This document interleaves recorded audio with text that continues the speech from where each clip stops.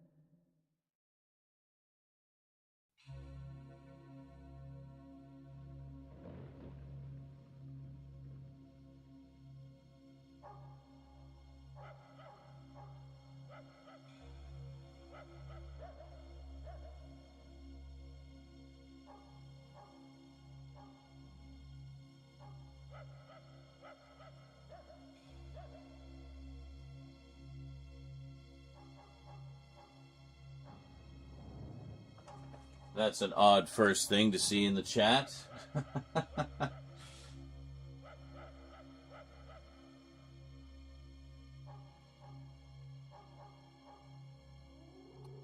Only fools and horses. Well, I mean, David Jason is just generally great.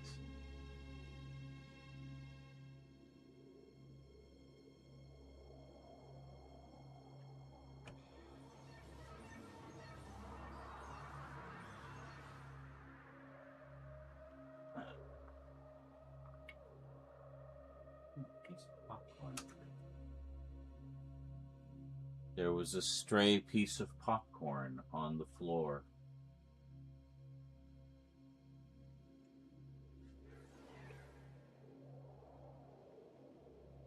Ugh.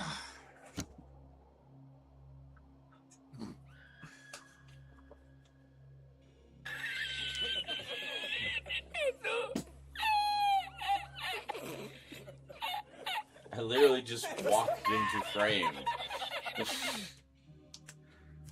But thank you. I'm glad my physical presence is hilarious.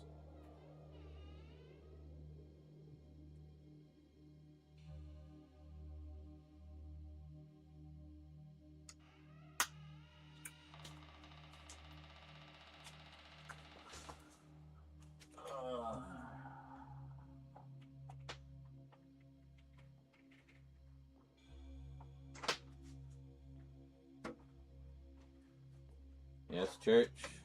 Can I help you? Can you move, please? Thank you.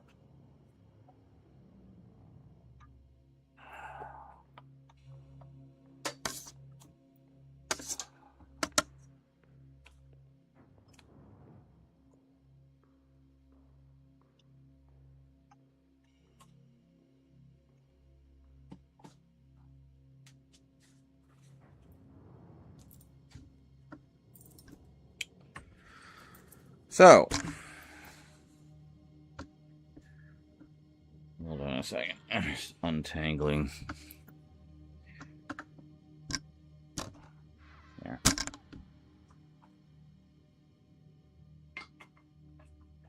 Walking. Yeah.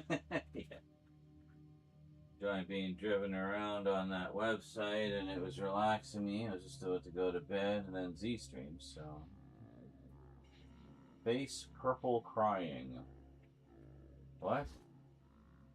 Why is your face purple and why is it crying? Be 100-carat plunker if you never get to watch.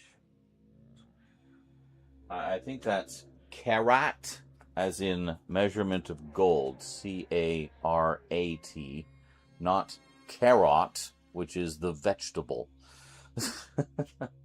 I'm assuming that's a line from the show that I've never seen. But, do me a lemon. I am slowly getting caught up on the many works of David Jason. To be fair, dude has had a very lengthy and prolific career. So, you know, all in good time. But I am certainly inclined to check it out because I do enjoy his work. And I'm currently enjoying A Touch of Frost, which is wonderful. And yeah. So we have, where are you guys? Hold on a second.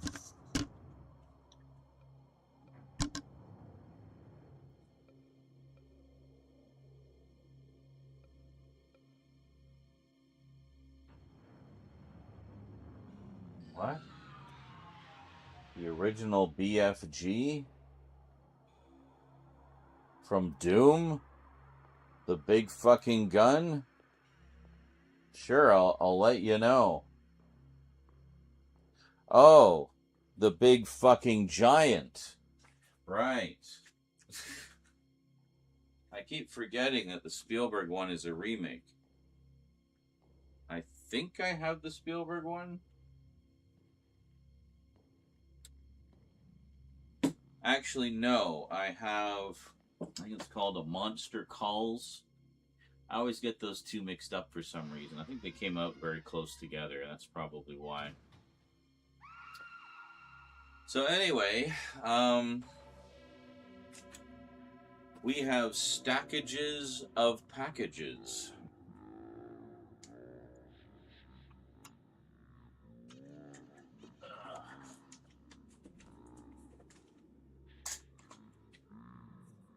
There are two from Tomas.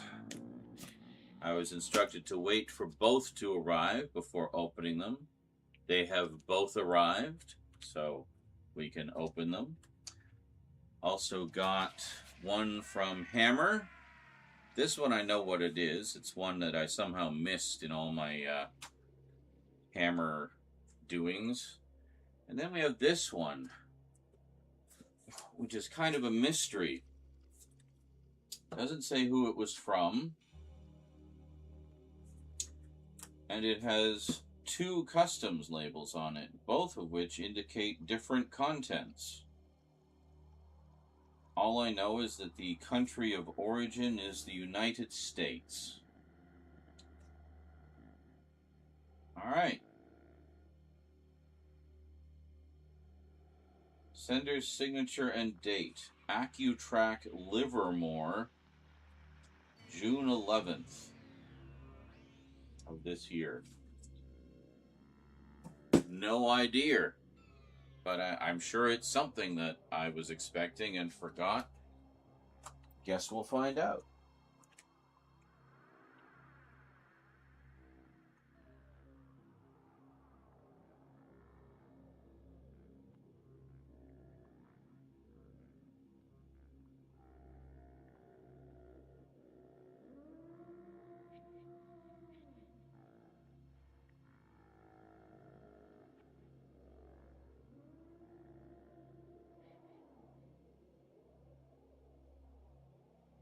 Boner fixated guy.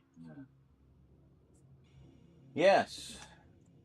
I can, in theory, open them as you are here to witness me opening them. That is absolutely theoretically possible. In theory. Excellent. So I like how we're making a dent on the updates, and then a pile of packages come in. I still haven't edited all the other packages, like the openings. I got to get on those, intersperse them in between the updates. Oh, I did not have a good night's sleep. For some reason, I just had like this coughing jag that wouldn't stop. It did eventually. I was fine, but I don't know what it was. Just coughing my brains out. Must be tuberculosis. The only possible answer.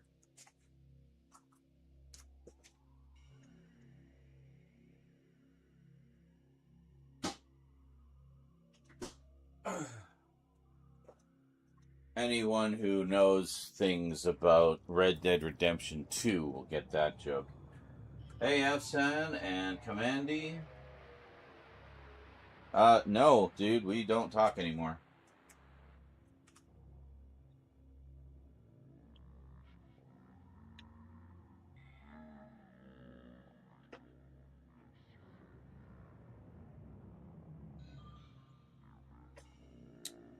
We parted ways. And that's all I'm saying about that. So.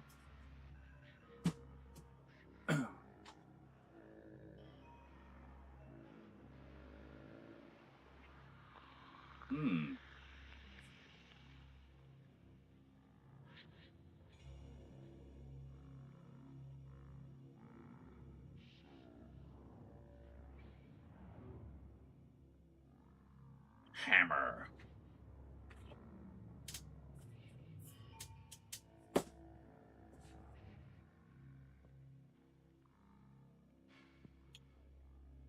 Says it's merchandise of some kind.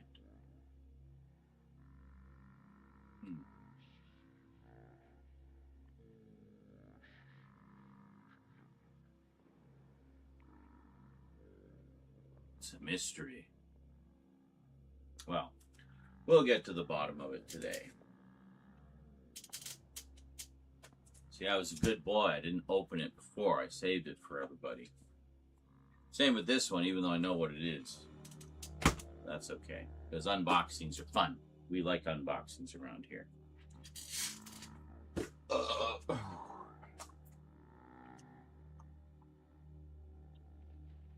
Huh? Oh my God. Can we just let it go, please? Please and thank you. Yum. I think coffee is needed because I did not sleep well. I just ate, so I'm carb crashing. And I want to stay awake for a while, so and get things going.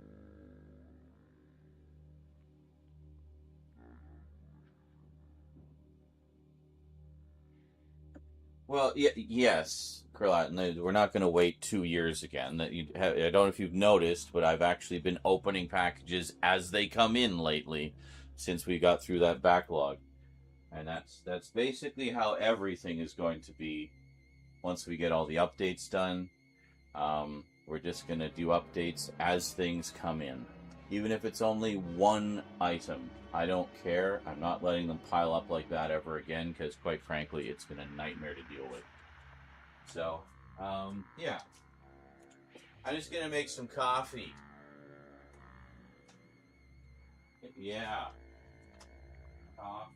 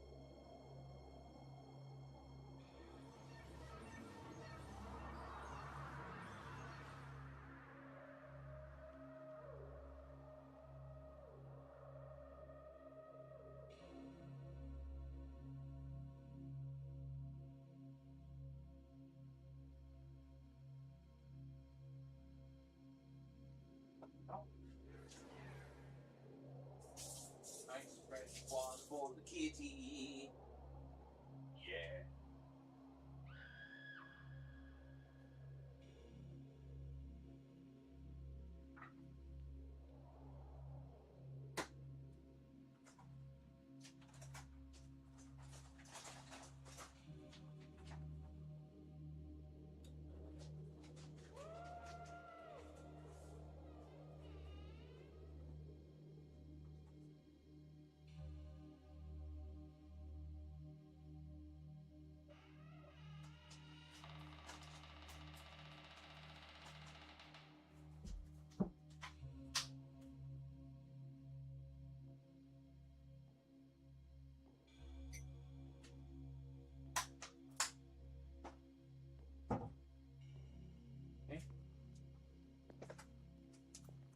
Okay, there we go.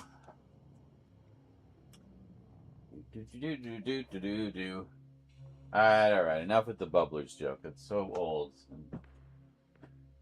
Yeah. Anyway, what do we got here? My cat's breath smells like cat food. Hey, Jordan, I haven't seen you in a while, dude. How's it going?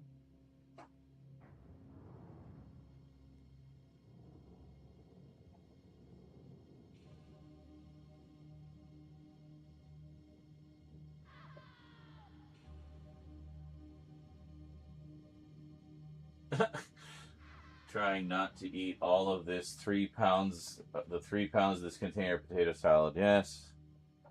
Gotta love a good potato salad. 19 more mulches, and then Croatin will have to mulch. I love when you make coffee live. It brings me joy. What did I think about the manga animated series called Detective Conan? Well, you don't have to say called Detective Conan as if I've never heard of it, because I have heard of it, but I have never read it or watched it, so I have no opinion. I know that they did a crossover with Lupin, which I think I have a bootleg DVD of that someone sent me, but I've never watched it. So, yeah. Are you asking because I did a video about Conan today? Not quite the same Conan. Just saying.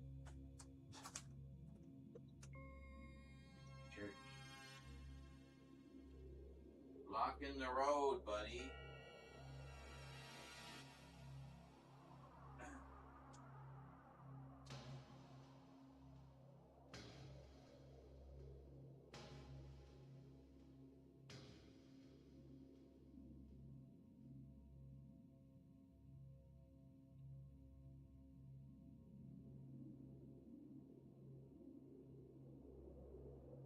Just the last couple dribbles here is, hold on.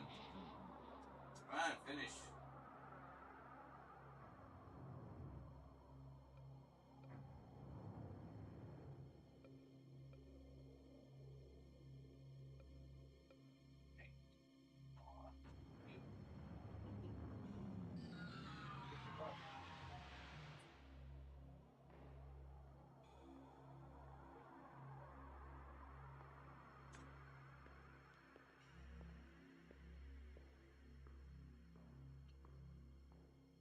You know it works, buddy. You just gotta wait. Out when it comes out. All automatic. The whole idea is then you know you get your food at a specific time.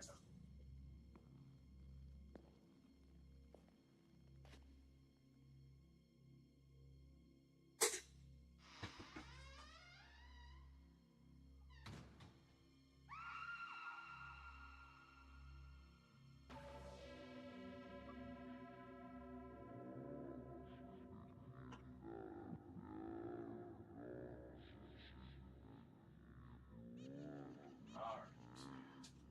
Wait.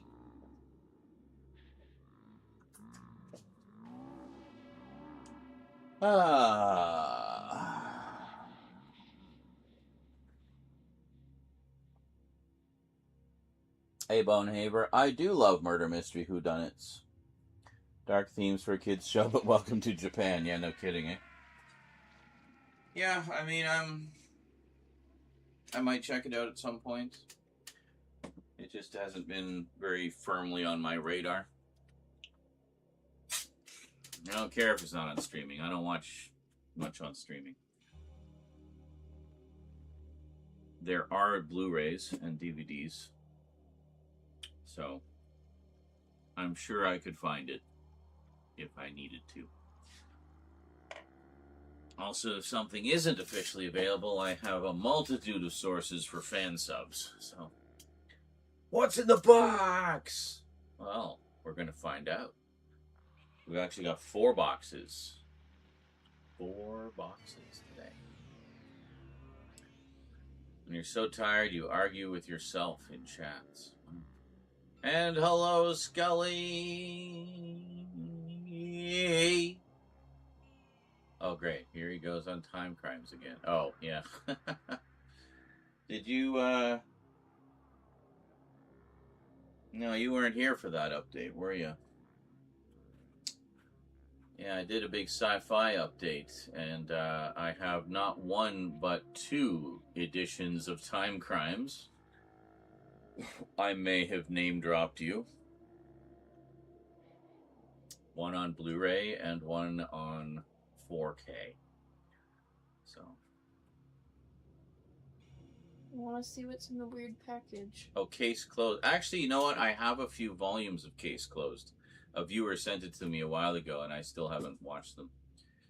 You know, you want to see what's in the pack? Well, I'm not doing it right this second, but you know, you'll know. I'll show you.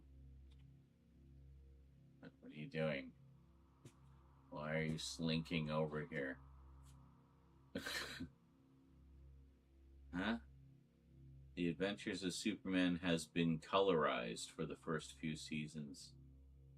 Oh, you're talking about the old one? Yes, unfortunately. A lot of old shows were. It was all the rage in the 90s, colorizing black and white. Considering it is longer... Is it really? I had no idea it was that long. Interesting. Wouldn't bother watching it traditionally, but it's one of those shows you can pop in a few episodes for fun since 90% of them are self-contained. I see. I actually do have some interest in watching One Piece. It looks like a fun one, but it's long. What? Sorry. Can I have one of those double-deckers? Because Megan really likes them. You know, those are literally sent to me from the UK. Mm-hmm. You can have one. I don't like them, so... Alright. So it's just to give to Megan.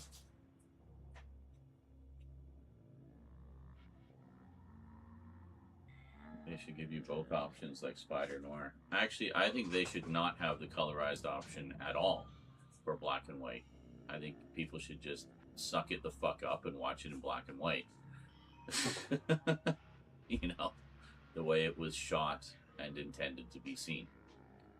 So. Oh, they're so tiny. Oh, yeah. Is this tiny? Yeah. They're not like O. Henry's or something, but I mean, they're dense, you know. It's a chode clit bar. Chode clit? Trying to mix chode and chocolate and came out it's too horrendous. Chode clit. That is a horrific image. Yes. Really thick. Uh-huh. Yep. I am your daughter. How's the weather? Really? We're going to talk about the weather? It's, well, it's been on and off. It's been, some days have been cool, some days have been stiflingly hot. But I've basically just been running the air conditioner 24/7 with some other fans to circulate the cool air out into the main part of the apartment. So it's been pretty nice in here, but it's been back and forth outside. Unlike it's one... not the heat that gets you, it's the humidity! Yeah, I love that one. Only like 5 people are gonna understand that reference. Unlike One Piece, piece. Detective Conan's overarching story is scattered around. Like one episode in a season has to do with the overall plot. Okay. Interesting. Ghost in the Shell standalone complex was kind of like that, but they clearly marked the episodes. So you had the standalone episodes, and you had what they call the complex episodes. The complex idiot. The complex ones were the overarching story. The standalone ones were standalone. But I mean, there was really no filler there, I don't think. Like, even the standalone episodes were excellent in that, so. But I highly recommend One Piece. Reading preferred because the manga is quicker to get through. Well, yeah, of course it would be. And obviously, original source material. It's amazing. Yes. Ghost in the Shell. Yes! Yeah. I need to,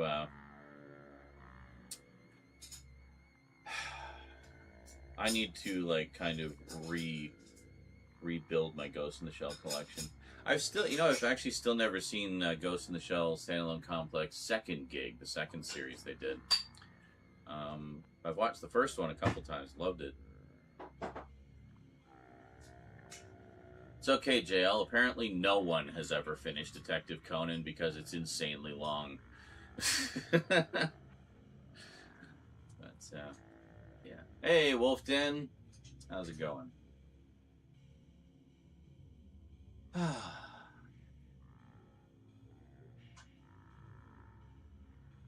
What you doing? What are you doing? Me? Yes. Making food. Who else would I be talking to? There's nobody else here. Wolfden. What? No. Dude, you haven't seen, like, anything Ghost in the Shell? Oh, yeah. Definitely treat yourself. The original was actually a huge influence on The Matrix. So, it was one of the inspirations. I regret trading in my copy of Solid State Society because I had it in my head that I already owned it on the standalone complex sets. No. It is not on those sets. It is a standalone, as it were. Yeah, and the problem there, of course, is some of the stuff dips in and out of print, so it's not always easy to get everything. Well, I know that now. Bless you. I think the movie just got a 4K, didn't it? The first movie? Yeah. Yes, I know, but I don't care. It's generally accepted to pronounce it either way. Like, don't be a nitpicker, dude. You don't win any bonus points for it. Do you want some Annie's? Because if you are, I'll go back to calling anime. Anime. And if you want to be a real stickler, the correct pronunciation is anime. So anime is completely wrong. Stupid Americans. I got Johnny Mnemonic for a Matrix-like movie. Yeah, well, I mean, anything cyberpunk, really. I mean, it's just also generally inspired by cyberpunk stuff. Clearly, I must get Ghost in the Shell. Oh, yeah. I mean, if any, at the very least, I mean, it's a must-see in terms of anime, but it's also just, it's a great cyberpunk film. Some very, contemporary subjects in it, so. Did you want Annie's? Mac and cheese. Annie's May. The brand of mac and cheese Rose is making is It's Annie's. the last box, and I know I won't be able to eat all of it. Sure, I'll have whatever you don't want. So eat what you want first, and then I'll have whatever's left. Oh, so just like make bowl for me. Yeah. Nom nom. Yes. And then give to you. Yeah, whatever you don't want. Okay. And if you want all of it, then that's fine too. I mean, It's the white cheddar one, and the white cheddar one tastes kind of weird, honestly. Okay. Heard that the Lupin, the third TV special, We used to watch it. Part 2 of 6 Blu-ray is coming out later. So that's another one I need to get, you know, up to date on is Lupin. I'm so far behind.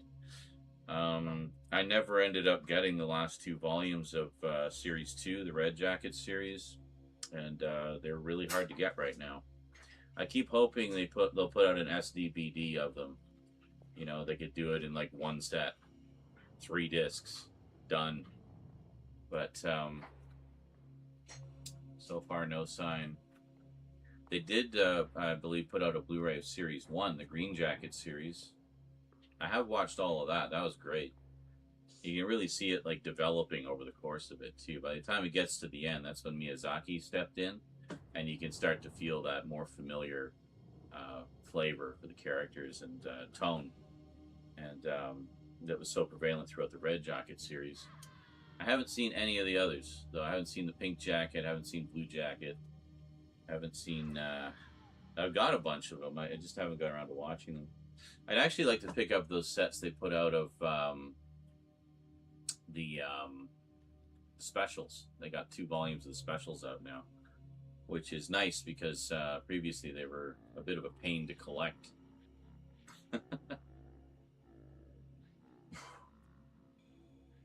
Steampunk, cyberpunk.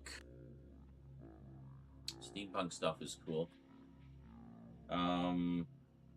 I watched a fun steampunk anime recently, which I've talked about ad nauseum, almost as much as Jail's talked about Princess Half Demon, and that was Sakura Wars. Really, you don't want to zoom in now? There we go, Sakura Wars, which was based on a video game, though you don't need to know the video game to understand the show. Just a one-off, 25 episodes. They did do a movie as well. But it's basically steampunk, mecha, magical girls with some musical elements. It's a really odd mix of genres, but it just kind of works, and I really enjoyed it. So it's fun. But the technology in it is very steampunk. Even the mechs that they use are very steampunk. But it's also Magical Girl in that the mechs are partly powered by their spirit energy. So they have to be able to kind of focus and stuff like that. And yeah. And then on their downtime, they put on musical shows to entertain the masses. So. Anime. Are you okay? Are you okay, anime? Yeah, Michael Jackson, probably. I hate when the camera never does the zoom in, or it just does it, like, insanely.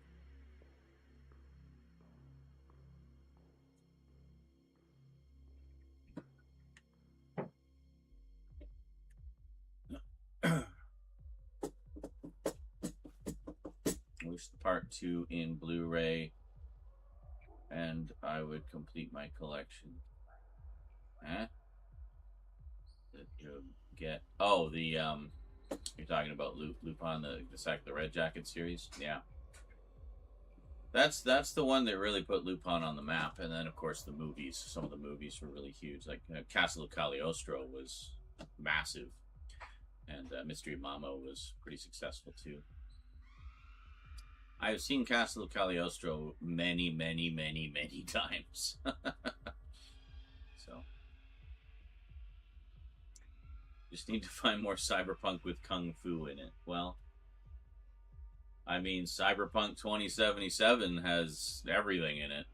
So, whatever your flavor of cyberpunk, I'm sure you'd find something in there. At the very least, I recommend checking out the anime miniseries they did of Cyberpunk 2077. I think it's on Netflix. I believe there's also a physical release coming out. That was excellent. It was really good. They're doing a second one as well. So, definitely going to check that out.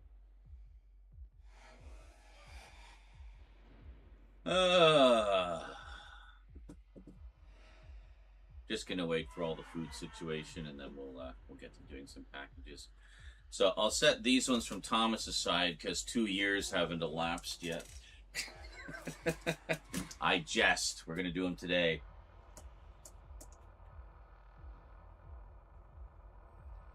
Because this one, I don't even have any hints. I have no idea. No idea what they are.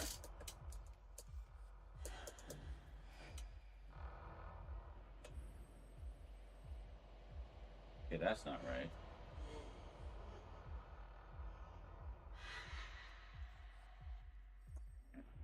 I find the blinkety blink too distracting. I find this one nice because it just kind of, they pulse in and out. Cybernetic leg implants, yes please. Well, yeah, cybernetic anything, whatever the fuck you want. Be the best cyborg you can be, you know. No, you don't have to give me a hint. That's okay. I don't mind going in cold. That just makes it more of a mystery. We all love a mystery.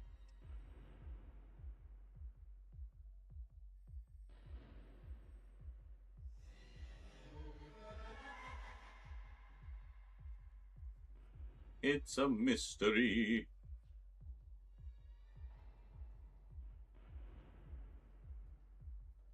Going in cold and raw. That's right. Unfiltered. WWE Raw. That's totally what you're referring to. It's definitely not a sexual innuendo. So I'm wondering, like, there's a couple things that I supported, like pre-ordered. There was one Kickstarter item, and there was a couple of things from Creator VC, the company that does the In Search of Darkness documentaries and all of those, like the horror documentaries. I did order a couple from them. So I don't know. I'm kind of wondering if it's one of those things, but because the items that it lists on the customs label are strange, like not the typical things I would order. But if it was like a Kickstarter thing, for example, that had a bunch of extra goodies thrown in, like as a bonus, I could see it being something like that. So it's possible. Yeah, that's one I definitely need to upgrade to 4K. I do have the Blu-ray edition that Discotech put out, which was pretty definitive. But yeah, did the steelbook and used the USA actors. Interesting. Unsanitary. That's okay. Soap exists.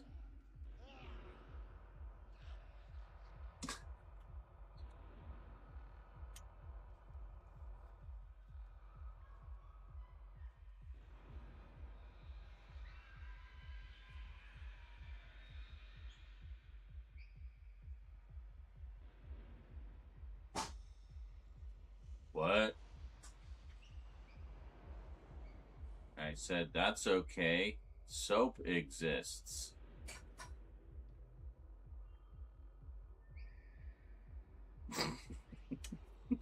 I like to just little zoom. We're talking about going in raw, and you're talking about soap. Well, no, you said unsanitary. You who complains I never read all your messages, actually read them all and respond, and then you don't even remember what you said. What am I drinking in the cup? What am I drinking in my coffee cup? What do you think could possibly be in this coffee cup? Shall I show you? Let's get up close and personal.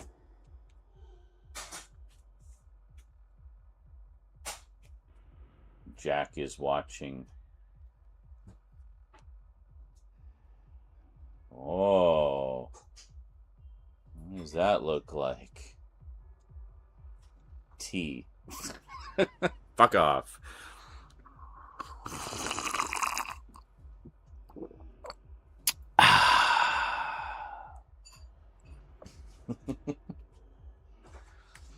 When I drink tea, I don't put anything in it. I like my tea raw. Also, I'm more of the tea drinker. Rose is a big tea drinker. She doesn't like coffee at all, so. I wouldn't mind getting back to drinking Earl Grey. I used to drink Earl Grey pretty regularly. Good for the body. It's actually a fairly healthy tea. I mean, just look what it's done for Patrick Stewart, you know? I don't know, that could be a lot of things. Cup doesn't always mean fucking mean coffee. Could mean milk, tea, jizz. Yeah, just a big old steamy cup of jizz. Fresh. God, how long would it take to fill up a cup like that? A week? Well, that's... Maybe if I was on nothing but a seafood diet for a week. Soap? What's that? Lol. Have you seen the prank video where a boyfriend pranks his girlfriend? He swaps soap for a potato? And she takes ages to notice. I have not, but Rose has seen it apparently. Wonder how long this new anime will... Dude, just 3 episodes and then canceled. Just accept that some shows are mini-series and aren't meant to last forever. And that's okay. Thank you. Did you already eat yours, or? No, I filled up my bowl and then that's what was left, and then anything I don't eat I will give you as well. Alright. It's like shells.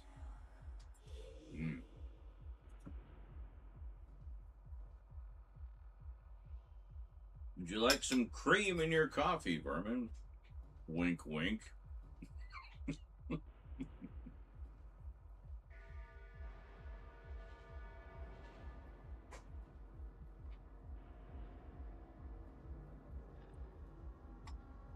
Well, I guarantee you it won't be as long as Inuyasha.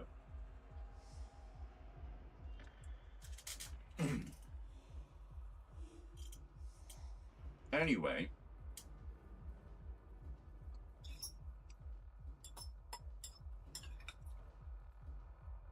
As I said, if you like Rumiko Takahashi's work, there's a lot more than just those 2.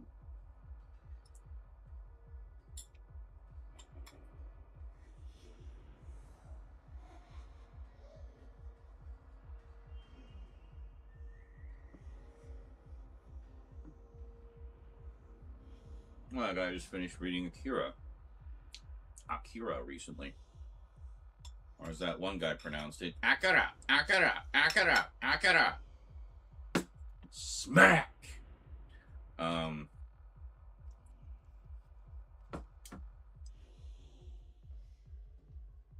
it was intended from the start to be a limited thing. 6 volumes, done. The movie doesn't even adapt the whole thing. Well, it can't. There's literally no way crammed into 2 hours. Too much story. You know, Death Note, one of the most beloved animes of all time. 12 volumes. 6 if you get the black edition, which has 2 per volume. 1 anime, 37 episodes, done.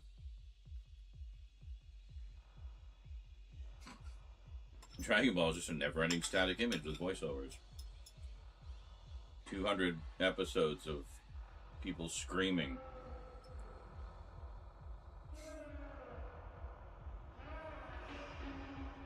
Actually, Akira is another good one. With some cyberpunk vibes, certainly some Blade Runner vibes.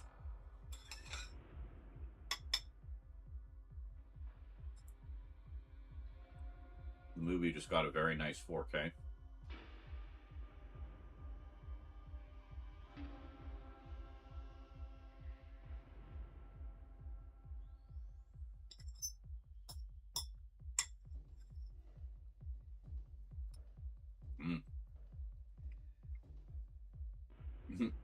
Don't forget the fillers of an additional 100 episodes of screaming. I mean, it reminds me, I was talking about the Street Fighter anime recently. Because I got a bunch of Street Fighter stuff, including the 4K of the movie, the animated movie, that is. And I mentioned Street Fighter 2 V, the anime series based on the games. It was 29 episodes, largely an origin story for the characters. And part of that was Ryu learning to do the Hadoken. And Hadoken! I kid you not, there's like an entire episode and a half of him on the beach finding his Zen center, trying to generate a Hadoken, while M. Bison is off in the background in a car watching. And he literally spends the entire episode building up the fireball. But to be fair, that's one episode. Whereas Dragon Ball Z, don't they spend like literally a week charging up and just screaming and screaming and screaming and 20 minutes of screaming. It's like, oh, okay. He almost hit a crescendo there. I think he's almost ready. Next Dragon episode. Ball Z, the music. It starts with him screaming. Just mid-scream. That's right. Epic constipation screams and noises. I hope my body can take it.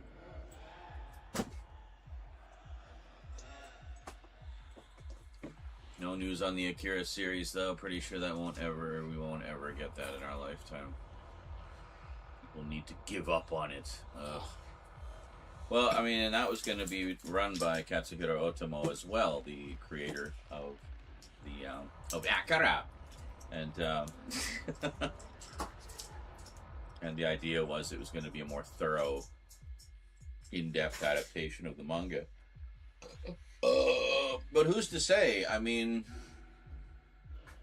if he's making it as high quality a production as the movie was, but doing a full series, it could just be it's taking a fuck ton of time to do. You know? Like, I remember when Uzumaki was announced, the one based on the Junji Ito manga. And they were doing an anime adaptation of that, which was closer in tone to the original manga. There is a live-action movie, which is honestly excellent. They did a really good job of that one, and I love it. But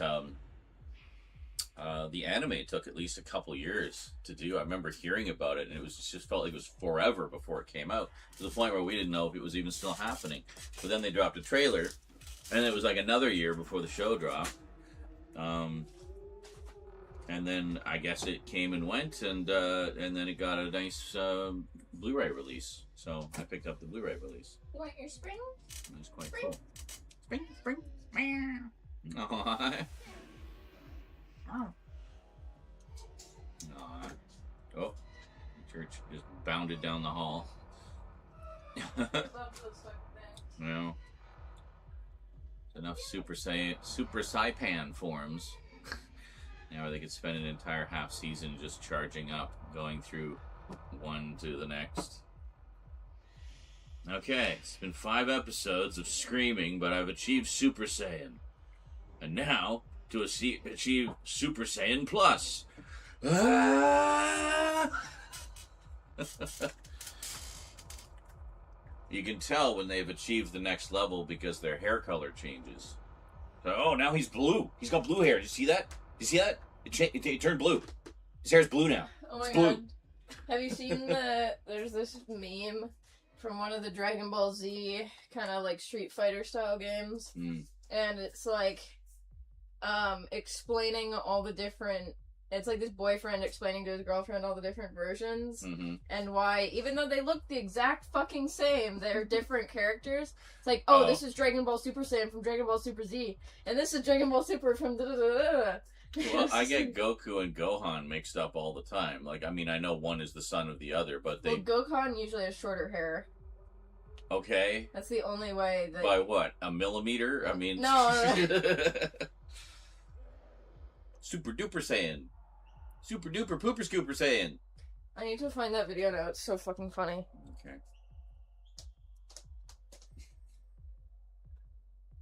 power level is over 9,000. What? 9,000? Over 9,000! I will always love the Kajito-kun video that turned that into like a meme. 9,000! What? 9,000?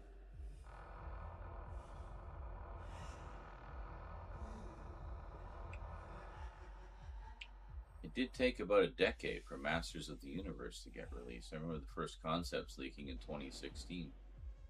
Which one? Which Masters of the Universe? Are you talking about the movie? Are you talking about the Kevin Smith series? Or which one are you talking about?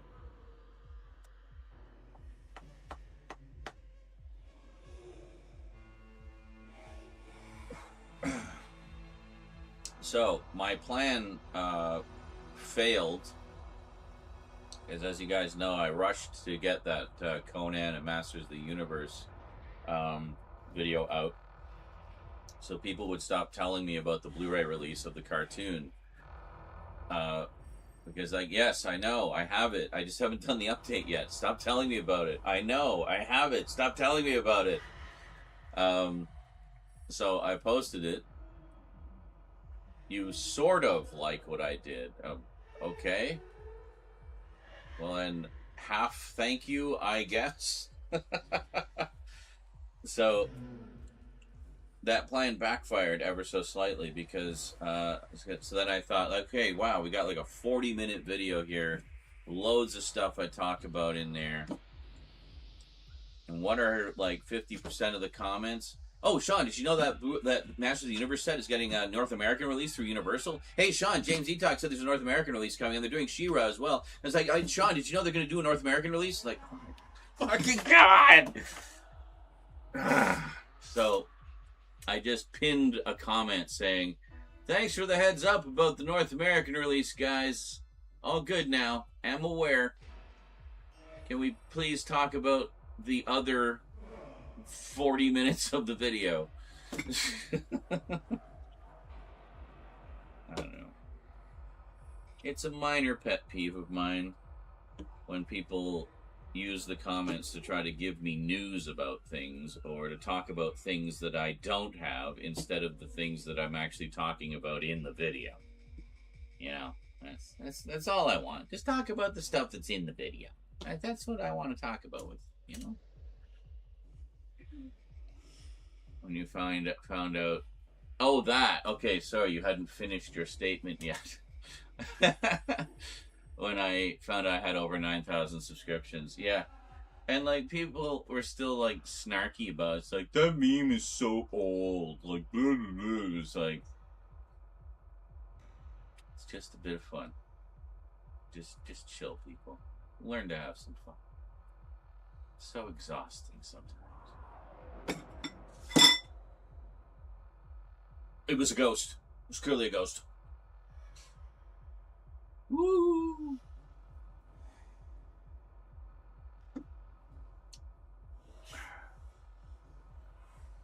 Suffer? You mean this song, which is called Suffer?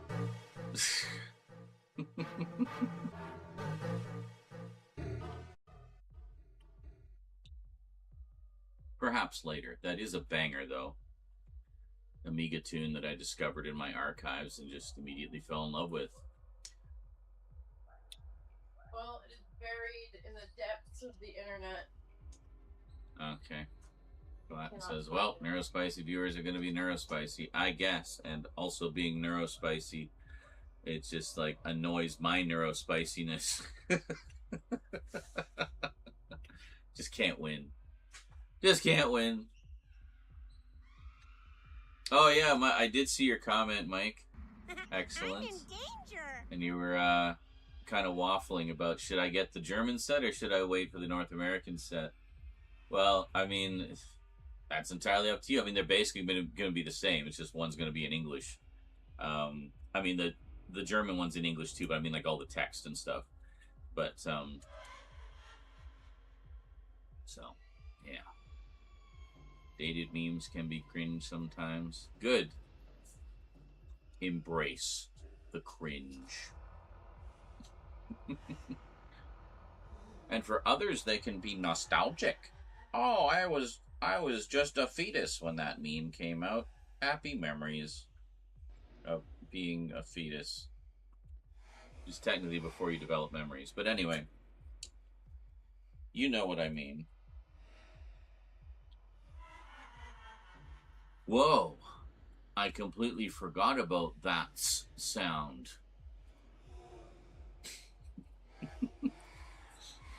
And then I completely ignore the correction.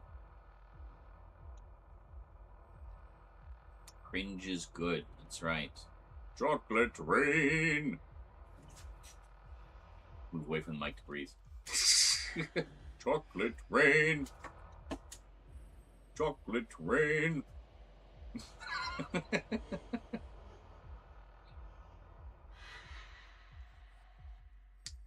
Good old Tay Zonday. Absolute legend.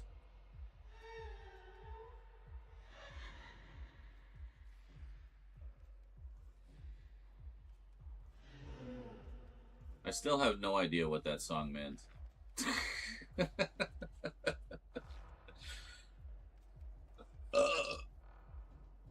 I'm guessing Rose ate all her noodles.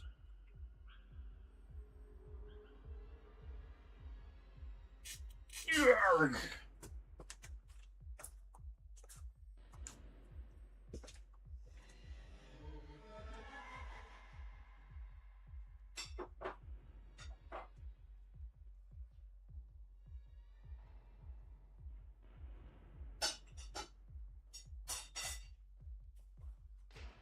Chocolate rain. I'm fine. Hey, Zonday. What a guy. Knew perfectly how to use his internet stardom and not sell out to bullshit. Yes. He did do like a soda pop commercial or something at the height of his power for like Cherry Coke or something. But, hey. I think it was about diarrhea. Candy Mountain Charlie. Yes. Did you ever see the second series they did? Carl.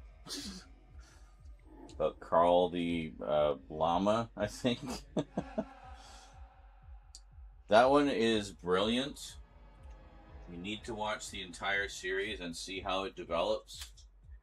Because it goes so dark. And it's brilliant. Oh yeah, Carl the llama was sheer genius. Yeah. Carl. Absolutely brilliant. Charlie the Unicorn.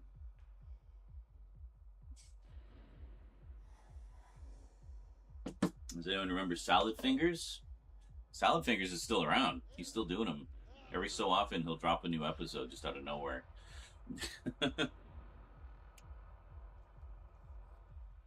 Yes, yeah, well, absolutely. It's not Funimation. It's BCI Eclipse, a company that is sadly no longer with us. Because they gave the fans what they wanted and ran themselves right out of business. But hot damn, we got some real obscure gems. Rusty Spoons. Yes.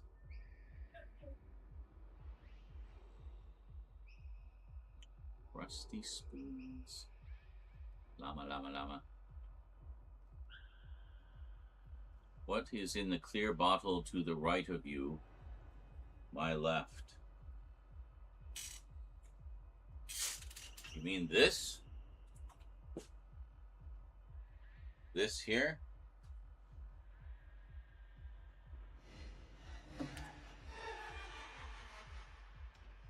It's a spritz bottle for when the kitties are bad.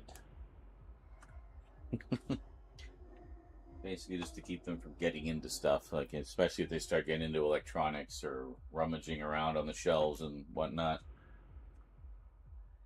like it when the red comes out. Wasn't that the same guy who did that like Valentine's Day video where he like stabs his coworker to death and then eats her? Yes, that's what I thought. Oh, no, you were saying yes to the bottle. Never mind. David Firth. Excellent. Absolute madman. Him and Meat Canyon do some of the most delightfully disturbing and dark videos. Emanations. When the kitties are naughty.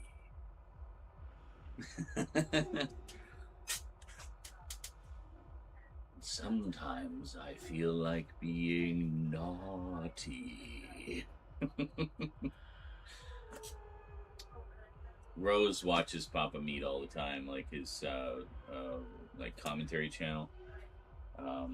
She like just leaves it on loop. I swear she's seen every episode like 100 times by now. But yeah, he's a funny guy. Spray the electrics. Well, try to keep it away from, you know, the zappy bits. It's more like when they try to chew on the cables and shit.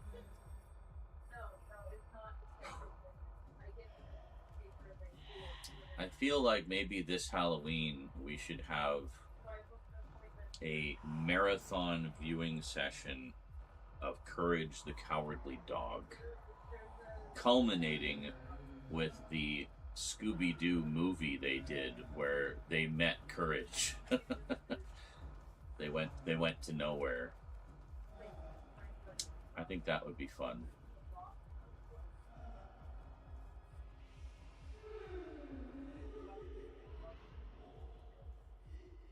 We'll see if, when Halloween season rolls around, I still want to do that. I think it would be fun. I know who that is, but the name reminds me of Mr. Meaty. Yeah, Courage is so good. I can't believe I just completely missed the boat on that when it was originally on. But, brilliant. R.I.P. Cartoon Network. Definitely gave us some gems. No, I will be sure to ask about it. All right.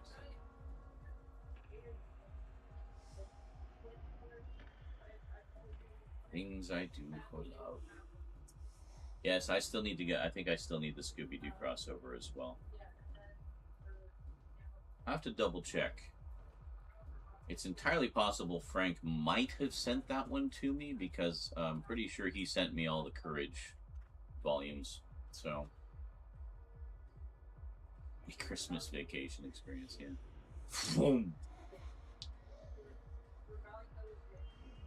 Great one to bring up. That show was fucking weird. The way it blends so many different forms of animation and the macabre subject matter being presented to kids. Brilliant. Yes. Absolutely. I think that in many ways was a gateway horror show for a lot of kids of that generation, and good stuff. I mean, we all have our horror shows for kids, right? When we grew up, like for me, it was stuff like the hilarious House of Frightenstein, the original Scooby-Doo, Drac Pack, you know, Groovy Ghoulies, good old Groovy Ghoulies. Yeah. But I always kind of kept up with stuff like that, but somehow missed Courage in the mix. But I always liked those spooky cartoons. It was for you, yeah. We got the box set, yeah. I just have the individual set seasons. It's the same contents on both, just a repackage. But I did get 3 very nice slipcovers with those individual volumes. Gateway horror for you. Well, also the UK also had some really good ones like Count Duckula and Trapdoor, and you know, there's the one that Vermin Art was telling me about, Round the Twist, which is fun. Hey, Church, what's up?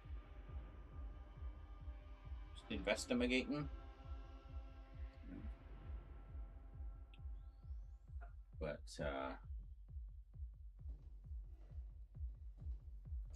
I have more art. Oh, for the Courage set, yeah.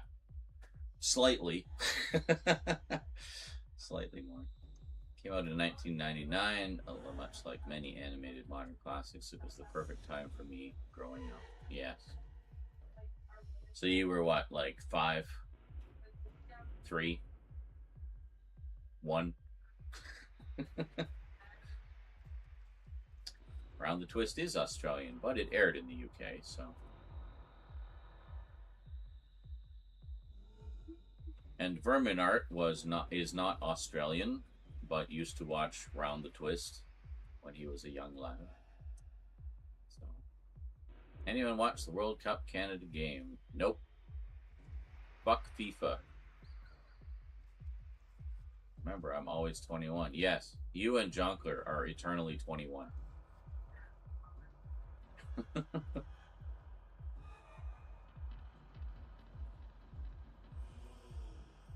Yeah, Duckula, Trapdoor, and Round the Twists were my gateways. Yes, and you will hear that story soon.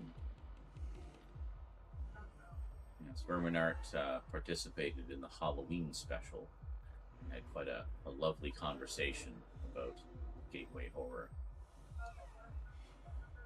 Are we winning? I don't know. But yeah, fuck FIFA. That corrupt as fuck organization run by a corrupt as fuck owner. I mean, I don't follow sports anyway, to begin with, so.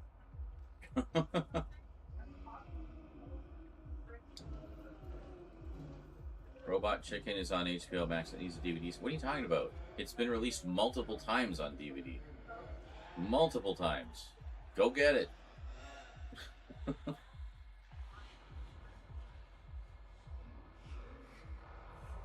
I'd actually like to see them put out a Blu-ray because they filmed everything with digital cameras in like super high resolution. So we won 6-0. Crazy. Well, go Canada.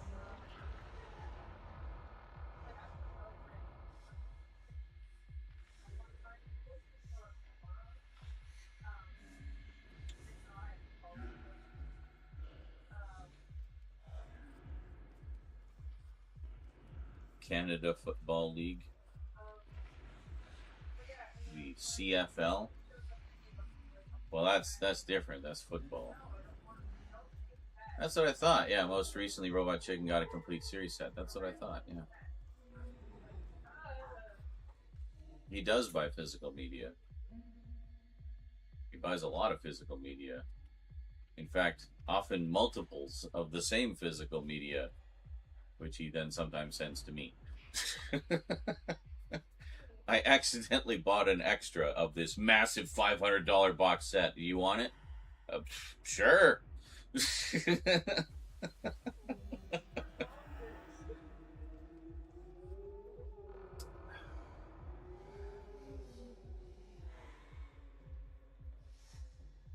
It's funny, like, I was like, how does that even happen? And then I went on my big horror buying binge and ended up with like stacks of duplicates of things that it was like stupid things where I'd like accidentally clicked it twice and put it into my cart twice and didn't notice.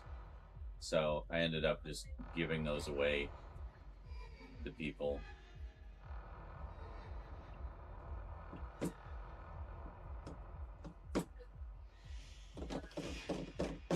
Yeah, Robot Chicken's one would be fun to get.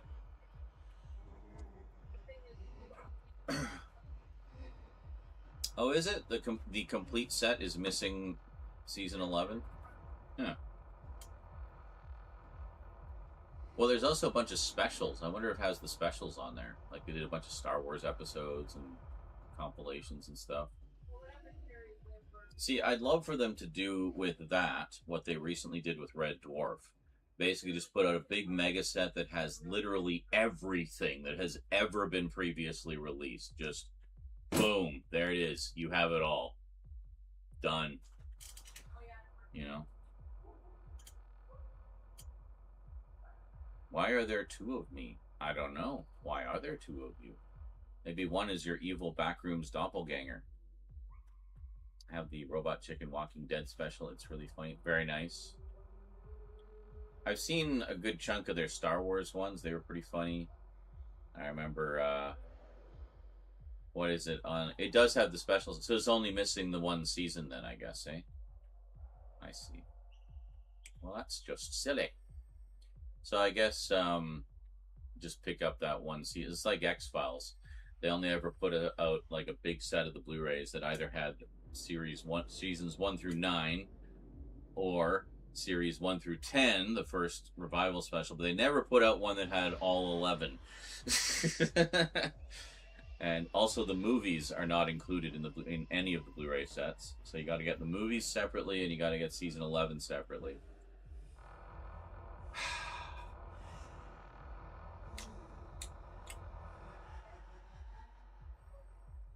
It happened to me with Volume 3 of Justice League Unlimited on Blu-ray. Volume 3?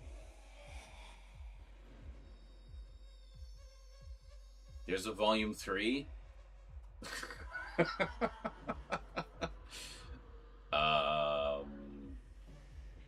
Have I been missing a season of Justice League Unlimited all this time? Nice to meet you. Nice to be met. Thoughts on the Shrek trailer from the 90s? I probably enjoyed it at the time, and then enjoyed the movie. Oh, right, there's a new movie coming out. Yeah, I haven't watched it yet, so. Oh, did you find it, Jordan? Did you just go and skim through all my recent live streams to find it? I think it was fairly recent. It was like within the past week we did that one. So your X-Files set has 1 to 11, but movies separately. Ah, okay. But UK set, right? Different packaging for that one. And is it the Blu-rays or is it the DVDs? I'm assuming Blu-ray because you're a stickler for quality like I am, so.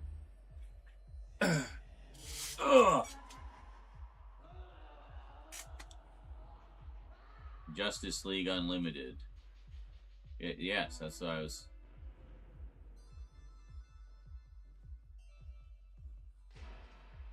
So clarify for me, because hold on. They might be relatively accessible on the shelf here. Let's find out. Come with me.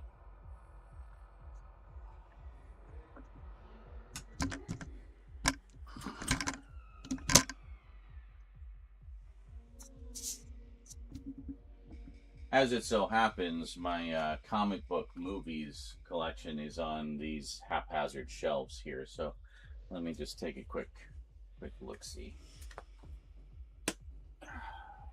Oh. Yeah. Let's see.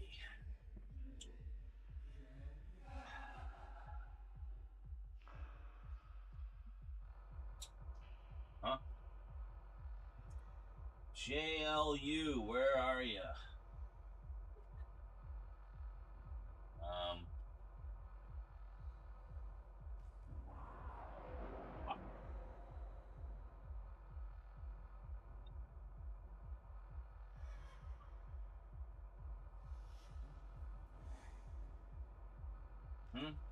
Yeah. Well, that's Avengers. Enjoy the butt shot. Yeah. It's behind the wall. I have another shelf. This is mostly movies. There's a few TV shows, but it's mostly movies. The TV shows are on another shelf, so we have to move the whole wall. So anyway, clarify. What is there an issue with the Blu-rays of Justice League Unlimited? Because I thought there was just the one set and done. 'Cause that's what I got. And then for regular Justice League, I think there was 2 sets. I got those as well.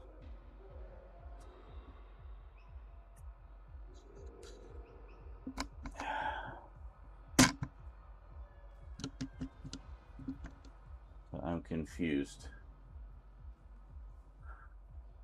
So, is there anything missing? You're still not answering the question. Am I missing something? Because I don't recall seeing any other Blu-rays other than the one I have.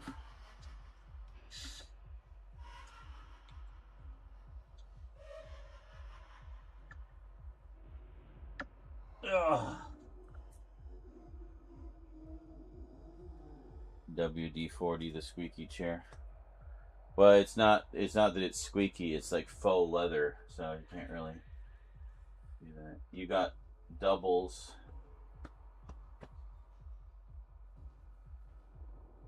Oh, we're talking about getting duplicates. Oh, okay, I see. Not that there was a season that they didn't release or something. So that's what I thought you were saying, that there was like a 3rd season that didn't get released or something. But I see what you mean now. I get it. Thank you, Raptor. Yeah, it was just a complete series set. That's right. That's what I got.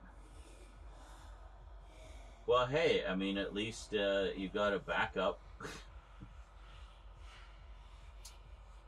I have the... Oh, you know you're going to, Scully. You know you are. You know you want it. You know you do. Treat yourself. You deserve it. Given what I know, I feel it is only fair that you use as much of that inheritance money as possible for things that you want.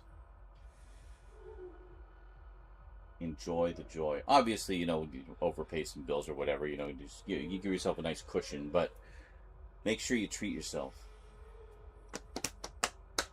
Yeah. What is it? You feel the first Justice League series had a better intro? I still haven't really watched very much of it, but oh, it does have season 11. Okay, so we're good. If we get the complete series set, we got everything, including the specials. Perfect. Well, I might have to pick that up. Way back in the day, I had the season 1 set of Robot Chicken, and that was great. I watched the shit out of that. Yes, like more copies of Time Crimes. So it's funny. You've been telling me about that movie for so long, and you rewatch it all the time, and always make a joke of whenever you're rewatching it again. So I bought the movie based on Jordan's glowing recommendation, Time Crimes, that is, and because I saw Umbrella Entertainment put out a really nice Blu-ray edition of it, like a couple years ago or a year ago, whenever that was, and then just recently, I think it was Vinegar Syndrome, put it out in 4K on an even nicer edition. So I bought it again. And I still haven't watched it. But we did finally unbox both of them in that update video, so now I can watch them. So, yeah. So be after all debt is paid. Yep, that's what I did. Clear the debts, overpaid the bills, did a big fucking grocery shop of doom. And then, well, and focus on upgrading all the equipment.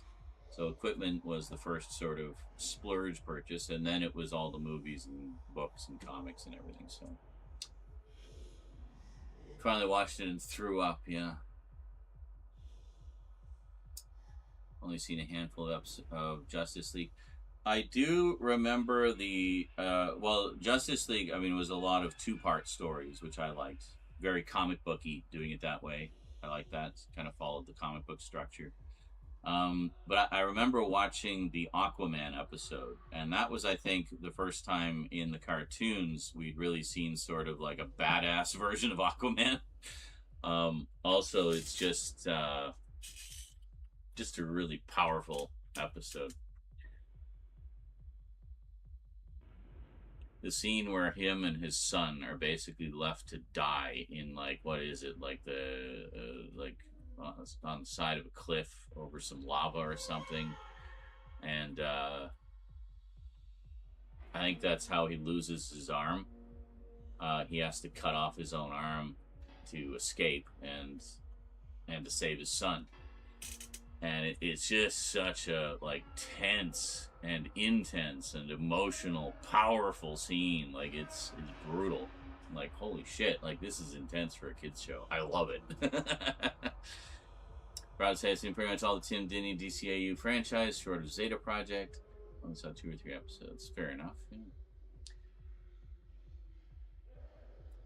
I do have the I do have Superman, but only on DVD. I don't have the Blu-ray, so need to upgrade that one at some point. The dreaded backlog. Yeah, I had no clue there was a chronological cut. The DVD has the making of. Only difference is there's an English dub. Ah, okay. Well, there you go. Maybe that's your impetus to upgrade, to get the Vinegar Syndrome set, and finally get, enter the world of high definition for the first time in 2026.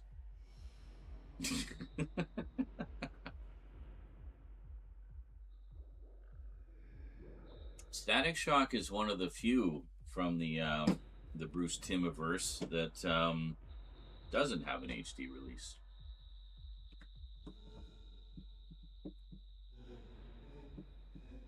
What's wrong with Jason Momoa? I mean, I haven't seen the movie, but I thought he looked the part. And I mean, I love Jason Momoa, so I'm good.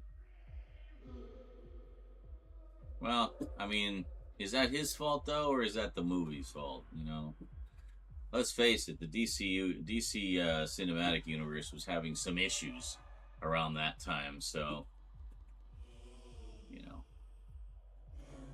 I hear he's awesome as Lobo, though.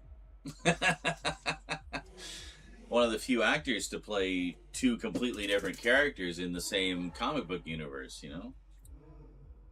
Chris Evans obviously being another one with, Human Torch and Captain America. There's Conan, Aquaman, and Lobo. Yeah, and what's his face? The Cal in Game of Thrones. Have you watched Heavy Metal 1981? Many times, dude. I have not watched it in 4K yet. I only just picked up the 4K. I haven't even unwrapped it yet. But, yes. I have not seen Love, Death, and Robots yet. It's been recommended to me for ages. I know Rose has seen it. She really liked it. I've seen some of Batman Caped Crusader. I definitely like what I saw and want to watch more.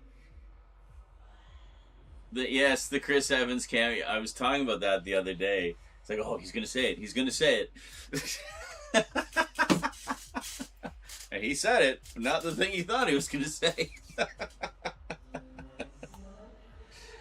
That was amazing. I so love that they did that and that they got Chris.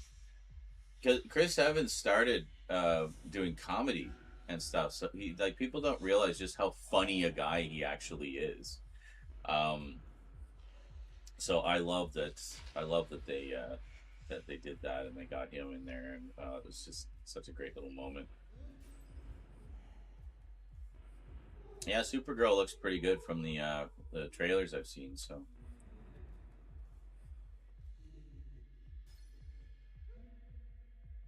That's exactly what I was thinking, Raptor. Thank you for giving it some love. Yeah, not another teen movie. Yeah, I think it unfairly gets lumped in with a lot of the other sort of parody movies. It really is far and away so much better than those other parody movies. One of the big reasons being they did it as an R-rated comedy, so they were able to be a lot raunchier with the humor, which I think only worked in its favor. Upgraded Justice League Unlimited Blu-ray yesterday to go with my Betty Boop Blu-rays. There you go. Inspired by one of your recent watches. And the 2000 Looney Tunes series Blu-ray. Very nice.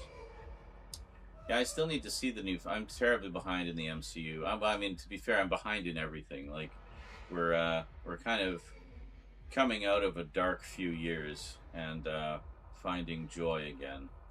So I'm finally back to watching stuff, but now I've got like 5 years worth of things to catch up on.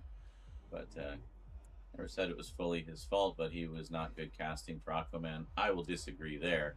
I thought he was perfect casting, like, you know, the DC animated version brought to life.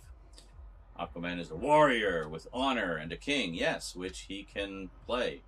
Not a drunk dude bro. Why do you call him a drunk dude bro? Like, dude, have you seen Conan? Have you seen Game of Thrones? Dude can play a warrior. Like, no question. He's not a drunk dude bro. What a disservice to the honor of Jason Momoa. There's a few really good parody movies. Most others rely on shock factor beating a joke to death. Yeah, I mean, for sure, there's always exceptions, but it just seems like there's a glut of them, and very few of them are actually, you know, good. But the reason I love Time Crime is because 20 viewings in, I still catch little stuff. Plus, the director of Colossal. Well, there you go. Haven't seen that one. Caught up with the movies, behind on the shows. Yeah, I'm behind on both. I've seen some of the shows and all of the movies up to Infinity War. And I still haven't seen Endgame. So that, and most of the stuff that's, you know, post Endgame I haven't seen. Because obviously I wanted to see Endgame first. So I have most of Phase 4 to watch. The one that everybody hated. I can't wait. I have watched some of the shows, though. Like, I loved Moon Knight. I thought Moon Knight was fucking great. It inspired me to go out and buy all the comics. So I've been collecting the Epic collections ever since. Loved She-Hulk, as everyone knows. We were talking about that the other day. Loved Miss Marvel. Miss Marvel was so fun. And what I wouldn't give for She-Hulk and Miss Marvel steelbooks. You know, at least we got Moon Knight. I skip most of the new MCU movies. All felt like glorified Disney Plus shows. But Fantastic Four was my re-entry, and I found it great. At least it didn't require me to see 20 seasons of Disney Plus shows. Yeah. Well, I mean, to be fair, the Disney Plus shows are short. I mean, you can literally watch most of them in a single sitting, and it's basically the length of a movie, you know? It's not like when they started the MCU and they did Agents of S.H.I.E.L.D., where it was like full 22 episode seasons. So,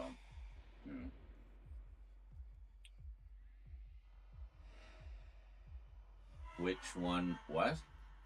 Which one of movie that everyone had? Well, people just hated Phase 4 in general. They hated all of them. Like, the TikTok was just full of nothing but angry, bitchy dude bros going on about how much Marvel sucks now. You know, they hated everything. There isn't any one specific movie or show. And if it was something that dared to be a little bit edgy, you know, like She-Hulk, for example, calling out toxic masculinity, something that absolutely should be cocked out, dicks out for Harambe, something that absolutely should be called out and lampooned and skewered and eradicated.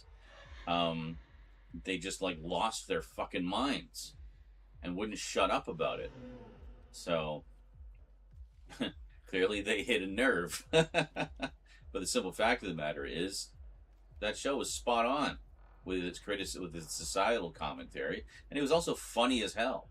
So, you know, and I say that as someone who's loved the comic book character for ages. So, Glow, Gorgeous Ladies Arresting. I have the documentary film that kind of kicked that off. Need to check that out at some point. Yeah, Daredevil Born Again. But see, now we're into the next phase. We're into like phase 5 now. So they've adjusted things. They've course corrected.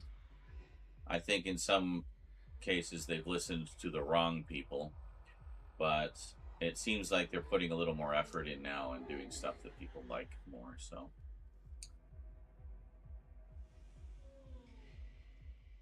I mean, Deadpool and Wolverine was great. That was like the start of the big course correction.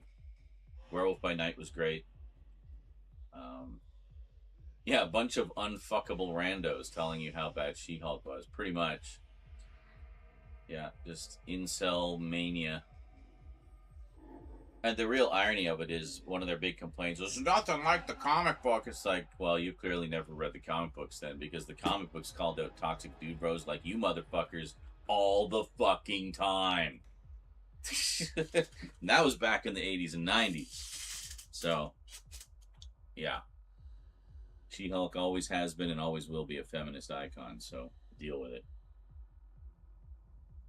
I think that was probably also it. They were just mad because she's a strong female character that, you know, if she existed, they know they wouldn't have had a chance with. So, enjoyed the first 3 episodes of Miss Marvel. Wish they would have gotten a season 2 greenlit. That way they could have spent another season for what they crammed in the second half of season 1. I suppose so. Werewolf by Night deserves a 4K Blu-ray release with extensive documentary on the making. Well, they do like documentaries on all of them, but they're only on Disney Plus. Oh, Tatiana Maslany was amazing. In fact, I was so blown away by her in that and how perfect she was. I immediately went and watched fucking hell.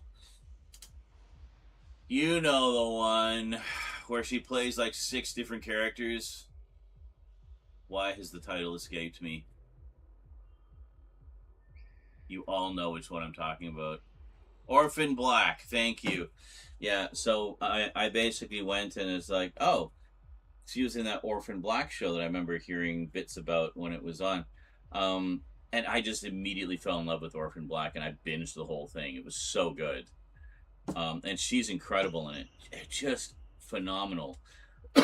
There are times you literally forget it's one actress playing all these characters because she plays them all so distinctly differently. Like, what a showcase for her talent. Holy shit. Great stuff.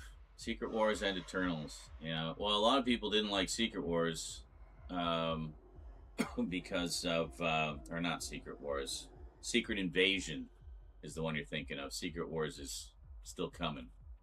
But, Secret Invasion, I know a lot of people shat on it for using a bunch of AI in the intro, apparently. So, did she really? I actually just picked up Diary of the Dead. Very cool. I have not seen it in quite some time, so it'll effectively be new to me. Like the latter trilogy, Land I remember bits about, but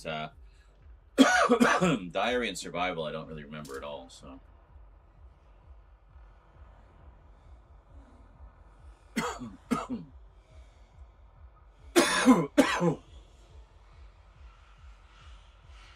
Well, it was twerking. It was She-Hulk twerking. And again, she did shit like that all the time in the comics. So I was so cringe. Yeah, that's the joke. You know, just a bit of fun, bit of silliness. And she's twerking with Megan Thee Stallion. Kind of what she does. You know, like, people got way too fixated on that. But yeah, I would definitely recommend it. I thought it was great. And I was so bummed that it just got shat on to the point where Disney just didn't even entertain the notion of a second season or anything. Tatiana is also in Starfleet Academy, which I have not seen yet. But, canceled your Paramount Plus for political reasons. Yeah, I kind of wonder what the future of Star Trek is going to be with that right-wing piece of shit running the show.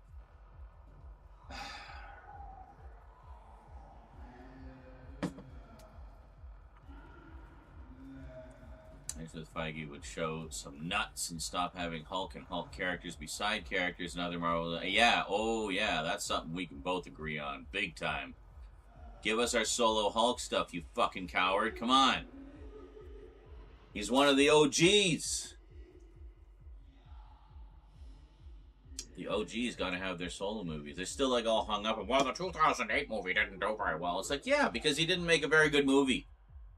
It was okay. It had some good ideas, but I mean, I did like that they make in the MCU, the TV show origin is canon. I like that, but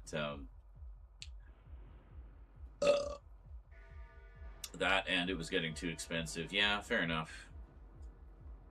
I actually just renewed my internet. Do like a contract with them and get a discount and stuff. It's like your phone plan, but it's my internet service. And they have a thing now because it's through my cable company where I can link my Netflix to it and pay about half price. So okay, and it's all just on the one bill, which is pretty cool.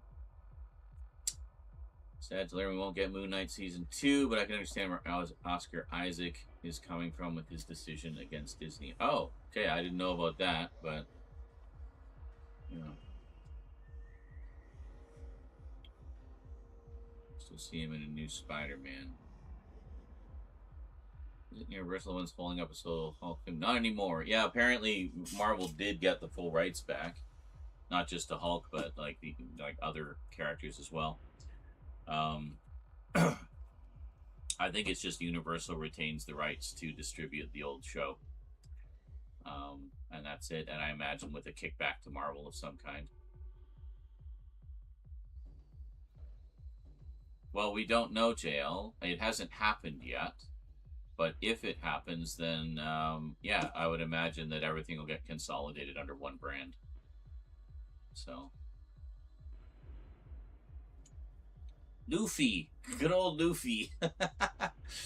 Luffy info. That's quite a typo. Yeah. I love Luffy info. Yeah, unfortunately. I really wish Sony would give up Spider-Man. Like, that deal was originally inked at a time when Marvel was just signing on with anybody they could, because they almost went bankrupt back in the 90s, back in the late 90s. It's such an ancient deal that is no longer relevant. Like, come on. Ridiculous. Something similar to T-Mobile. I get Hulu free with my phone plan. Okay, there you go. Yeah, and they offered me some of the other streaming services, not for free though. It was for a discount, and I was like, no. I mean, if I get more streaming services, then that defeats the purpose of saving the money in the first place, right? You still need to buy the physical version of Superman 2025. Oh, for fuck's sake. You're ruining my joke here. You mean this one? Check it out, lenticular cover. And despite the fact that this looks blue, it is the 4K. So, yeah. So we got Clark and Superman.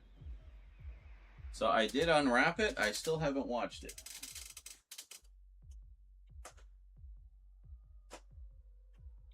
I guess they made the banner blue because it's Superman. Makes sense. Also picked up the best Judge Dredd. Hey, camera, you want to move over? Oh, and speaking of heavy metal, I've seen the movie many times. Here's the Blu-ray. And I just picked up the snazzy 4K Steelbook. Very nice. But as you can see, I have not opened it up yet. Also, I got Popeye on Blu-ray. They just announced it for 4K. Because, of course, they did.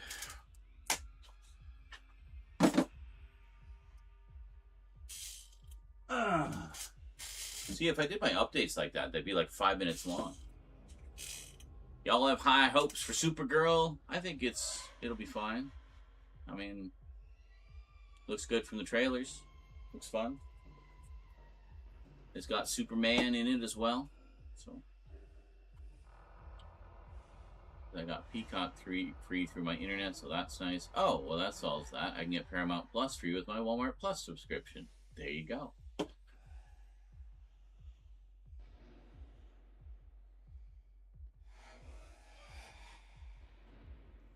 As well as the worst, such as their films such as Morbius, Madam Web, and Craven. I still got to pick up Craven, but I know you're like, no, you don't. It's like, yes, I do.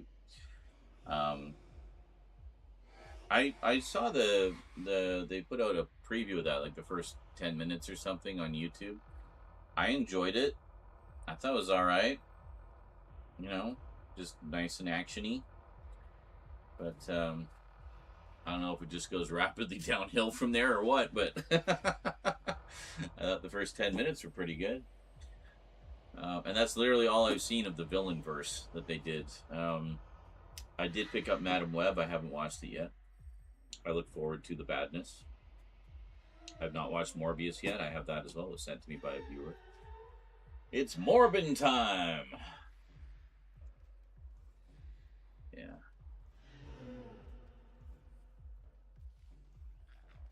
It's good. Basically, hopium in a can. The first Superman makes you believe a man can fly. The new one makes you believe a man can be kind. What a concept, eh? Raptor's like, John Clerk, you shot on Wayne's World today. You don't get to have opinions. John Clerk says, great, that holds zero relevance. Anyway, speaking of Star Trek, is Strange New Worlds canceled by the new regime? I don't know. I know it's at least getting a season 4, which, didn't they just drop a trailer for that recently? I swear I saw a trailer for that recently. So, but I think, I also love that series. That's one of the few I'm up to date on, actually. Yeah, Strange New Worlds is great. And I don't understand anyone who shits on it, because honestly, it's the most Star Trek-y feeling Star Trek we've got in a long time. Like, as far as recapturing that sort of old school feel, you know, so. So as this, Devin looked it up, says, looks like Universal still owns sequel rights, even though the rights to the first movie lapsed to Marvel 3 years ago. That is one insane deal they made with Marvel, apparently. Considering that one actually dates back to, like, the 70s. Like the Lou Ferrigno, Bill Bixby series. That's when that deal was inked, originally. So, crazy. A horror Star Trek game. Very nice. 3 a.m. Bed is screaming at me, but must stay awake for filming. Ah, yes. All right. Thomas is eager for me to open the packages so he can let sweet slumber embrace him in its purple cloak. So, I'm going to go for a quick smoke, and then, and just kind of freshen up a little bit, and then we'll get that going. I mean, they're not huge packages, so it won't take too long, I'm sure. You know, there's just a few items in there. All right, we'll be back. Over here. Dead. Nice. He was solo too, so he just came creeping around the corner, and I shot him in the face. In the face. Right in the face. I like these game cabinets. Yeah, those are pretty cool. These are cool. I would love to have a retro style video. Regarding all of the processes in this area of the game world, I have been extremely high every single time for every single interaction. So, wherever we're at and however we got here, I have no fucking clue. But, yeah. It's taken me so long trying to work out the logistics and explain it to you in a way that you would understand as well that I've forgotten what we're even talking about. Was this like Skyrim or something? I'm so confused. Anyway. 420 random ramblings.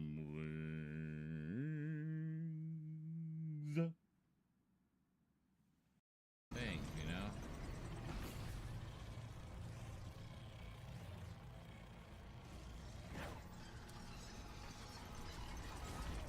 Now.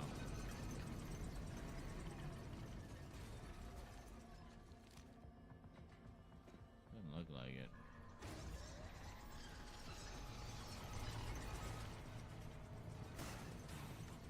Oh! Why were you running so slowly, Jacob?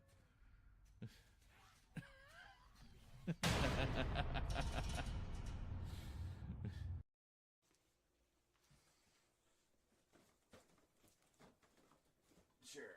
I don't care if it fell over. I don't care. Look.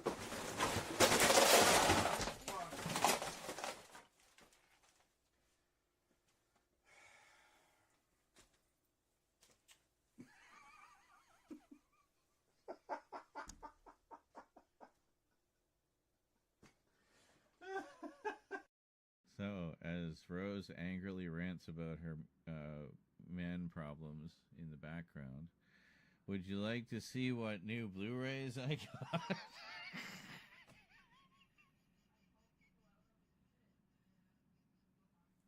Ow! Yes. I think that's a good idea. Oh my god. Okay, that's really catching my much better. It's catching my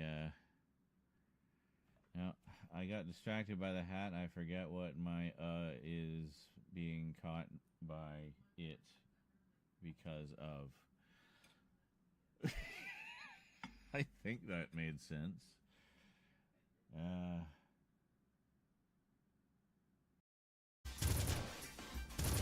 It's the same on this. Wow, that was a nice waste of ammo.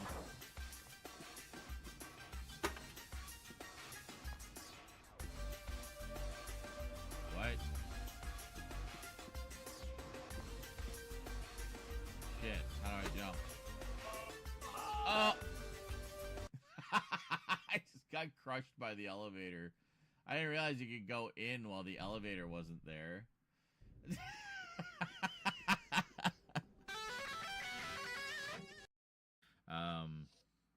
Speaking of which, I'm hoping to make that the date that I release my Halloween special.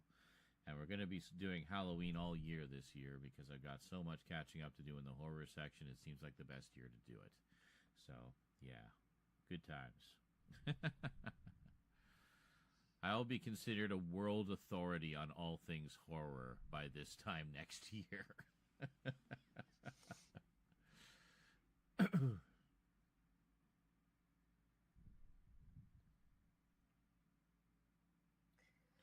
Save that clip, just in case I do in fact become considered an authority, a world authority on horror by this time next year. Just in case. Well, that's how Brinsley got into you.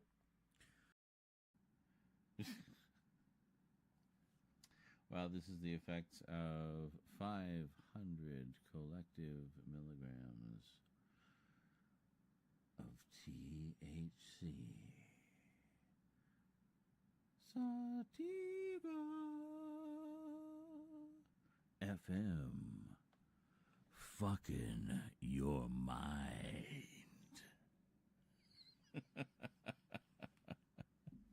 Right, Godzilla?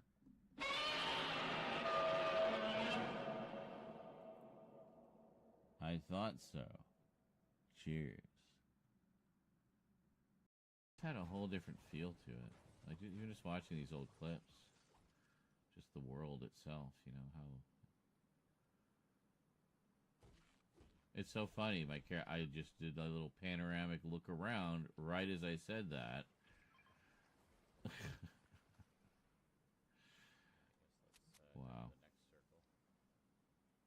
connected across time.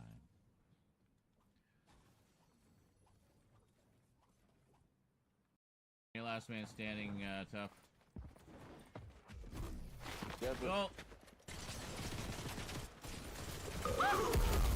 Oh!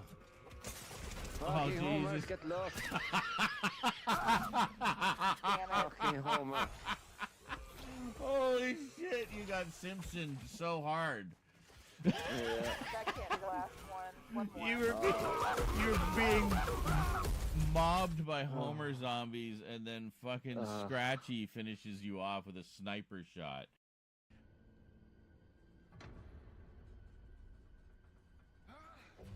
Oh. You got company over there.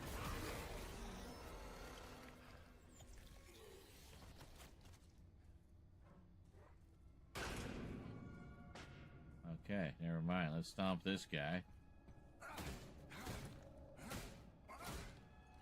You don't count? You're not an actual... Oh, wow. Really? Come on.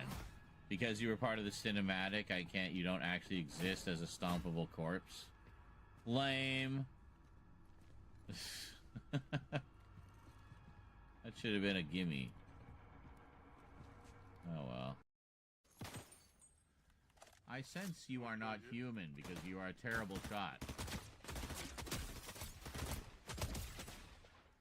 Yeah.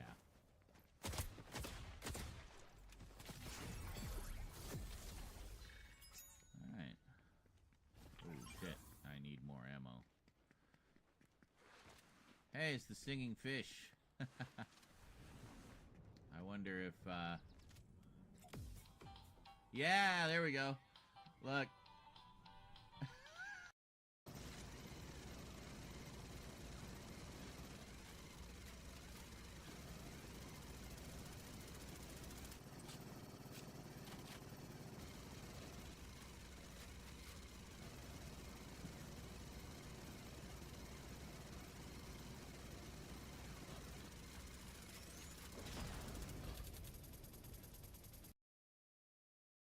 Really sure you gotta clean your balls right now, right there.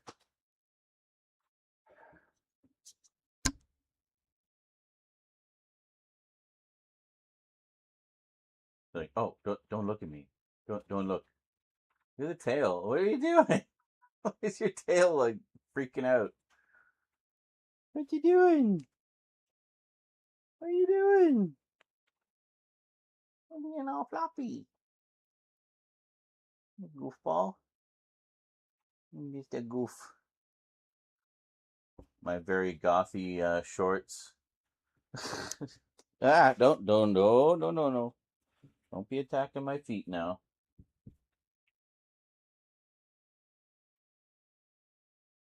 Okay.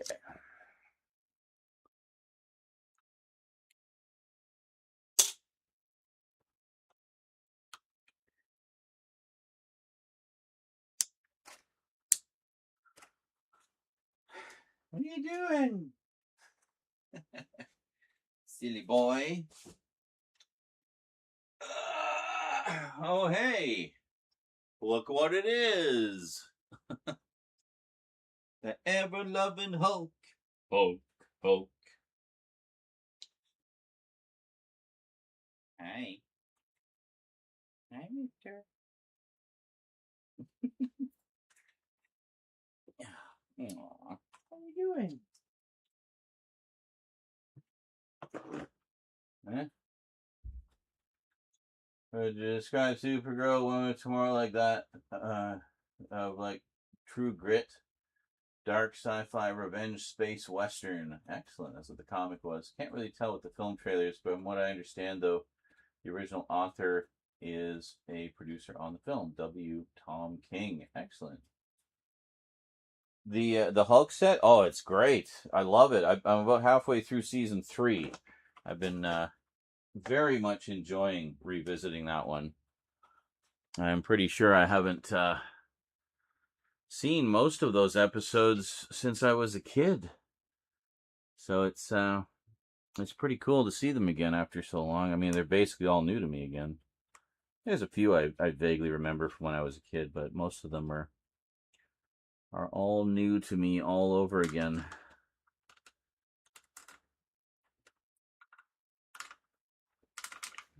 good.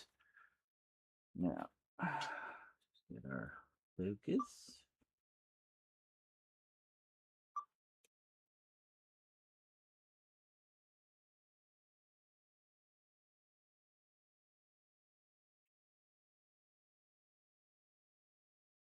Yeah, it's terrific. And then it's just such a good show, quite frankly. I mean, I like that they didn't really go cheesy with it. You know, they kept it like serious and psychological, and you know, I mean, Bill Bixby is just great. Gotta love him. Okay, I think we're ready. We all set for the first couple of package openings?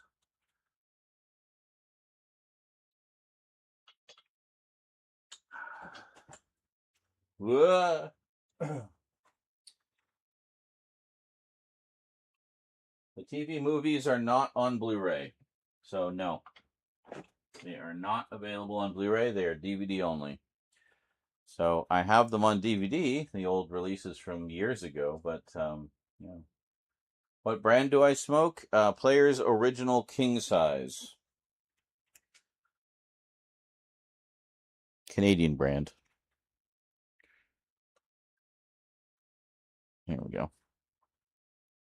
And Thomas is awake. Let's do this thing, because he wants to go to bed. All right.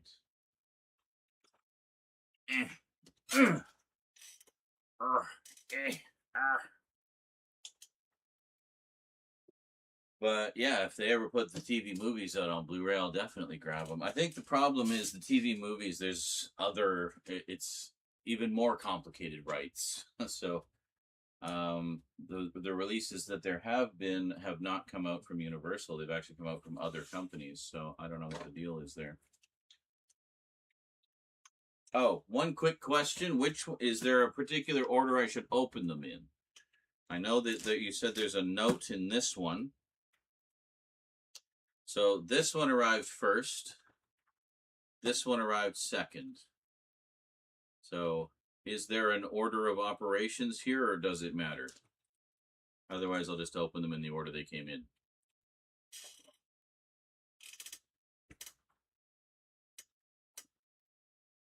Which one is the Chit Chats one? Is that the first one? Yes, Chit Chats. There it is. It says right on it. Came from Ontario. Ontario. Okay.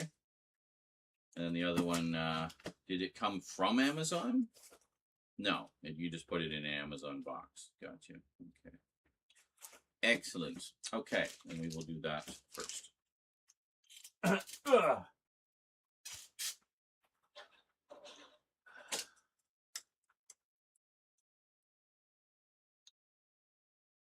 Oh, we should do our thumbnail first because the packages, because it's packages, right? All right.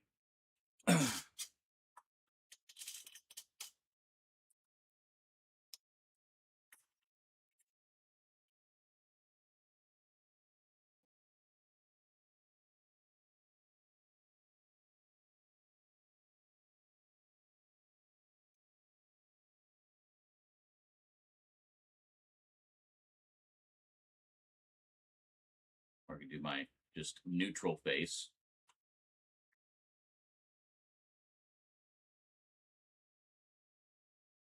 Just makes me look like I'm miserable. Like, got some packages.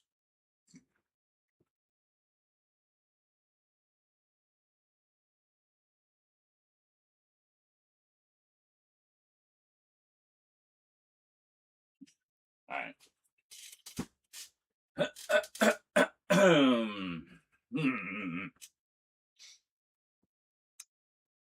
Greetings, everyone. Well, it is that time again on the Multimedia Chronicles. Package opening time. But wait, there's not one, but two. Yes, a pair of packages from Thwum, longtime viewer and friend of the Multimedia Chronicles, Thomas Wright, who has, of course, sent many packages over the years under various names. So this is the latest. Now, this is a real mystery.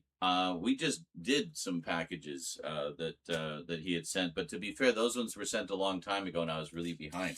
This time, we're actually kind of up to date. This one, I think, just came in yesterday at the time I'm filming this. This came in last week. He specifically instructed me to wait for both packages to arrive, but I have had no hints as to what they are. So, not a clue. It's a mystery to me, as well as you. So let's find out what we got this time around from Thomas today on the Multimedia Chronicles.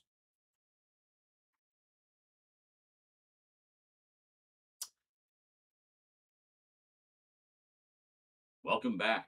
Alrighty, let's get to it, shall we? Got the box cutter ready to go.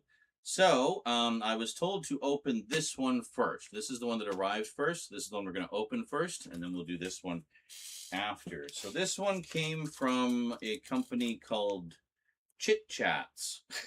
I don't know if that's the company it came from or just the shipping service. We had some confusion about the shipping services. It's like, have you heard of Chit Chats? Is that a legitimate shipper? It's like, I don't know. It seems like every other day there's a new shipping service bringing me packages. So I don't know. I don't care. As long as it gets to me, that's all that matters, right? So let's see what we got here. So where to feel? I think it's a box inside the thing here. So we'll open carefully anyway, just to be on the safe side. There we go.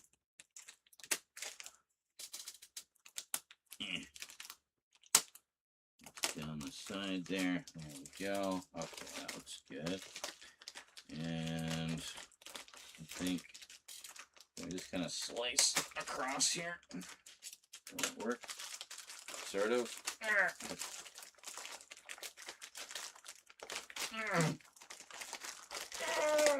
Okay. Aha. There we go.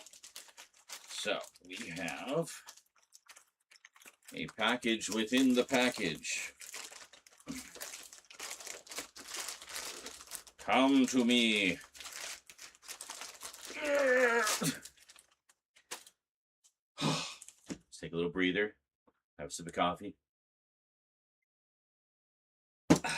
Okay, so now this part looks a little easier. Not so eager there. All right. Here we go. Opening it up, and we have, oh my god. Yes! For the Kung Fu collection, we have, I love these sets, so we're both big fans of these sets. We have Iron Fist of Frenzy from Mill Creek. Check it out. Over 70 hours of fiercely awesome entertainment. So, Thomas has been getting, like, big time into, like Kung Fu movies and Hong Kong cinema and stuff like that, as have a few other people I know, and they've been just like crazy for them. So this is a set he's told me about a number of times, and I think I've even mentioned in I think it was back when I did my drive-in classics overview. There was one martial arts set that I think was pretty much fully represented in that set, but this one wasn't. Excuse me. So this one actually has piles of movies that are not in that drive-in set. So let's see, is this the good old yeah, the good old paper sleeves? I know people bitched and moaned about these, but honestly I love these because they really protect the discs very nicely. They're all individually in sleeves and stuff like that. So yeah, so we have anywhere from 2 to 4 movies on each disc, and fabulous. Yeah, see, looking at the back here, also available, I actually have a bunch of these. I have the, let's see, I have Dark Crimes, Sci-Fi Invasion, and the Spaghetti Westerns set from those. All fabulous, just full of hidden gems. And then, yeah, so then we have, is there pictures? Ooh, there's like a nice picture in the middle of the booklet. Look at that. Beautiful. And then it gives you a disc by disc breakdown of what's on each of the discs. So I'll just quickly read off the list of movies here. Just give me a second to put that back. So let's see. Prepare to unleash a fury of immortal martial arts masters with this 50-movie set of kung fu classics. This thrilling collection of jaw-dropping flicks brings together a colossal assortment of martial arts genre films from the 70s, 80s, and 90s. From the ultimate Shaolin masters to the legends of kung fu. These is hard to find cult classics. Got all of these are sure to delight with 50 times the high kick in humor and adrenaline pump in action. That's awesome. So, you want the rundown? Here we go. We'll go through this as quickly as we can. We got Big Boss 2, Blind Warrior, Bravest Fist, Bruce Against Iron Hand, Bruce, King of Kung Fu, The Cavalier, The Challenger, Crane Fighter, Crazy Couple, Crazy Horse, Intelligent Monkey, Drunken Tai Chi, Dynamite Shaolin Heroes, Enter the Game of Death, 18 Fatal Strikes, Fist from Shaolin, 5 Pattern Dragon Claws, Great Hunter, A Hero's Tears, Kingfisher the Killer, 5 Kung Fu Daredevil Heroes, Kung Fu Genius, Kung Fu Warrior, The Magnificent, Mantis Under Falcon's Claws, Marvelous Stunts of Kung Fu, Mighty 4, Mission for the Dragon, Ninja Avenger, Ninja 9 Deaths of the Ninja, Ninja Fist of Fire, Phantom Kung Fu, Rage of Wind, Rebel of Shaolin, Return of Red Tiger, Ring of Death, Scorpion, Shaolin Brothers, Shaolin Death Squad, Shaolin Invincible Guys, Shaolin Kung Fu, 18 Shaolin Riders, Shaolin Super Dragon, Showdown at the Equator, 7 Steps of Kung Fu, Stranger from Shaolin, Tai Chi Shadowboxing, Tiger at the Top, Triple Impact, Impact, Woman Avenger, and Wu-Tang Magic Kick. Awesome. Well, that's going to be a lot of fun. And starring the likes of Bruce Lee. I imagine there's a lot of the clones of Bruce Lee, Attack of the Clones, as it were. Chiu Chen, Dragon Lee, Donnie Yen, Chang Yi, Lo Lie, Quan Wong, Yu Wang, and many more. So there you go. Very cool. Well, thank you so much for that. That's going to be awesome. But we're not done just yet because there's a second package. Oh, yeah. And looking at the customs label, I couldn't help but be amused that Thomas made sure to declare the paper letter that is in this. So there's a note that comes with it. He said that it kind of covers both things. So very cool. Let's see what this one is. Is it going to be more kung fu, or maybe some horror, maybe some sci-fi? Who knows? It could be just about anything. We have very eclectic tastes around here. Hold on, not quite. Come on.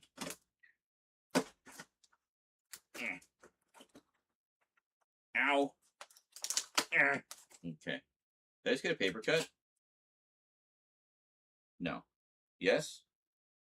I think I did, but it didn't quite draw blood, so that's good. Let's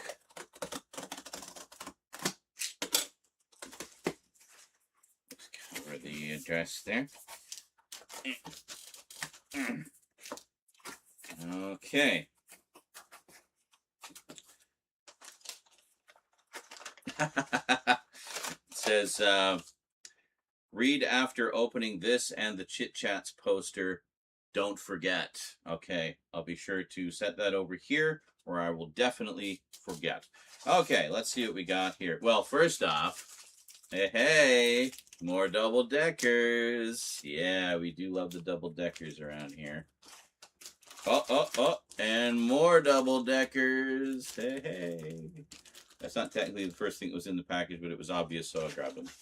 And then we have, is that everything? It's just the double-deckers and... Okay. So we have something mysterious. Is my finger okay? You okay, buddy? Yeah, he's fine. Red rum. All right.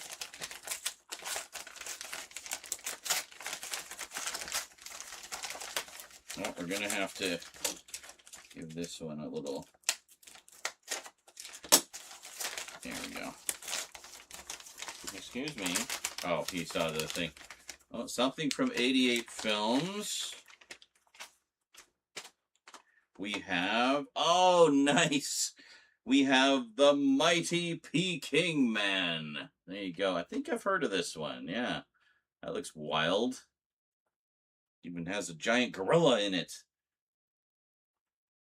Oh, wait a minute. Yeah, I think I have heard of this one. Okay, the success of the Japanese Godzilla movies led to all kinds of strange cash-in capers, including the legendarily bizarre North Korean opus Pulgasari from 1985. However, it was the Mighty Peking Man in 1977 that the Shaw Brothers studio cast their own attempt at a mega-sized monster movie, and for many, this is the one that even outdoes the Tokyo originators for sheer sublime cinematic genius.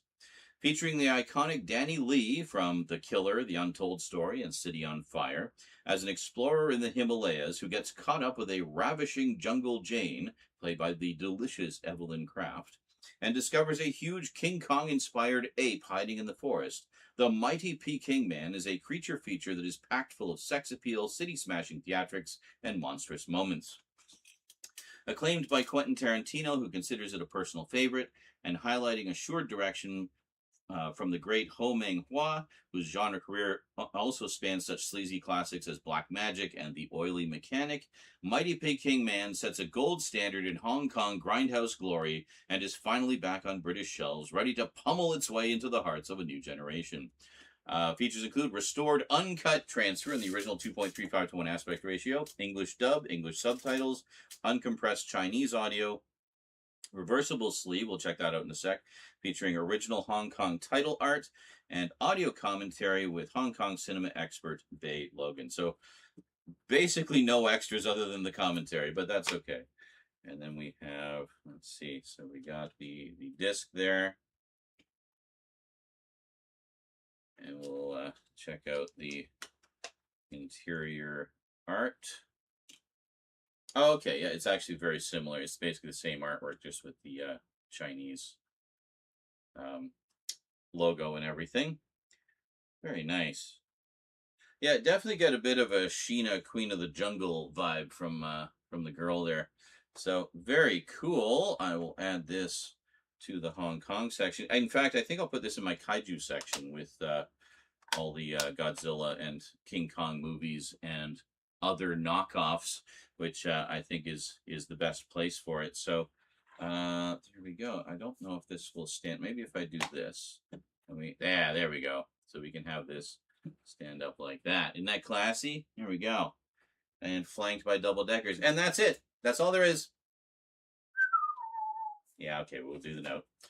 All right, so. Hi, Sean. Since I sent you the Bruce Lee and Shaw Brothers movies, it has been bugging me that this was not in the package. But 88 Films to the rescue. There we go. And since you found all the movie posters for Iron Fist Frenzy, I had to get you that too. Did I actually have all the posters? Good. So I can maybe just throw those into this package opening. Oh my God. Reading them that fast too. It'd be like... Anyway, hope you enjoyed that if I did that. Me and Luke, it seems, are doing all we can to get you into Kung Fu movies. Enjoy, Thomas W.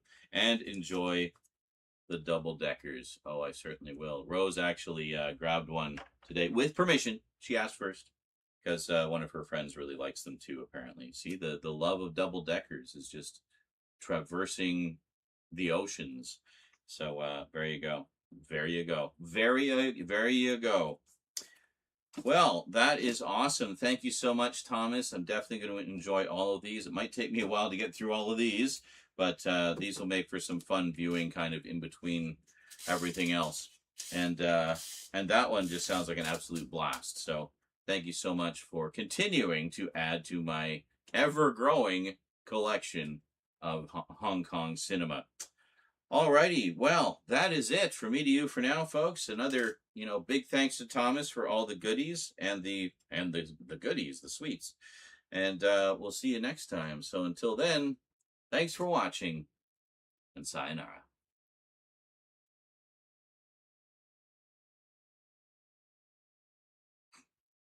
Zoom just going crazy. Excelente. Taco grande. Let's just take the rest of the label off there. Is this, is it actually colored like that? Oh, it is. Yeah, it's just like, there's an orange stripe down the middle or something. Like that. Weird. Okay. Oh, yeah, it is. It's actually the artwork, because it's the same on the front. I thought it was like discolored from, like, it was had a little bit of rippling there, I guess, from, oh, yeah, there's still a bit of, it's because there's a little bit of the, saran wrap on there. That's okay. That's it. For some reason, I thought it was like discolored yellow tape. I'm like, oh no, I wonder what happened there. But it's not. It's just the artwork and the rippling of the shrink wrap. Ugh.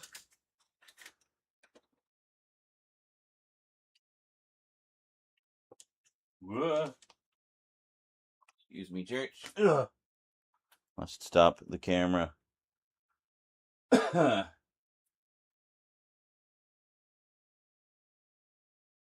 Oh, that's the one that was missing. Oh, okay. Excellent. Well, thank you so much.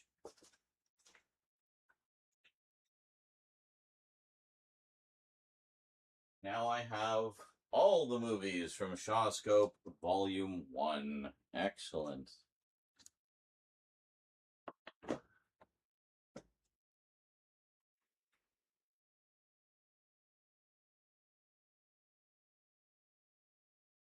The ABGN frown.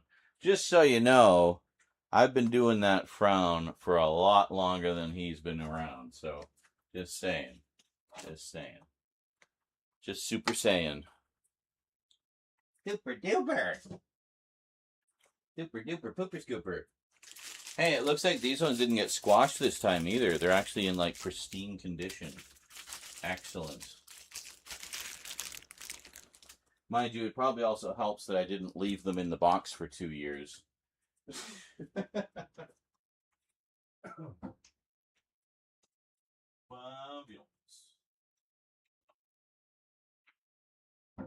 I think Luke has a package going for me as well that he may have said is also full of double deckers, and I am very okay with that because double deckers are awesome. Well, that was a nice surprise. Some fun stuff. Thank you so much, dude. Thank you. So next we have 2 more packages. One that's kind of a mystery, and one that I know what it is. So Shawscope Volume 1 minus the CDs now. We need to get you Shawscope Volumes 2, 3, and 4. Yeah, like, I mean, basically the only Shaw Brothers stuff I have, other than, like, just a handful of random movies, well, obviously the things in the Mill Creek collection, but in terms of, like, Blu-rays and stuff, are the Hammer ones, the 2 that they did with Hammer. Legend of the Seven Golden Vampires, which is great, by the way. I love that movie. That version specifically, apparently the American version, which is the Seven Brothers versus Dracula or something, is a terrible re-edit of it that's borderline incomprehensible. And then the other one is Shatter, which was one of their more action, like crime action ones. So yeah, Mr. Shatter. And that was it. They only did those 2 collaborations, but yeah. To be fair, I think at that point in time, Gothic horror was on the way out, at least for a little while. And Kung Fu movies and sexploitation was on the way in.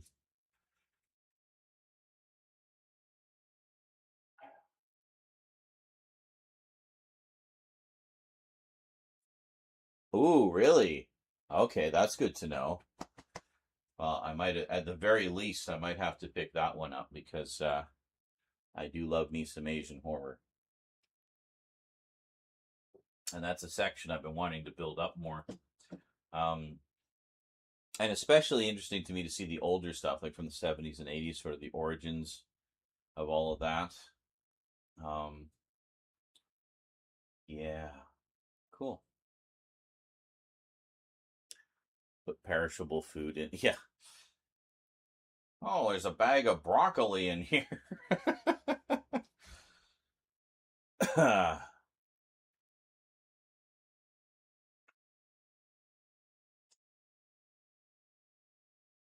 right, so let's do the next one here.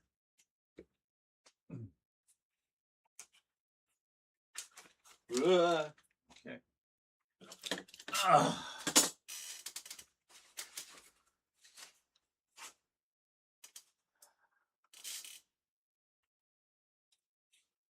And he was getting light. So bed is calling. Yes, thanks for sticking around, Thomas. I'm glad we were able to do those today, and that it didn't take 2 years. And I didn't forget the note this time. So now you can rest easy. The packages have arrived, been opened, everything's good, everything's fine. There you go. Good. 2 years later, bright green with mold. Oh, bread, yeah. A bag of penicillin. Anyone want penicillin on their pizza? That's one I got to do the unboxing of, is the Arrow Ninja Turtles set. Great set. All right, here we go. This will be a package opening and unboxing. We're going to open this one up too.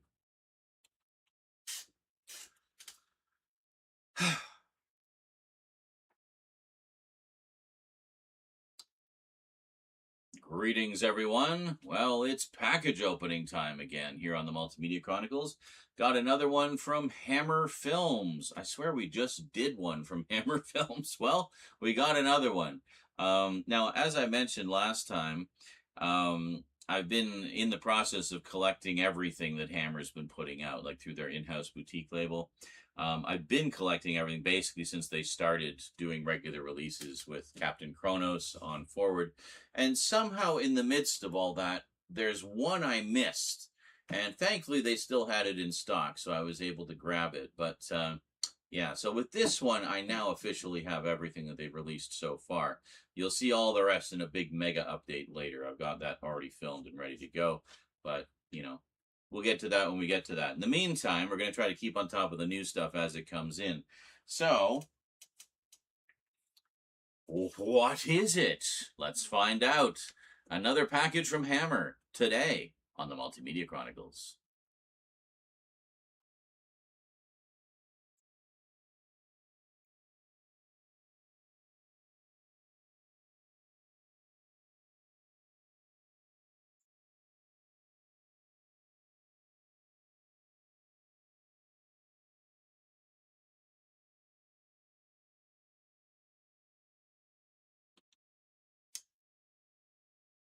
Welcome back.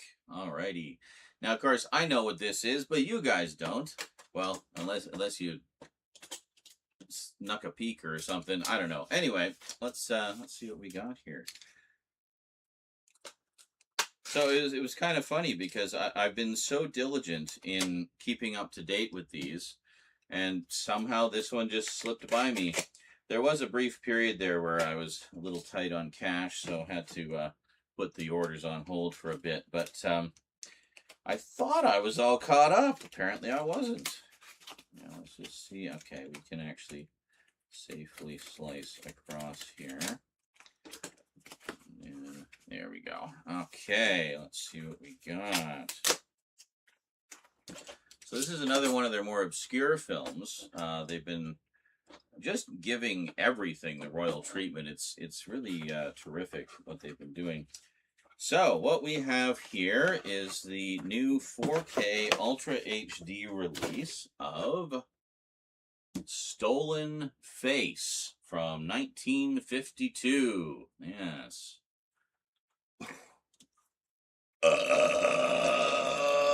And there's the spine. There's the back. Treachery wears a stolen face. Now, is this the, this is actually from their sci-fi collection. Yeah, I would have thought film noir.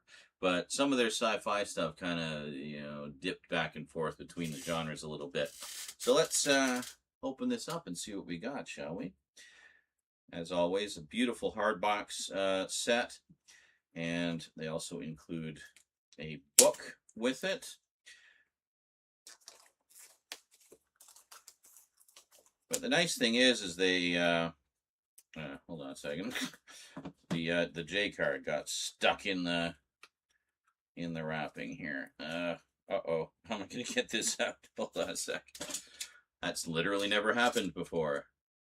So we'll just do that. There we go. So the nice thing is the J cards are quite small on this.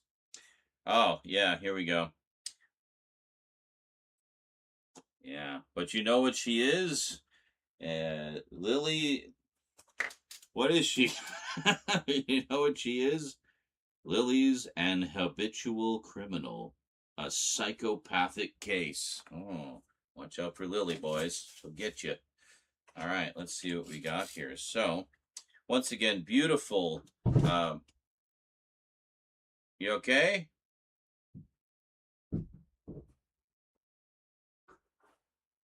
Rose, you all right? Even Church is going to check. Hold on a second. I'm just going to see what that horrendous thud was. Even Church came to check. What was that? You okay? Yeah. What was that? Oh, okay. She's okay, Church. It's all right. This is Rose's webcam, which is actually my webcam. She's using my spare because her other one cropped out. Okay. So once again, we have a beautiful matte finish hard box, and we'll take a look at the back. Sans J card. You can see the full poster art there. Very nice. And I think that's pretty much the same. And then here, you can see we have another edition of the Hammer Sci-Fi files. I like how they're doing all of these by genre, so you can kind of have like your little Hammer Sci-Fi section, you can have your Hammer Crime Film section, your Hammer Horror section, obviously. So makes it really easy to kind of figure out where each movie should go into your collection. So I like that they've been doing that. So let's see what we got inside here. So first off, we have the Digipack with, actually we can just open this up like this, I think. Oh, hold on, that's an insert. Ah, there we go, wraparound artwork, look at that. Very nice. And it is full frame. It was not filmed in widescreen, so it's 4:3. Or specifically 1.37 to 1.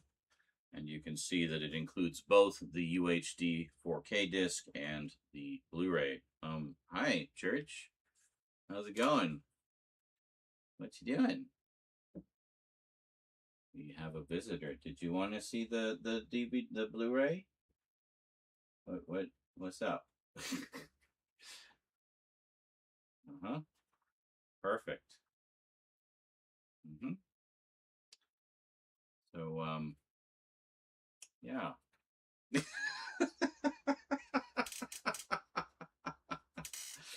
We've been invaded. Hey, Church, you're blocking the view. Well, I'll just look at it by myself, I guess, and you guys will just have to wonder what I'm looking at. Oh, hey, Andre Morel is in this. He was in one of the Quatermass films. All right, buddy, I love you, but yeah, thank you. He knows. So we have, looks like a movie program. Very cool. Or I guess it might be like a press release kind of thing. I know some of the other sets have these. But that's one thing I like about the Hammer releases is they dig deep into the archives to find cool archival stuff like this to include. And yeah, so if we pop the disc out here, we can see what the contents are. So we have the the UK theatrical version with 2025 commentary featuring Kathy Lomax and Lucy Bolton, and the US theatrical version with 2025 commentary featuring Lisbeth Miles and Paul Cornell. Paul Cornell I know from some of his work with Doctor Who. The UK censor card. The UK censor card. Is that what this is? This can't be what that is. No, this is something else. Okay. Anyway, probably I guess it's on the disc. Face Off. So is this like an early version of Face Off? Un-American.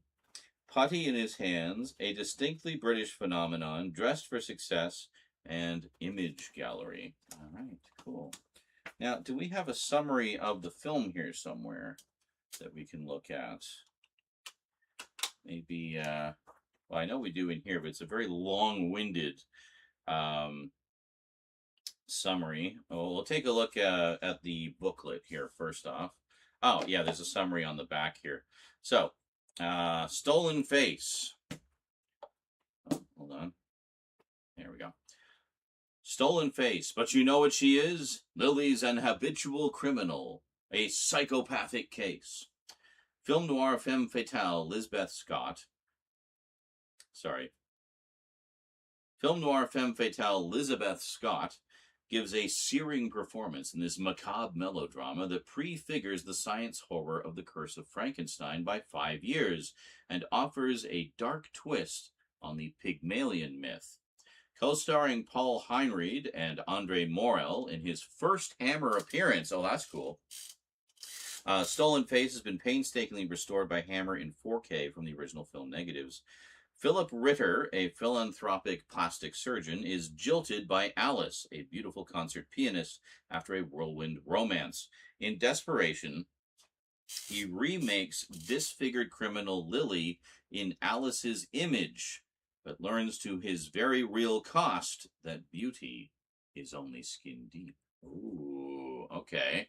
Interesting. Sounds like maybe a little bit of Vertigo in there, maybe. That sounds pretty cool. So there we go. And as always, I mean, we got a mix of new and archival stuff. I mean, here, just check out the contents of this book. Yeah. And they do this for all of the releases. Like, absolutely every single one gets the royal treatment like this. And if they have, more archival material, they'll do one of the big box sets, like the big box sets. Yeah, I got a bunch of those, and we'll be taking a look at those in future closer looks. Oh yeah, this is terrific. So this is, I mean, saying this is sci-fi is a bit of a stretch. I think it sounds more like a film noir to me, but ooh, okay, but definitely getting the horror side of things in effect. So. Yeah, but I mean, I guess I can see the connection they're making, kind of going with kind of a Frankenstein-ish vibe, and I guess some science-y stuff happening there. But yeah, I mean, this looks fabulous. Oh, and what did I just say? Vertigo. Yeah, called that connection, eh? Can you tell I'm Canadian? Anyway. That is Stolen Face, available now from Hammer Films. Very, very cool. I really love the fact that they're, as I say, digging deep into the archives and releasing a lot of stuff like this that isn't as well known as some of their higher profile movies. And really just celebrating the entire legacy of the studio. So I'm wondering if we're going to start seeing some of the really early stuff, because Hammer was actually around since the 30s. Not everybody knows that.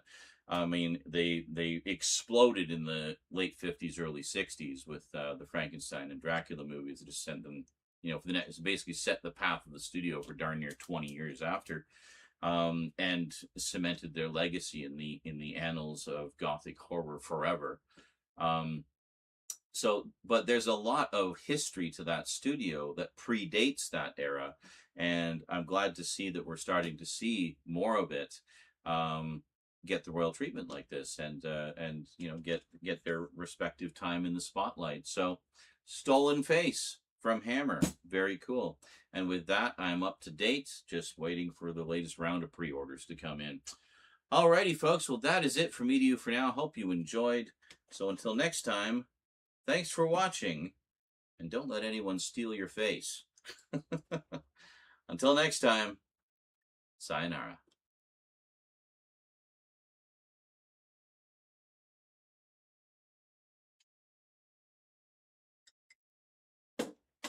Very nice.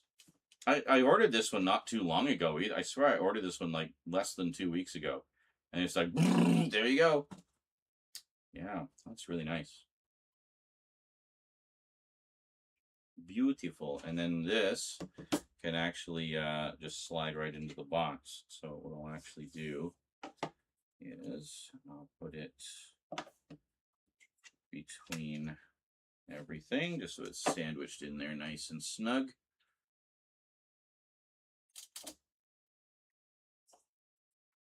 And there we go.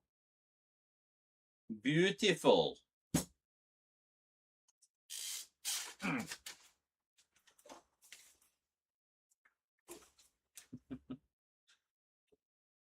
Hey, Mr. Loaf.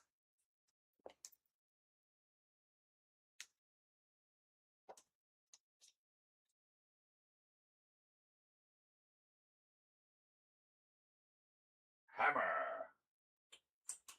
Let's see here. I want to put this in with the sci-fi.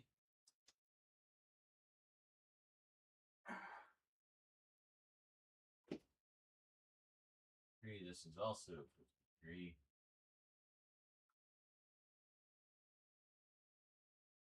Yeah, I think we'll put that next to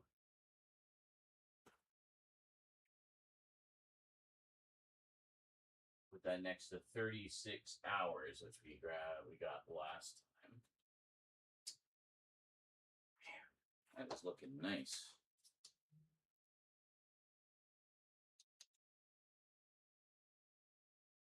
Yeah.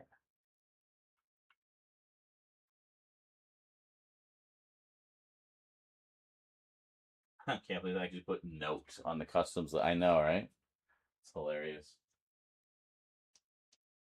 Okay, so short break for me, and then we have a big mystery package that I'm not entirely sure what it is. So let's all find out together when I return, shall we? Enjoy some clips. I'll be back in a moment.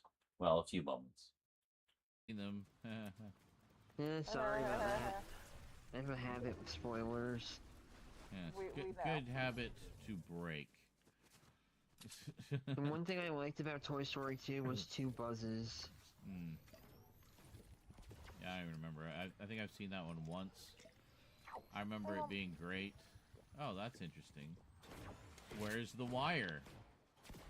Anybody else seeing this? I see no zip line here. Uh-huh. Interesting. Well, Let me find the extra... What the hell? Oh, I got the chainsaw. I'm gonna chainsaw... Should be one more. Yeah, there he is. Yeah, he's up here. Yeah. Yeah, screw it. There you go. You gotta clip that for me. Let's see. To hell with orders. Die, K-Pack. Wow. Way to listen to EOS. Congratulations, Parker. You were the first to see my nanotech shield in action. Now I must return to my work.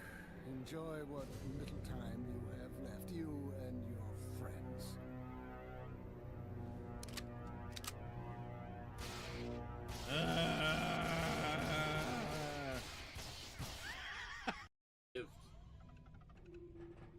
Because of moi. Definitely because of you. You are. Get health, I guess. Stop annoying the guy.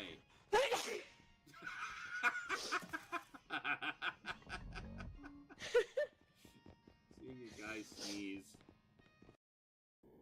Oh my god, can you just pick up the damn pods already?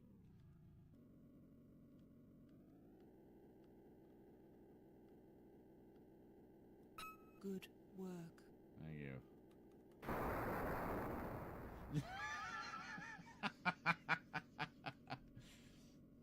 This isn't janky at all.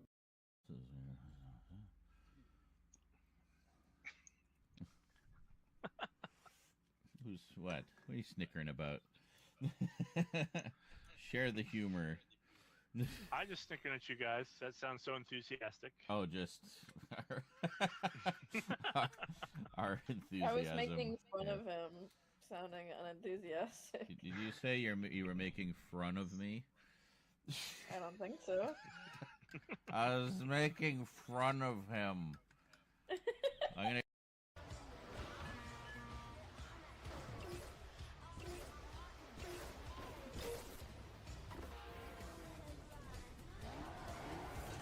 I don't need to be this high.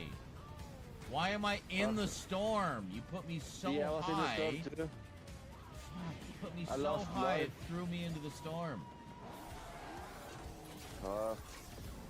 I lost 3 health. I haven't even landed. I lost 2. Fuck's sake.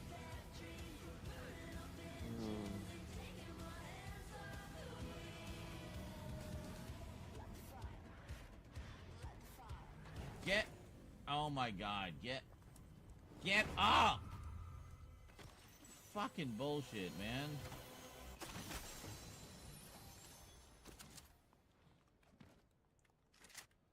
I'll take that.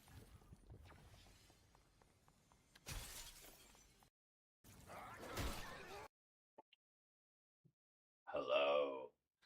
Welcome back, everybody. Shall we get straight into the next one?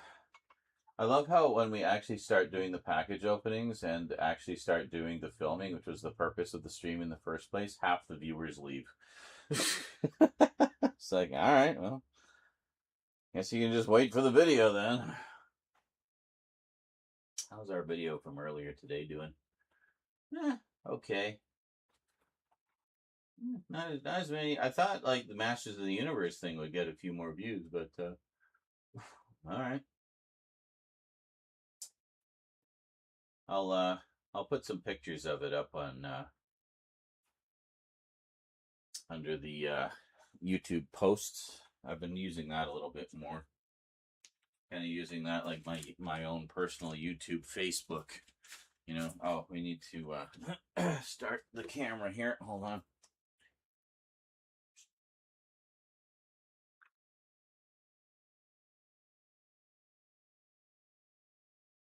Okay. That good? Yeah, it's good. It's good. Oh. Ah.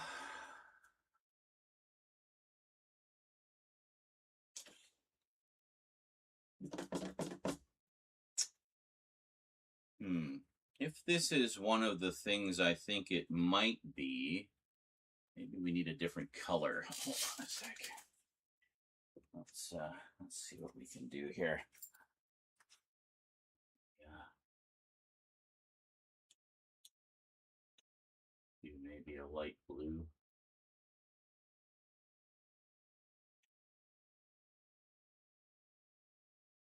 Takes a bit to get. You have to scroll through the colors. There's no way to quickly pick them.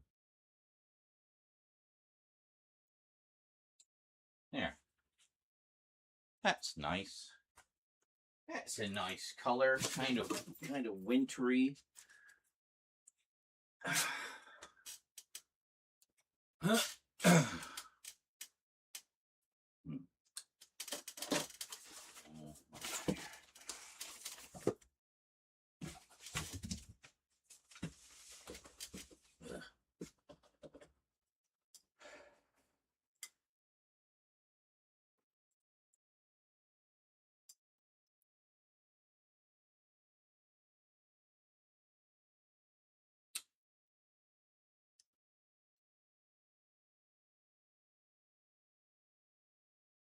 Greetings, everyone. Well, it's package opening time again on the Multimedia Chronicles.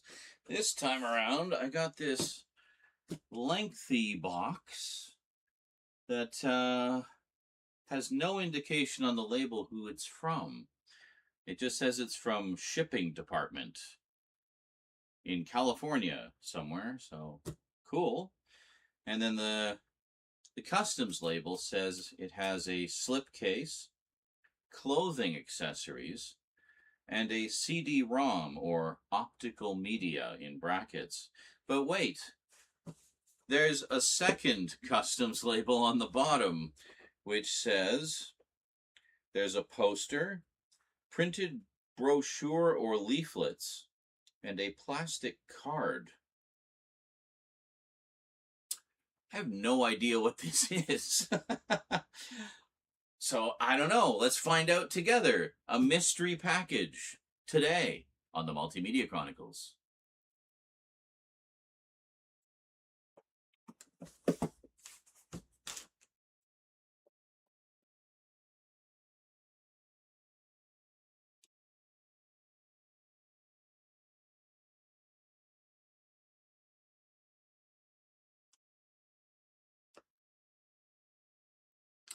All right.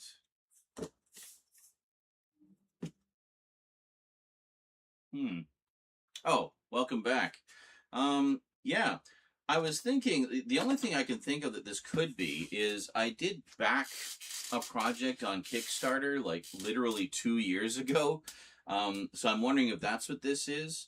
There's a couple other things I'm waiting for as well, which were they were like Kickstarter projects, but not Kickstarter specifically. But it might be one of those things, but I don't know. It'd be really cool if it was that thing I backed 2 years ago, because I've been wondering when that was going to come out. I've been getting updates for ages, but shall we find out? Let's see. Let's solve the mystery. What is this mysterious lengthy package? Well, I'm guessing if there's a poster in here, that's probably why it's so long. But the weight of it is quite light. Like, it's not a lot of heft to it. So let's see what we got. Okay.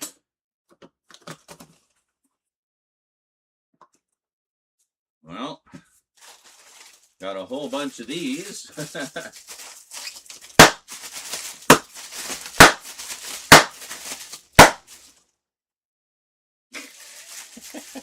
That's too fun. All right, let's see what we got. It is... Oh, it's this. Okay, yeah, this isn't the Kickstarter one I was thinking. This is one of the other ones I backed. We have... from the makers of In Search of Darkness and many other wonderful documentaries about the history of horror in film, The Thing Expanded. Yeah. I knew this was imminent. I didn't know that it was, this was it. But, yeah, so what this is basically about a 5-ish hour-long documentary interviewing pretty much every surviving cast and crew member they could get their hands on, all about The Thing, the classic 1982 John Carpenter film, which most of you will know is one of my all-time favorite movies ever. Absolutely love it. Boy, and I sure picked the right background color today, didn't I? That's wonderful. So, yeah, 315 minutes. So it's 5 hours and 15 minutes in length. So let's just go through the other contents here real quick. So we have an Outpost 31 badge. So that's the clothing accessory, I guess. So it's like an iron-on badge. Very cool. And yeah, I don't know why they had all those customs things. There's only 3 items in here, but and then we have a poster, which I'm guessing is a poster of the cover art there. Just see if we can. Oh no, there's actually other things inside. Hold on, there's a bunch of stuff in here. Let's just see if we can get it uncurl out a bit, and then we can slide that out. And let's take a look. So first off, no, well, Oh, there's a couple of posters. Hold on, and there's like something else. We'll check that in a sec. So we have this poster for The Thing Expanded. Then we have the two, yeah. And then we have this one. Check that out. Very nice. And then I'll just roll this back up here. I have no room for posters, but once I get that castle I'm planning to get at some point in my life, I'll have room for posters, and we'll get all this stuff framed and all prettied up. And then here, this is great. We have an official certificate of assimilation. Very nice. Oh, that's wonderful. Now I'll show you what I already know, R.J. McCready. So signed by the executive producer and writer-director. So the Thing Expanded, the United States Antarctic Research Program. This is to certify that the executive producer and director of The Thing Expanded have awarded you the Certificate of Assimilation. Knowledge of exceptional expedition survival skills in the face of otherworldly danger and being assimilated into the ultimate Thing companion. So, because I backed this project, I'm happy to say that in my own small way, I am a part of the Thing history, because in the credits for this, they list all the backers. You will find me in the Z section under Zara Nizarak. So there we go. So we open this up here. Oh, there's even more stuff. Hold on. So we have the documentary itself. They did send me the digital version once it was ready. So I've had the digital version for a bit, but I haven't watched it yet because I wanted to watch the full thing. But I think the digital version is actually the full Blu-ray quality. It was a massive file. So, and then it's we are numbered. We have the original numbered edition, number 7,136. Obviously, a lot of people bought this one, and I bought my pre-order in pretty early too. But so this edition of The Thing Expanded confirms your membership of an exclusive band who have recognized a masterpiece. You are now part of the story of how brilliant writing, direction, acting, and groundbreaking effects gave us one of the most unnerving and influential films of all time. Oh, man. And then we have this booklet, which basically gives you, oh yeah, there it is. John Carpenter with Robin Block, who is the writer-director of The Thing Expanded. I've been following the development of this thing for literally 2 years. They would do exclusive live streams and stuff to with expanded interviews with the cast and crew, and with the creators of the documentary itself. So just an absolute ocean of stuff. Fantastic. So there's like essays about it here and fan appreciations and all kinds of stuff. Oh, that's amazing. Look at that, you know, a lot of cast and crew. They get so many people for this. I know they really wanted to get Rob Bottin, but nobody can find him. He's just dropped off the face of the earth, you know. Unless like he's in here as a surprise. I don't think so, though. I'm sure we would have heard all about it if they managed to track down Rob. But yeah, I mean, I guess he's just retired and has just kind of become very reclusive. Well, there we go. Nice little creature pick there. Very nice. Oh, this is amazing. Testimonials from our producers. Yeah, I didn't submit a testimonial. I don't know why. I just never did. But yeah, I don't think I was at a high enough tier to get one in anyway. That's amazing. Special feature transmissions from Outpost 31. series of personal takes on the thing from some of the most influential voices within the online horror community, in which they deconstruct key scenes, explore specific moments, and recount a specific memory and explain why it remains so significant to this day. I really should have submitted something, but oh well. That's okay. I'm just delighted to have the documentary, and I'm actually going to put this inside the book, I think, just to keep it safe. That is that. Wow, that is fantastic. So this one, at the very least, I can probably get like a dollar store frame and put that up somewhere. But in the meantime, I think I'll curl it up and put it inside the poster again. That is beautiful. Look at that. Nice slip box.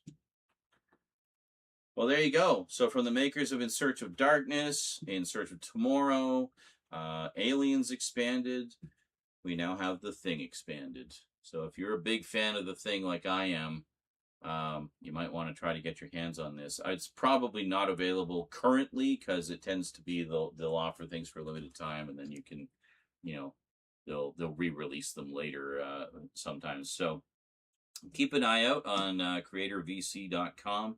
And, hopefully if you didn't manage to get your hands on this, you'll be able to get it down the line. But, wow, that's so cool. That's going to be a great companion piece to the movie. I mean, it's just, a celebration of one of my all-time favorites. So, gotta love that. Alrighty, folks. Well, that is it from me to you for now. So I'm going to put on shades that Windows himself would be proud of, and bid you adieu for now. So thanks for watching. Until next time, sayonara.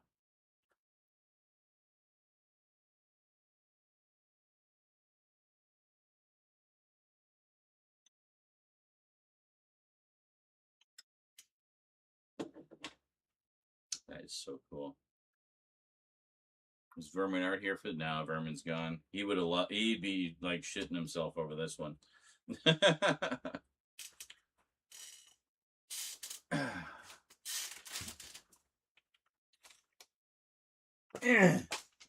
Whoops.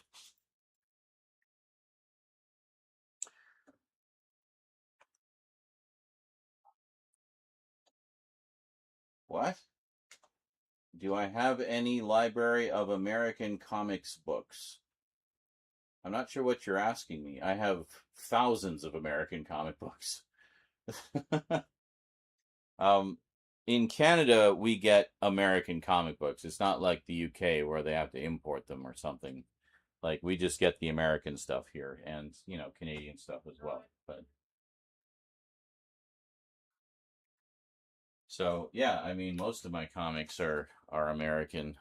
I mean, here, just take a look under the shelf here. That's all omnibuses of American comics under there, the bottom. And then I don't know how well you can see, but over here in the horror section, comics. That's not even all of them. I got boxes of them in my room. They're out, kind of buried. But, yeah, comics. But mostly American comics, yeah. I don't know. Banging around earlier. Huh? Me? Yeah. I was? Okay. So see what I got? So from Sorry. From Thomas, well, come here. Anytime Church rubs his whiskers on me, I get paranoid. Uh-huh. Okay. So from Thomas, we got Iron Fist of Frenzy. Okay. 50 movie pack of, stop trying to attack our feet. I don't know if he is. It's just, I'm paranoid. And then The Mighty Peking Man, which is another one of the Hong Kong ones that, it was one that was in a set, and he got me all the individual releases of the movies that were in that set, and that was the one movie that wasn't included, so he wanted to. And what was the other thing?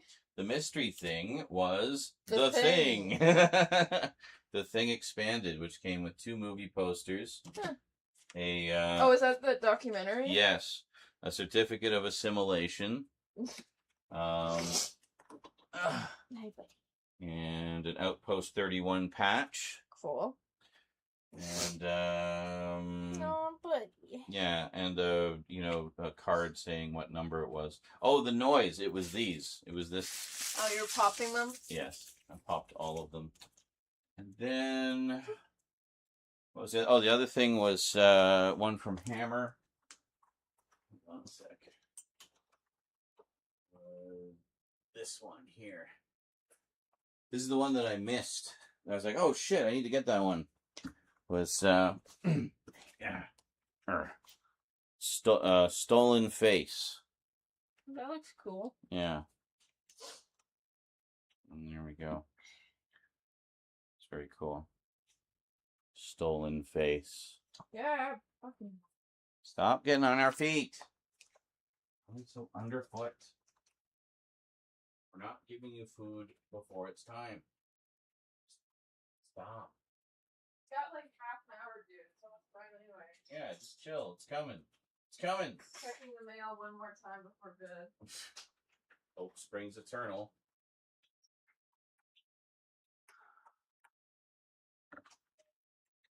Very nice. Very nice. Well, I think I'll edit that thing video right away because that's pretty current. So we'll try to get that up very soon. So did that answer your question about the comic books? Yes, I have a lot of American comics. They are the primary comics that we get in Canada. But I have a lot of single issues that I used to collect, but I mainly get just collected editions nowadays, paperbacks, omnibuses, etc. And yeah, that's basically it. There we go. Keep all those safe. And so yeah, I was correct. It was basically the long box just to accommodate the poster. Very nice.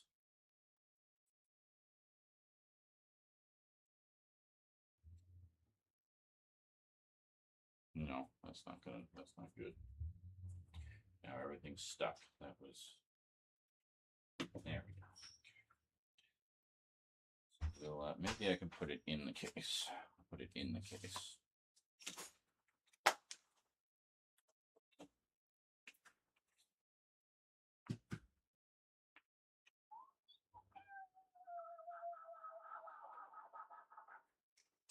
Hey, Church. You look mortified. Well, you're scary.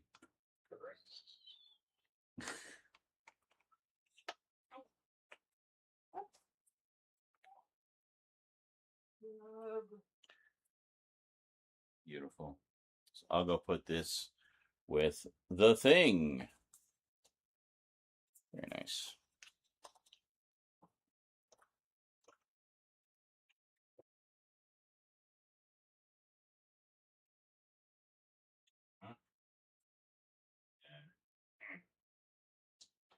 Yep. My sci-fi horror shelf is a little tight right now. I'll have to shuffle some things around, I think, but that's okay. That's all right.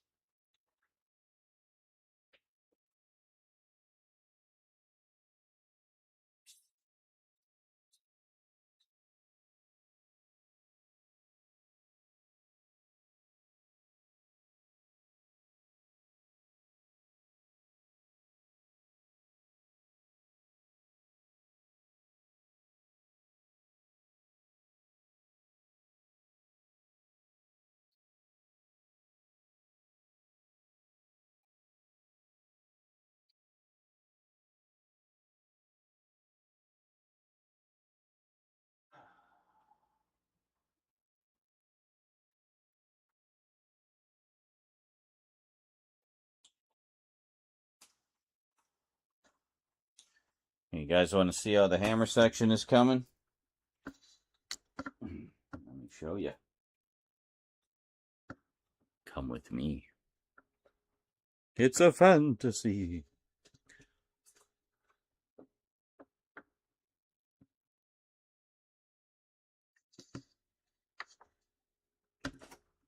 So the hammer shelf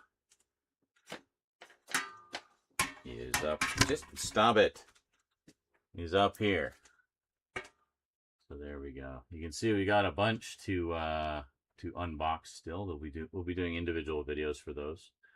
Might do the Quatermass ones together, or maybe not. They're pretty big.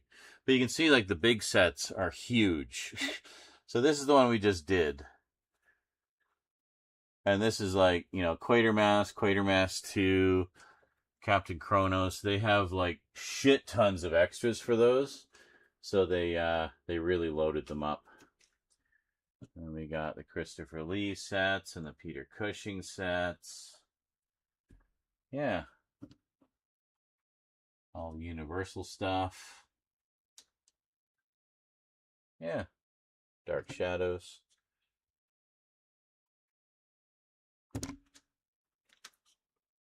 And a cat.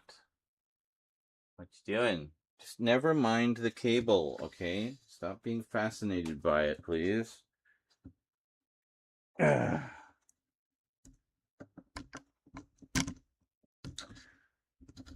So there you go. Cool, huh?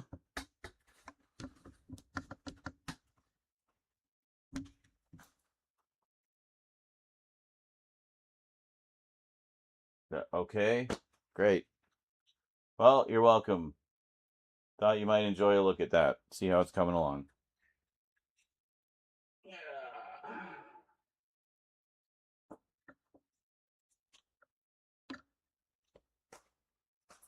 Hey, off the table. Off. Thank you.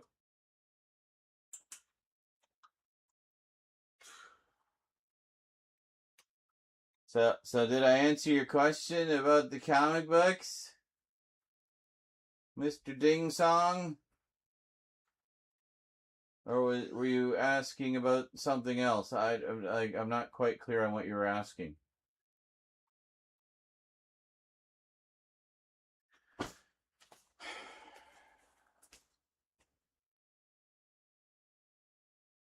Did anybody see the Hammer collection?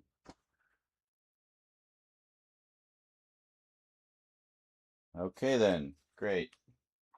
Happy to oblige. Well, now let's just pick up some of the mess here.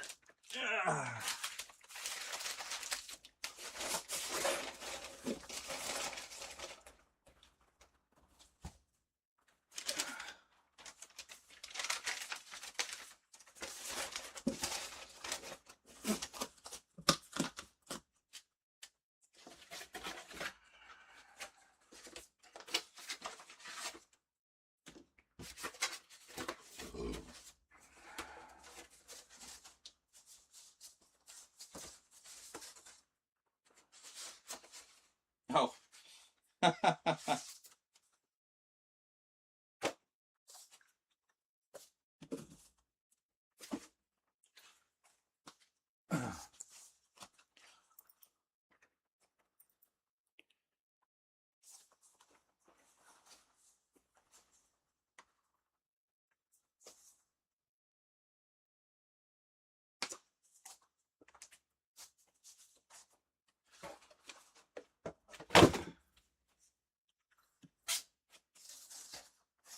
Just a quick addendum. So, little note from Thomas here. I had to expand your collection further. That came with the Iron Fists of Frenzy set. And then also he explained after we signed off, he sent the Mighty P. Kingman, because if you saw the previous package opening, all the titles that he sent were from the first volume of the Shawscope collection that came out. But it was missing one movie, so they re-released all but one of the movies, and he said it was bugging him that he didn't wasn't able to include the other movie. This was the last movie. This was the one that wasn't included in the re-releases. So I guess that's why he sent the 88 Films version, because it's the only sort of, good single release out. So anyway, once again, thank you, Thomas. So now collectively I have all of the movies that were in the Shawscope Volume 1 set. Awesome.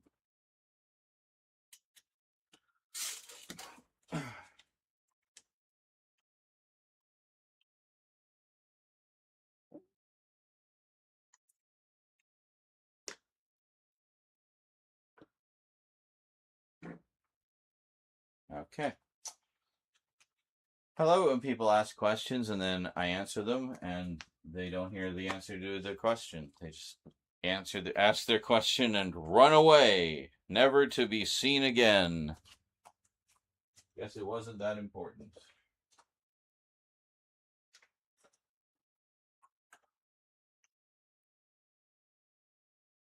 Did it? Fuck, I give up. I give up. Why do people only want to chat when I'm trying to do stuff, and then when I'm actually able to chat for a little bit, nobody's around to chat? Showing you cool stuff, answering your questions. Just nothing, man. Just nothing.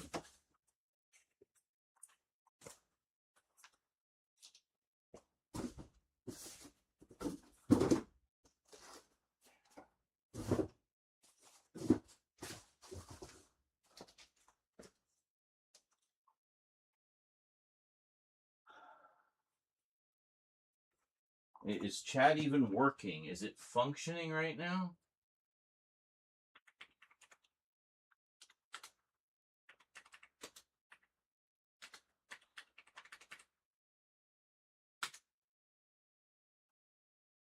Yep.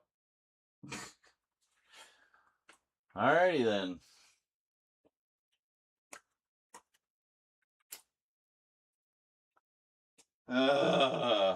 What next?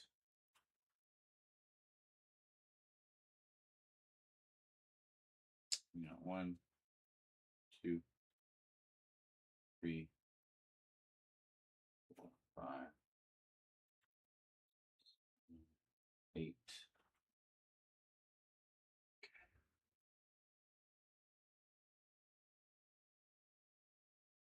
Okay. Everyone's a lurker. Ugh.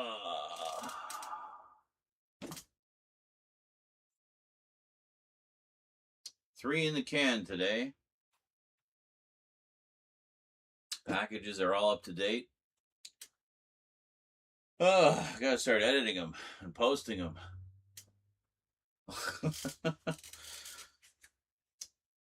I don't even know how many we've filmed in the past month or so. I've lost track. I haven't been labeling the video files either. I just take a look at what the clips are and bring them into Vegas.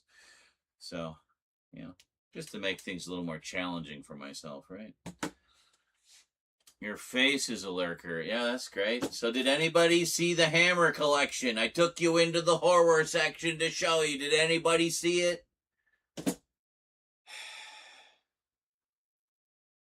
Why did I even bother getting the long cable? I don't know. I'm going to take a break. I'll be back.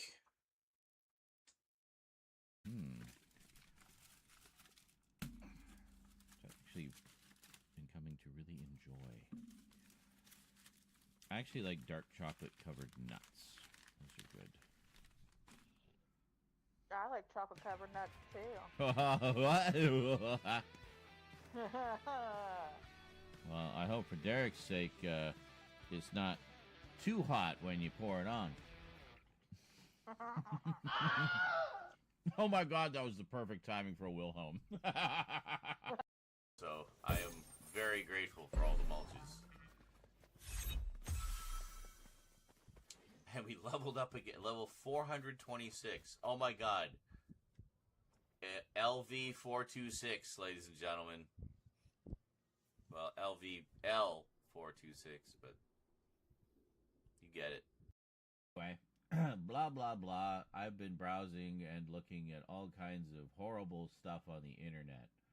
I hope no one ever sees the horrible things I was looking at. See this right here? You see this?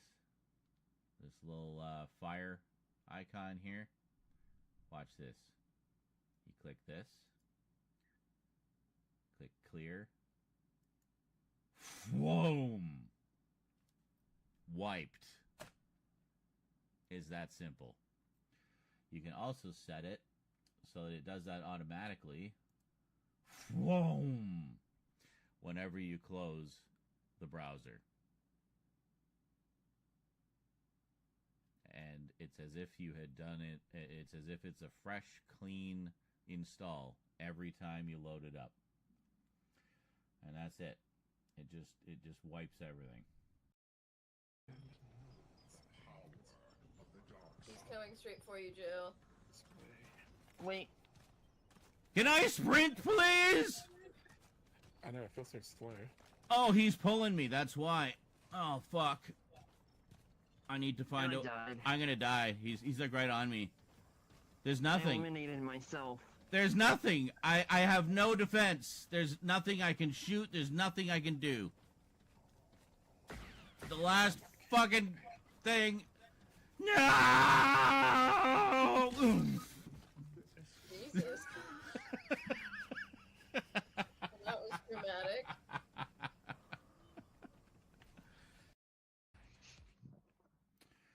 Well, cheers, ladies and gentlemen. First shot of the evening.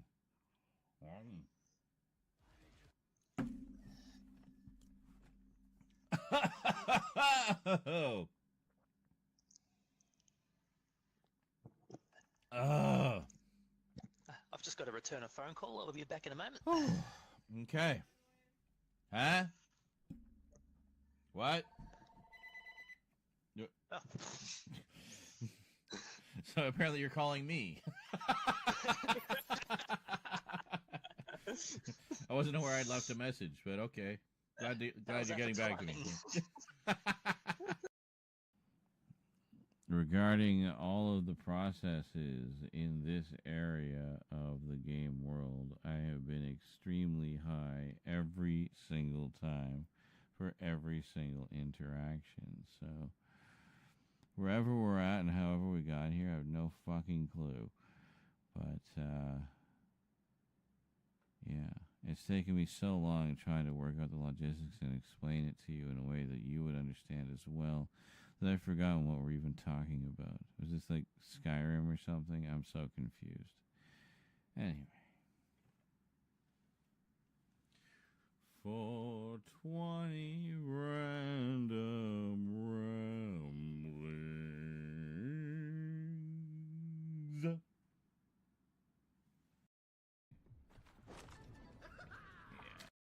Oh, Vader Rogue One-ing motherfuckingly.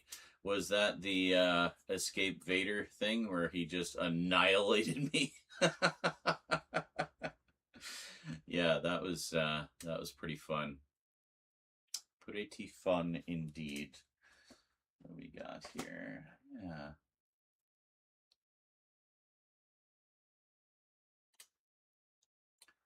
Wonderful Z overdoing it with the edibles clips. Yeah. Haven't had any of those for a while. Well, it's probably for the best, honestly, because I don't get a lot of filming done when I do. I'll do editing. I can edit high. I like to edit high. That's fun. But filming, unless I'm doing a 420 video, of some kind, like I did last year, yeah, doesn't exactly do wonders for the productivity. But fun for gaming, fun for editing, and fun for just chatting.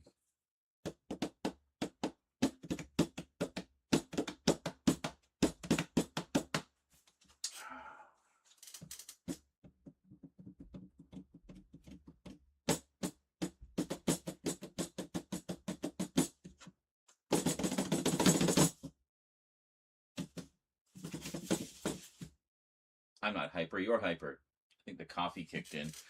Anyway, let's see what we got here.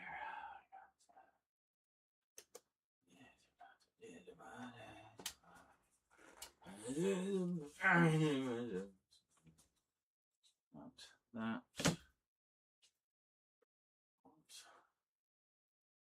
So long.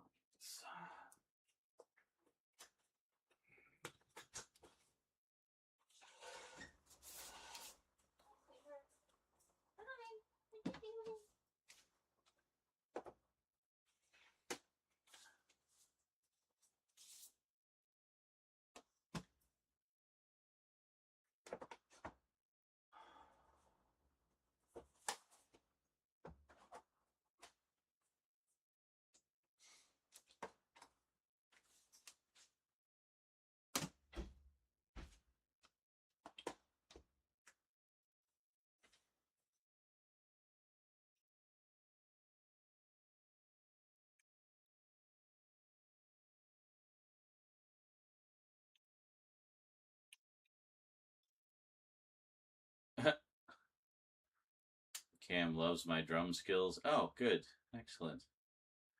Thought one of my Blu-ray box sets was damaged. I checked it again. It's okay. Well, it's oaky. It's made of oak, so it's fine. Oak. Oh. Oh. Ricola. Ricola. Dum dum dum. Tum-ta-tum-tums. Tum-ta-tum-tums-tums. Tums. It's called a waking up, soldiers in yoga. You don't even drink Folgers anymore. Sleep Country, Canada. Why buy a mattress anywhere else? We haven't been indoctrinated. What is this, Demolition Man? We're just singing like commercial jingles now? I always, because I'd hear it on the radio a lot, because I'd listen to the radio with Acacia. Yeah. I always thought it said, why buy a mattress when you can sleep on your couch? Insinuating that Why buy a mattress when you can sleep on your couch? Insinuating that your couch was so comfy because you bought it from Sleep Country that it was comfier than your bed. Hey, I used to have a very comfy couch. What? It kept making a clicking sound when it was shut. Jonker says, I'm not even high and I've made so many fucking typos. Also, it's stacked discs. I hate that. Why does WB do stacked discs and Paramount? I don't know. Because it's cheap. They're saving money on packaging. That's literally the reason. A Fairly Odd Parents. Yeah, a lot of sets are like that. Sadly. Like, that's one of the things that we've lost in this, late stage capitalism era, and, companies just thumbing their nose at physical media, is nice packaging. Oh, there's exceptions. But, oh, thank you, Wolfden. You saved my soul. He says, I saw the horror collection, but still working, so listening. Fair enough. So you saw it with your ears? Excellent.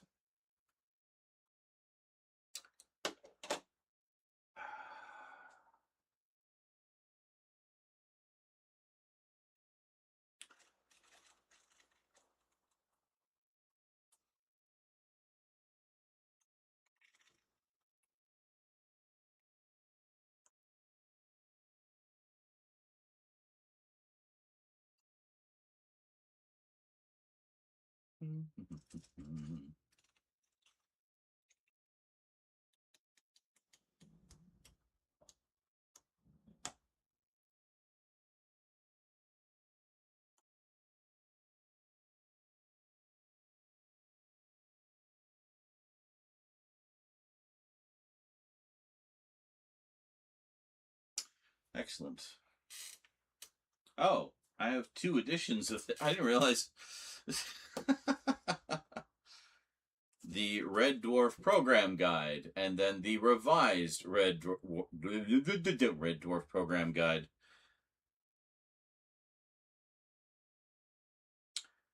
Which goes all the way up to Season 6. There's been a few more since then. There's been literally 7 more seasons. Or series. Do they call them seasons or series in this case? Red Dwarf 1, 2, 3, 4, 5, 6, 7, 8. Who do we appreciate? They don't really call them anything. They just number them. Series. The original and extended series. Series 6. Yeah, they call them series. Why do they call them seasons on the program guide? That's weird. How far does the first one go up to? Programs.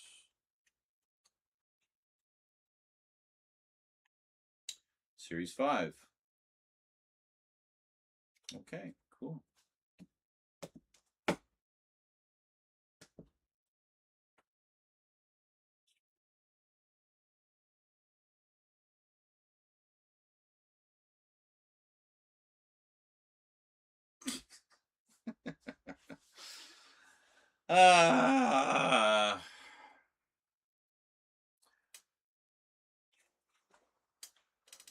I watched it, then back to the grind.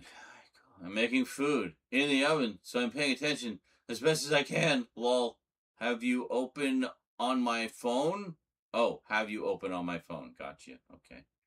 Well, it's a good thing the camera is zooming in like mad because then you can see things a little more easily on said phone. On yon phone.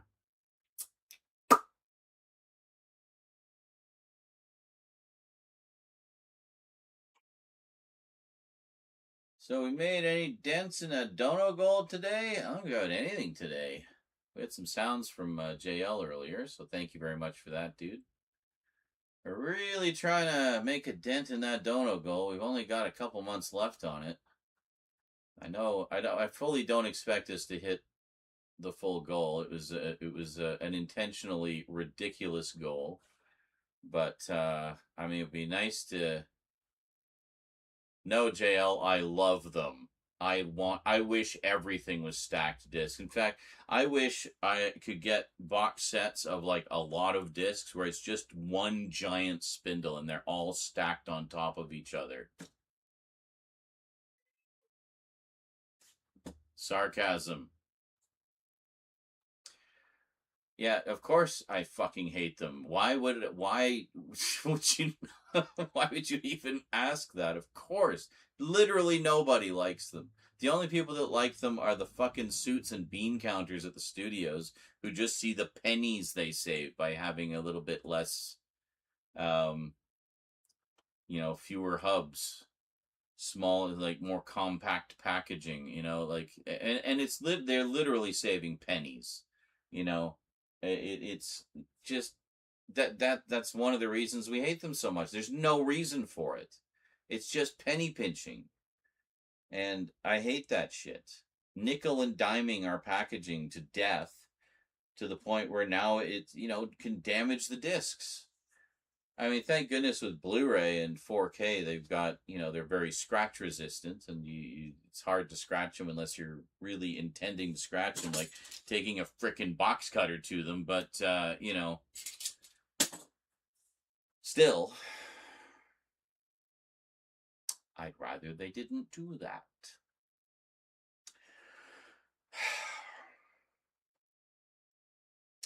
It's almost as bad as, like, cardboard sleeves, or the very scratchy cardboard.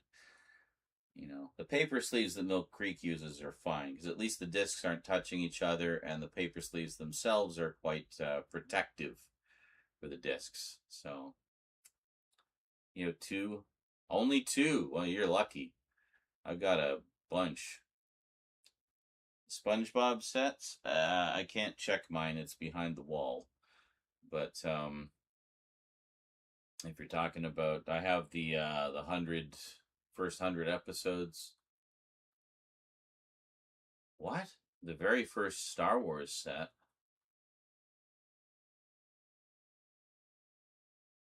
What? Are you sure about that? I don't recall having any Star Wars set with paper sleeves. Ever.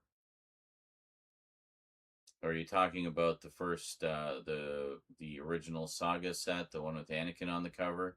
Not the one you sent me, which has the better cover, the Darth Vader cover. The Darth Vader cover is definitely the better cover, I think. Paper sleeves. What the hell?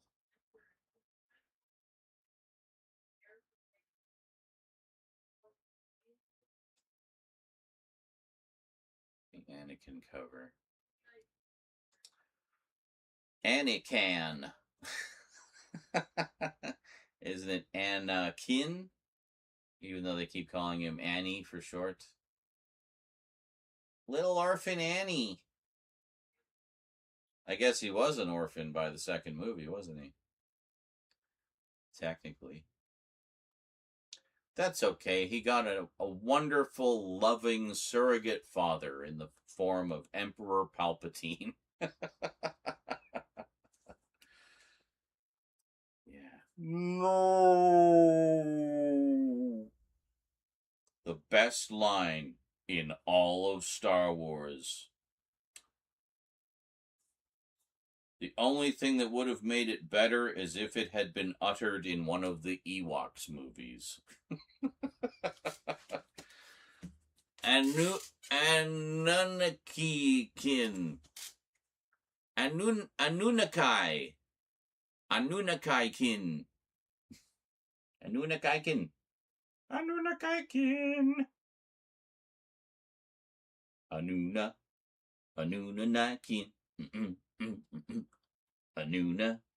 Anunnaki.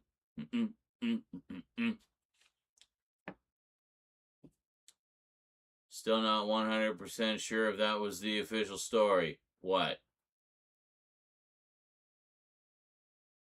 That Jar Jar is what made Star Wars work? I think that's pretty official. I mean, until Jar Jar came along, I mean, the whole series, the whole franchise just seemed so directionless. But then Jar Jar came along and it all worked beautifully. Jar Jar fixed everything. Jar Jar saved Star Wars. Good work, Jar Jar.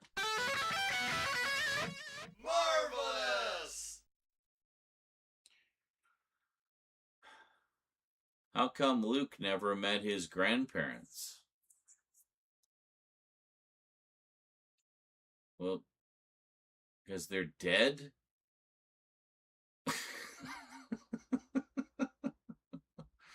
Oh, from Padme's side. They're dead. They were on Alderaan. They're dead. Blown to smithereens.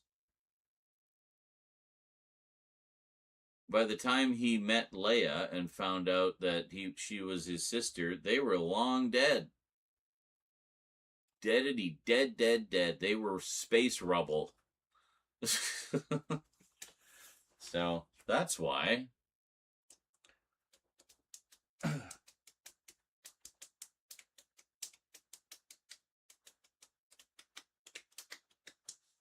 Do these have pack-ins?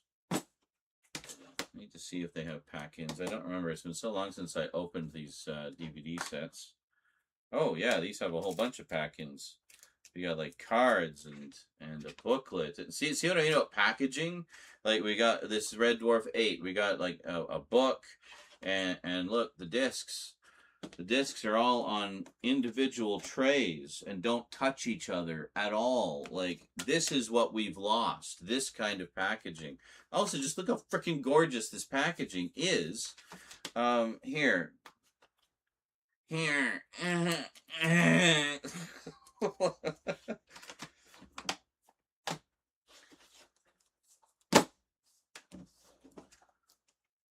Look at that. Lines up beautifully. These releases were years apart. Lines up beautifully on your shelf. Consistency, you know? OCD approved. Fuck, that's beautiful. The only thing that's inconsistent is Rimmer on the spine of number 1. Of course it's Rimmer. It's always got to be Rimmer.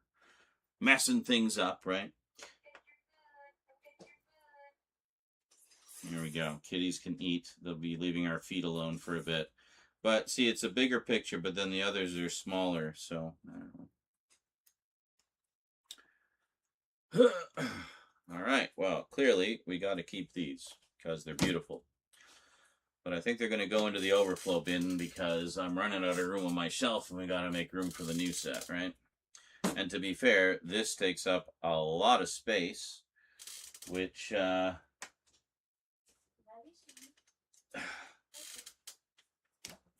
this set contains everything and saves a bit of space. So we save 3 Blu-rays worth of space, roughly, which is good because then we can fit in Hyperdrive and British Empire. And there we go. So that will be the Teapot. What? How long should I put in my meat pie for? I put it in for like 45 minutes. Is it just one? Yeah. 40 minutes? So I just put it to the number 40 on the timer thing, right? Yes, the numbers are minutes. Okay. Are you videoing? I'm going to. Okay. Not right. I want to make sure I wasn't interrupting. I'm not videoing right this second. I do have more canvases. I have 3 more canvases. Sweet. See, that's why you gotta put your stuff away when you bring it in, instead of leaving it scattered all over the living room. Because then you forget what you have. Rose has been getting into doing a lot more painting lately, so yeah. Always delightful to have canvases. Hey, my universe book. Very nice. Our Universe, a National Geographic book that was something I loved from my childhood. And Cass gave it to me for Christmas. He found it. Yes! Found my stamp card. For what? Curious. What do you get? You get a free pack every time you fill up a row. Free pack of cards? Yeah. Let's see. Rose is really into MTG. Magic the Gathering. Magic the Gathering. Gathering. Gathering. We're not autistic household at all. What's this? Not at all. Sinkhole surveyor. Huh? I'm gonna survey your sinkhole.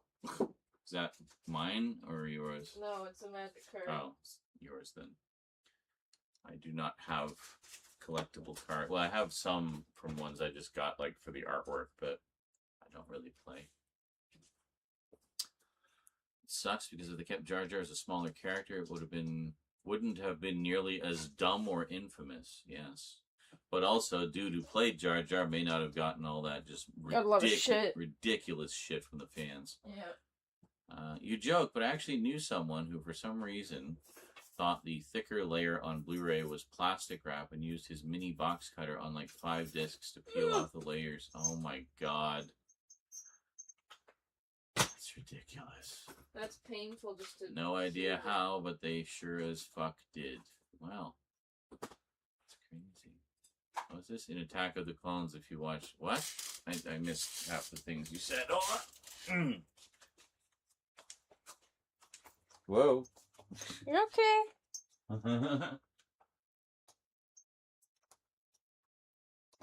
Blooper from Padme's side. It was Naboo. What was Naboo?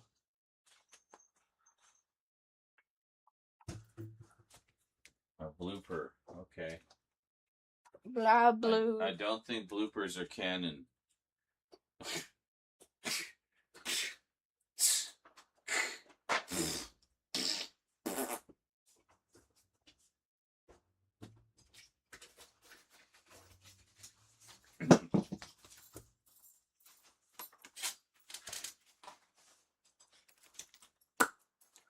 If you watch the deleted scenes. I probably did back when I first got it on DVD.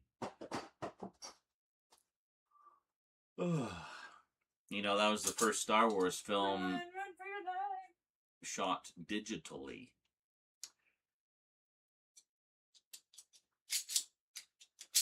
I'm not sure what the native resolution was, but I know it was lower than 4K. Because it was still pretty new technology at the time.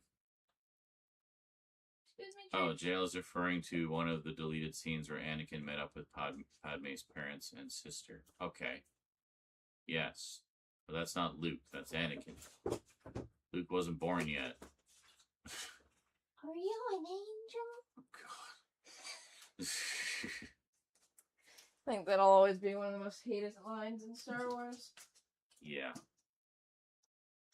I just straight up, like, gently squished his tail and he did not care. Yeah. It wasn't intentional, but... Church, please get away from all Church, the wires. Come on. That was Eclipse. She called Church and Eclipse answered. Hi, buddy. Here we go.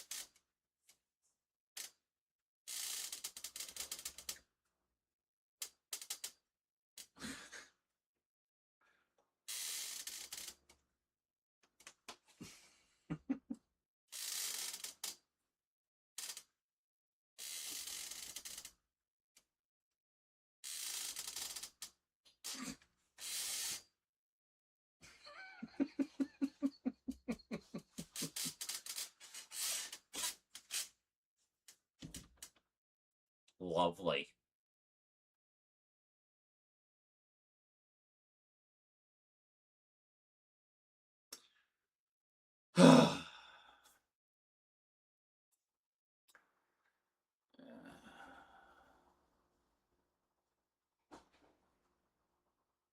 So, what? Why would they think that? And then why would they do that? Like, what format of disc has ever had shrink wrap on the disc? Like, I mean, I've heard of some serious dumbassery as far as how people maintain their collections, but what? What?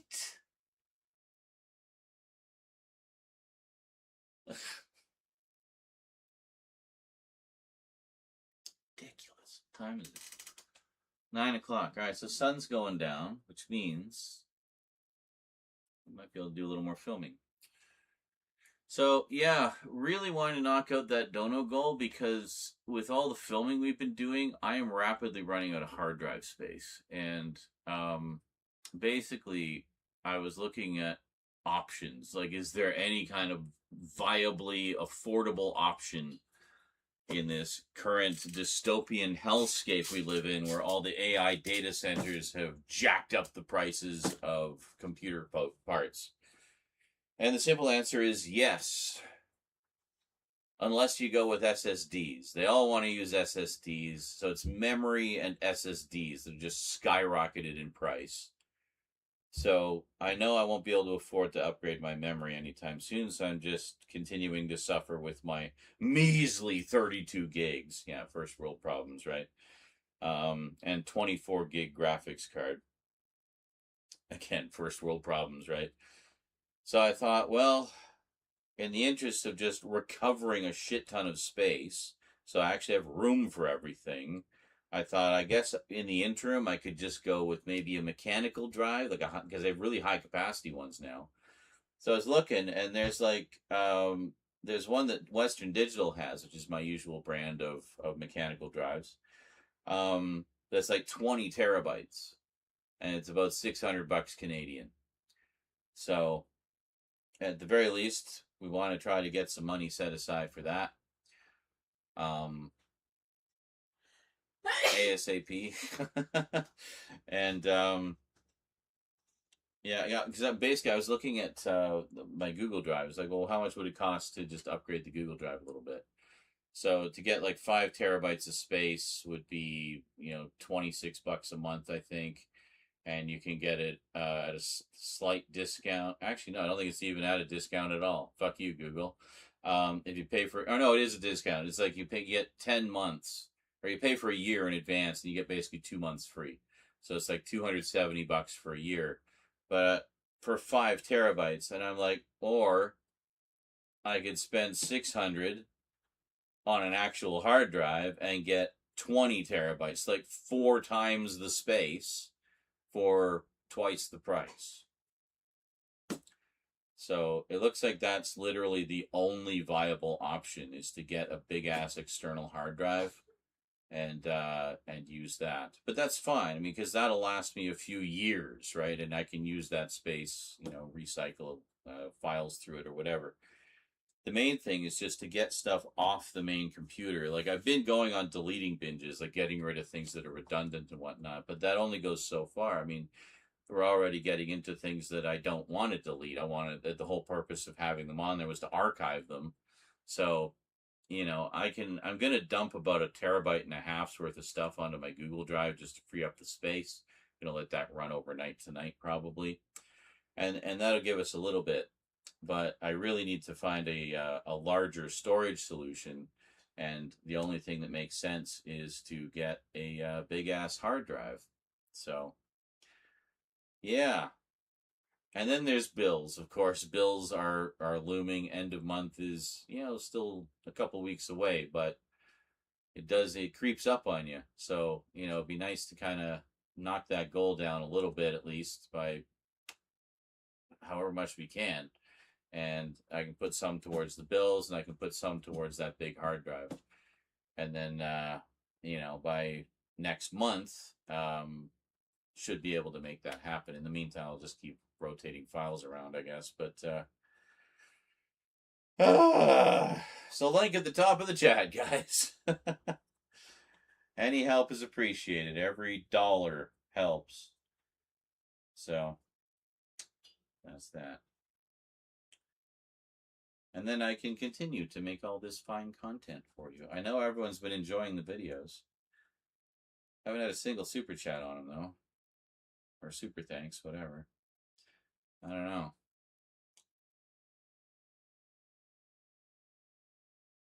What? Blu-rays don't work worth shit. Putting plastic wrap embedded on discs? What are they thinking? Oh my God. They looked like DVDs when I first saw them, and he said, Blu-rays don't work worth shit. What? You really got to wonder, like, what is the thought process of some people? Like, who would come to that conclusion? Like, was he trying to play it in a DVD drive or something? Like, well, yeah, they're not going to work in a DVD drive. It's a Blu-ray. But it's the same size disc. Yeah, so's the CD.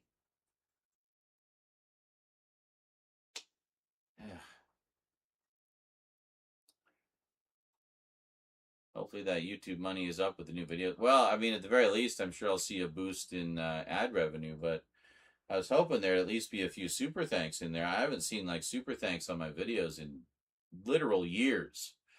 I can't remember the last time I got one. I get super chats, like the one from Bradshaw right now, 99 cents. Thank you so much, dude. It's me. There we go.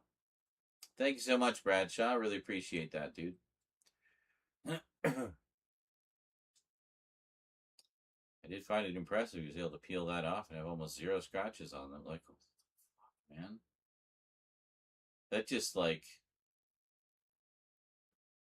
I don't even know how to feel or react to that. So I've got maybe 3 super likes in 6 years of making videos. Yeah, I mean, I got a few back in the day, but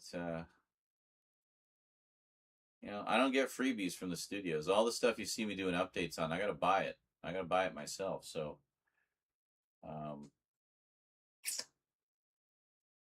every little bit helps. But the main thing right now is just that storage. I need storage because I mean we're filming everything in 8K, editing and mastering in 4K. Those files be big. Like an average filming session like that I've been doing on stream, when I transfer the footage over to the computer, it's often in the vicinity of 250 to sometimes 350 gigs. Like a third of a terabyte or a quarter of a terabyte for one day's filming, you know? And you see how much filming we've been doing lately.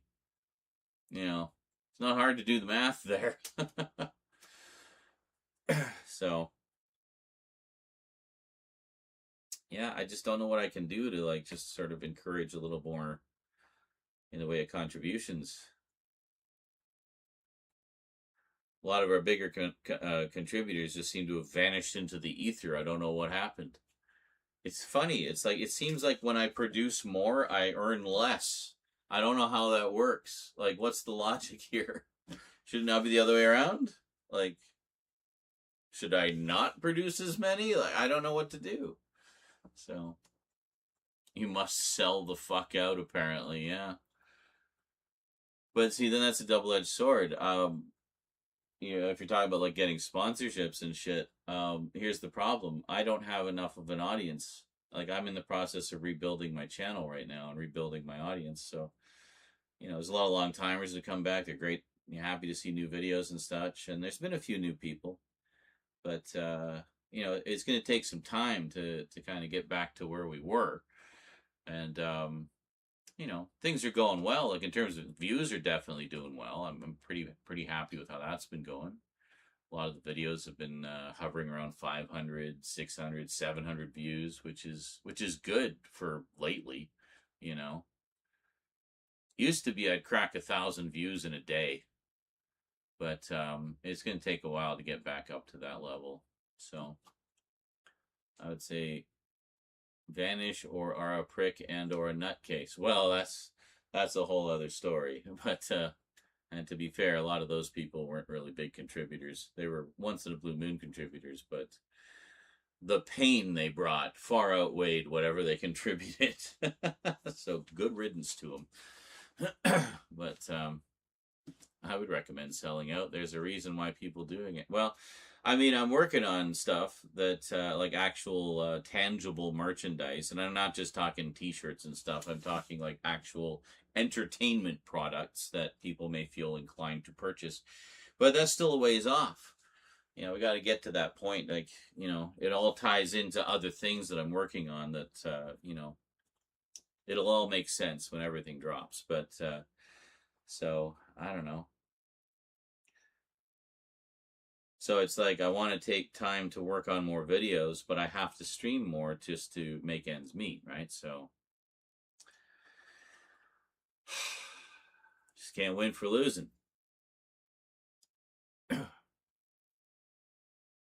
Sell out. Yeah, I'd love to sell out. I don't have the opportunity to do so. And I don't really want to be just hawking shitty products that I don't really believe in, you know? I'd gladly do HelloFresh because I've actually used HelloFresh and actually like it genuinely. But HelloFresh doesn't really give you freebies if you're a sponsor. You still have to. It's like you subscribe to it as normal, but you get like an affiliate link. So if people, you know, you do your spiel, and if people buy some HelloFresh through your link, you'll get like a kickback or something. But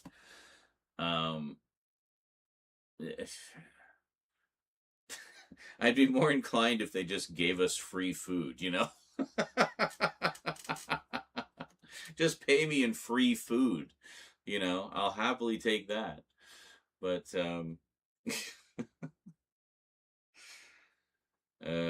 we will get to Metallica levels of selling out one day. No. Kiss level. Yeah. Kiss is like the king of merch and you know, just anything to make a buck. So, be honest, I would genuinely do product placement. Just depends on how I would do it. Like, you know how much Coke does. I would gladly do a Coca-Cola sponsor. Well, yeah, but that's also because you're just a fiend for Coca-Cola. You just want the Coca-Cola. Make my caffeine addiction worse and give me money. Yeah. Zarin Isaac branded coffins coming soon. Oh, how about Zarin Isaac branded coffee? Huh? You get a coffee sponsorship, maybe through Skull Crusher. There we go. Did Skull Crusher? Yeah, Skull Crusher. There you go. Now we're talking. Get that tasty caffeine going. I mean, coffee. That's a product I believe in. You know, maybe Pillsbury. Maybe Pillsbury can give me a Pizza Pop sponsorship, you know? I certainly hawk them enough on here. Holy shit, Nihilist!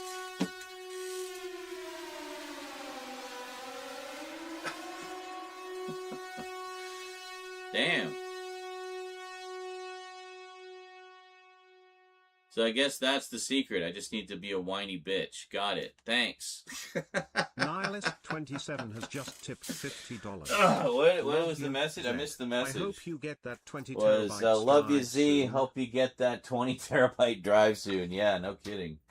Well, first order. Fuck.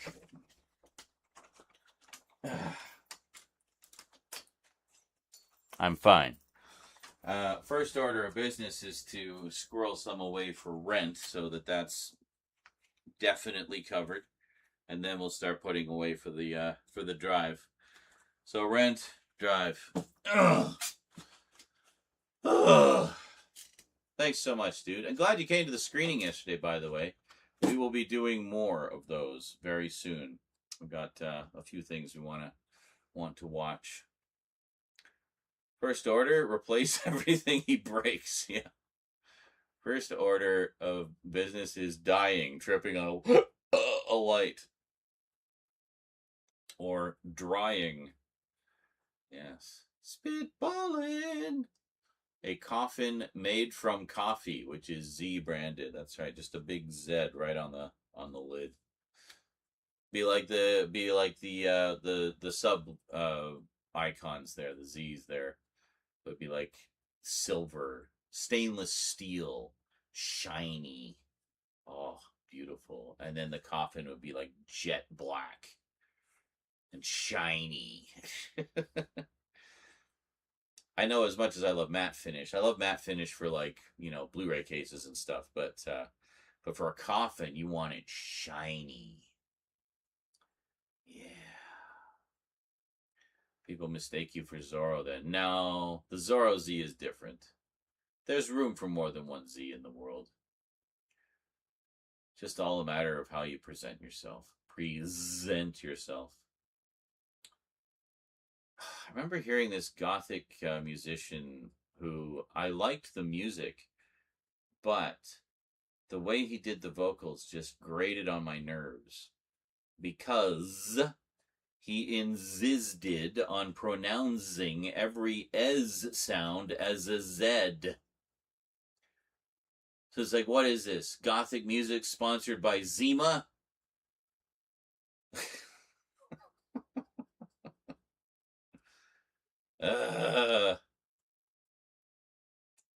Oh my god, Ron, you are Nihilist?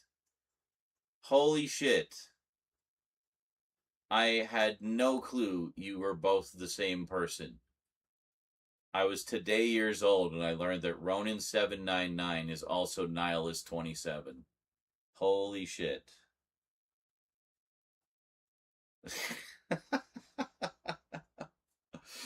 That is hilarious. Yeah, I saw uninstall watching on YouTube, though. What? I'm watching on YouTube, not uninstalling. Good old autocorrect. Yeah, see, what power users like to do is they'll watch on YouTube but chat on Twitch. Because Twitch has all the best chat options, but YouTube has the best stream quality. So,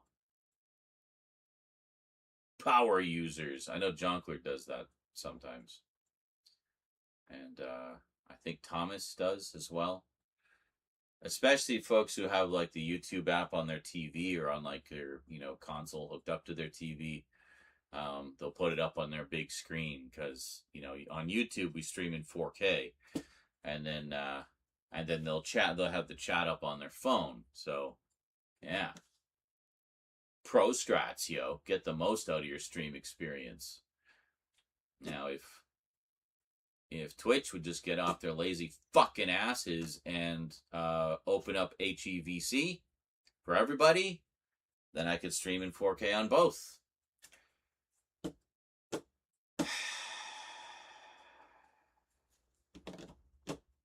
I like how the link is Colorful Manly Garage.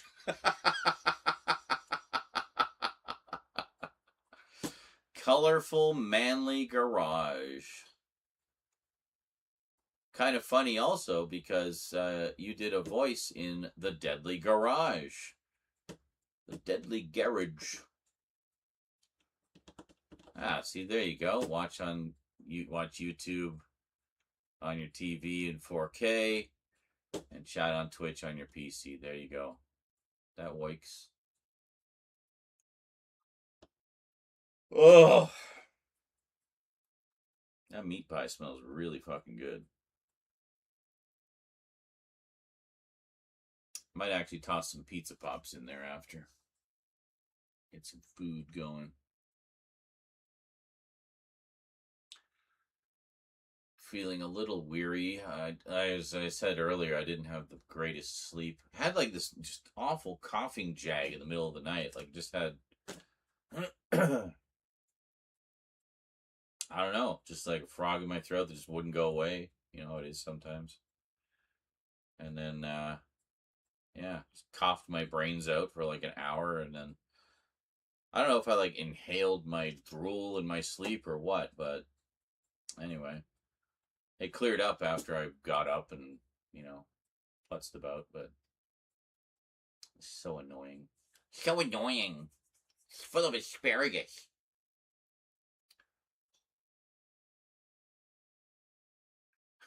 I'm uninstalling YouTube. See ya. Yeah, I've actually, like, abandoned a good chunk of, hey, incoming super chat! Thank you, thank you, thank you. $2 from BSG75-217. Thank you, thank you, thank you. Appreciate that. Yeah, every little bit helps, guys. I appreciate every single cent, honestly. I mean, us streamers are like waiters. You know, we live on our tips. So we can keep serving you all that tasty, tasty content, right? Yes, hard drives are expensive. Well, especially SSD, because that's what they want to put in all those data centers, because they're faster and they don't heat up as much. Like anywhere near as much as mechanical drives. So yeah, I'm just thinking as an interim solution until all of this freaking overpriced madness calms down, hoping it does. I mean, I can't afford to wait for the world to stop being stupid. I need storage space, you know? So yeah, so I was looking at options earlier today, and it looks like, you know, I can get like a 20 terabyte drive fairly affordably. You know what's funny though is if you go for like a 22 terabyte drive, it like doubles in price. So like a 20 terabyte's about $600 Canadian. But a 22 or like 24, you're looking at like $1,300. I'm like, seriously? For an extra 2 to 4 terabytes? Fuck you. This is all the billionaires' fault. Pushing their goddamn AI bullshit and their goddamn data center bullshit. Just generally all their bullshit. And then all the politicians just kowtowing to the billionaires and just letting them run the show. Fucking hate what the world has become. Absolutely hate it. Because we're all suffering. All of us are suffering because of a handful of egomaniacs who have 99% of the money. So everybody does whatever they want. I'm so fucking sick of it.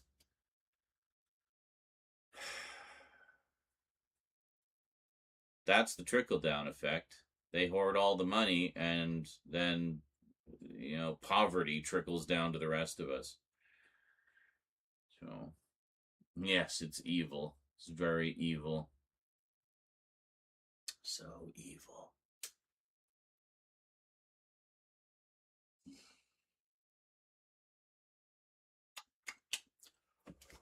Oh, Nelly.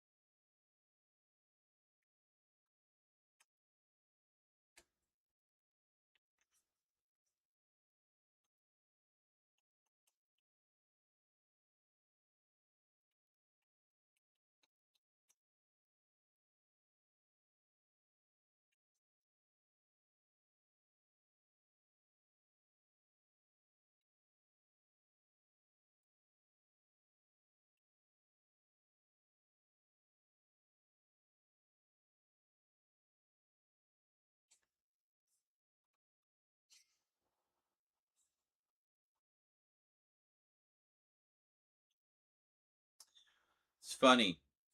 This is Primordial Soup, which is a collection of 6 of the original scripts for Red Dwarf.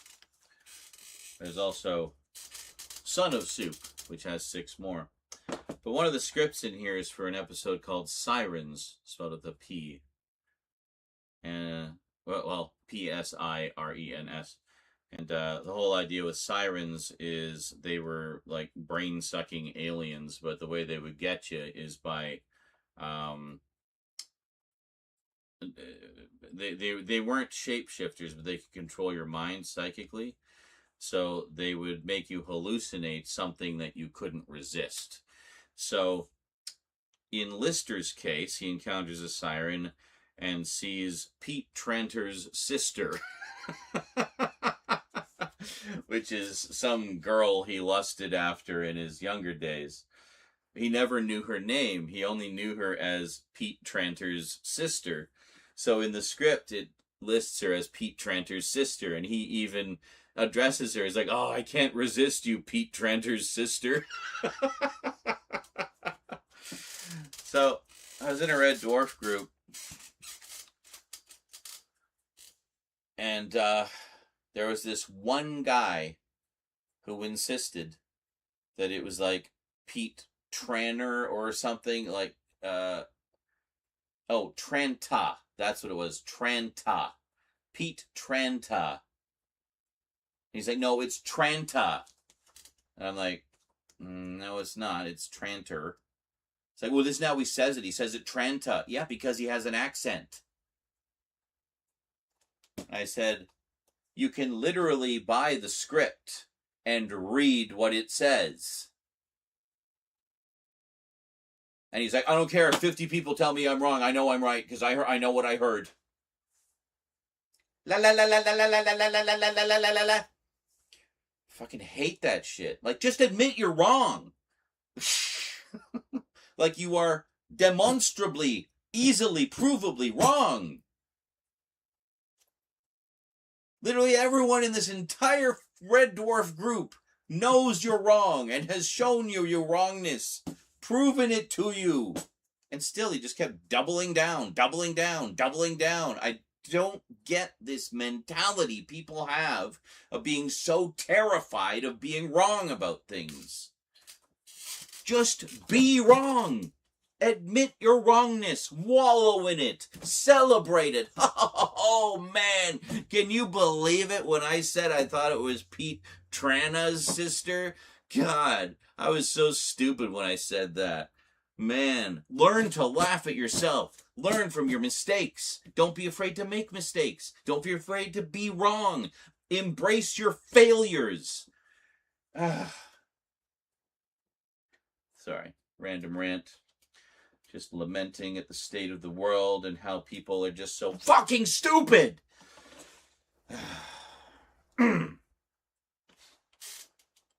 Dim, yes, dim, short-circuiting bulbs.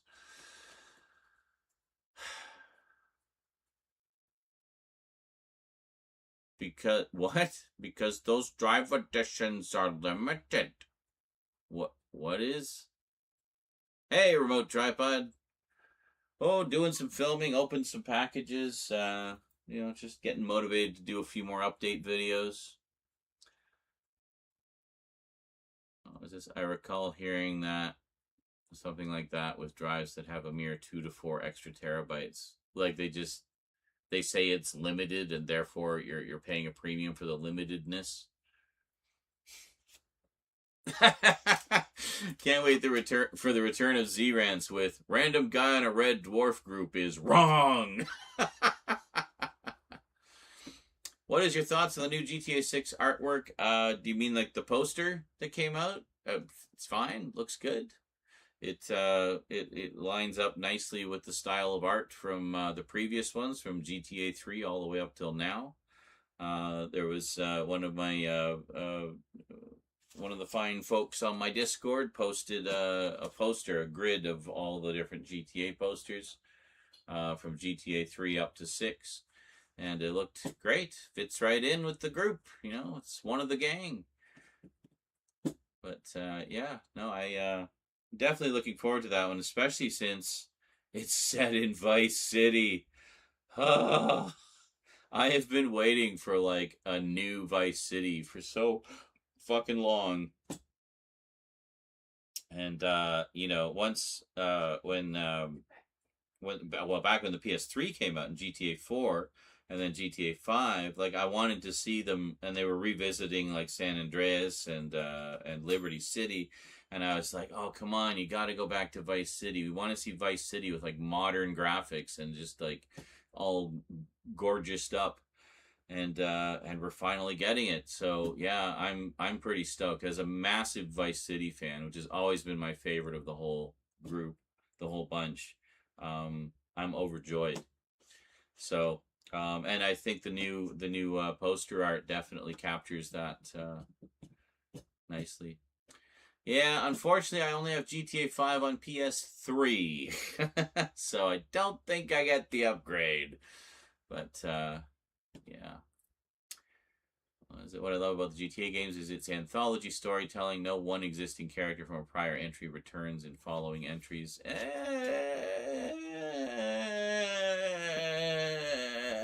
They do on the radio. Maybe not in the main stories, but they definitely do on the radio. And I think there actually have been a few cameos from characters from other ones. But yeah, for the most part, they're all standalone stories. But you do get a continuity of the world it's set in if you listen, especially to like the chat radio stations. There is definitely a continuity across them with those. And Love Fist, the music group, yeah. Love Fist! And Liberty City Cox, their football team.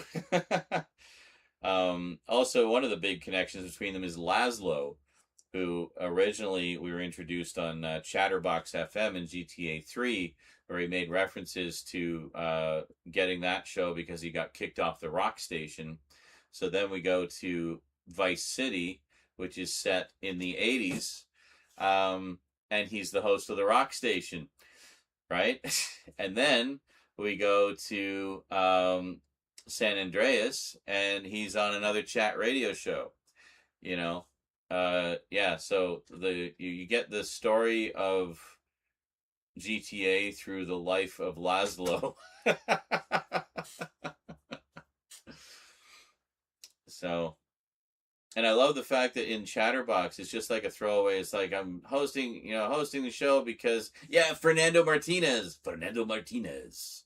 Yes. You're just some cheap pimp from upstate. But yeah, he's in a lot of them too. So, hey, Draven, how's it going, dude? Seems like GTA 6 has the entire holiday release schedule to itself.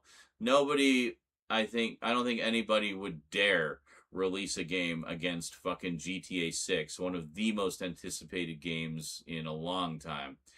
That would just be instant death. That's right, they got Axl Rose. Yeah, I mean the radio stations are really where the story unfolds, and you also have the TV shows as well. Like Republican Space Rangers, which is just fucking hilarious. Such brilliant satire. They got Call of Duty to move to October. That's how powerful GTA 6 is. Wow, that's crazy. I feel like it'll be the same thing when the new Elder Scrolls drops, because that's a big anticipate, which is also the 6th, funny enough, which is another big anticipated one, which we've been waiting almost as long for, actually. And like GTA 5, it has gone through several phases of remasters, several generations of remasters, and yeah. They got Kenny Loggins in GTA 5. I mean, they got... Yeah, I mean I remember like with Vice City especially was where they really started getting a lot of celebrity voices to do the characters. Incredible cast in that, and and then they got a lot of celebrities on the radio stations as well. I mean it's great. So it'll be interesting to see what they do for the new one. But yeah, definitely looking forward to it, for sure. Now all the games are releasing in September. That's great. Do you think GTA 6 will release a soundtrack like Vice City? And do you think Kenny Loggins will be a DJ for them again? Well, that, I mean, who can say? I mean, it's entirely possible he might be, but at the very least, I look forward to more chat radio, because the chat radio stations are just so fucking hilarious. On those, that's like one of the first things I go to is like, oh my god, I got to hear the latest chat radio station. They're so funny, and I'm hoping for more Laszlo. I'm hoping for more Fernando. Yeah, all of that. Like, I don't know. I mean, I don't know what the time frame is. If it's going to be set in the 80s or if it's, I don't think it is. I think it's like, it'll still have that 80s vibe because it's Vice City, but I don't know. I don't really know. I haven't really looked much into it, so. In GTA 4, there was a radio station called Vice City FM. Well, there you go, yeah. So, I know that. Well, most notable one I remember was when Lester in GTA 5 mentioned the Russian from GTA. That's right, yeah. Yeah, so there are little connections and little references, for sure. But a lot of them are blink and you'll miss them. But, yeah. But that said, I mean, you can play them in any order you want. It doesn't really matter. But as you play them, you will spot those connections. And why are you so ugly? I like the one where he was hawking medallions. There's nothing compliments the dense jungle of your chest hair like a medallion. I just love the dense jungle of your chest hair. Amazing. Fernando.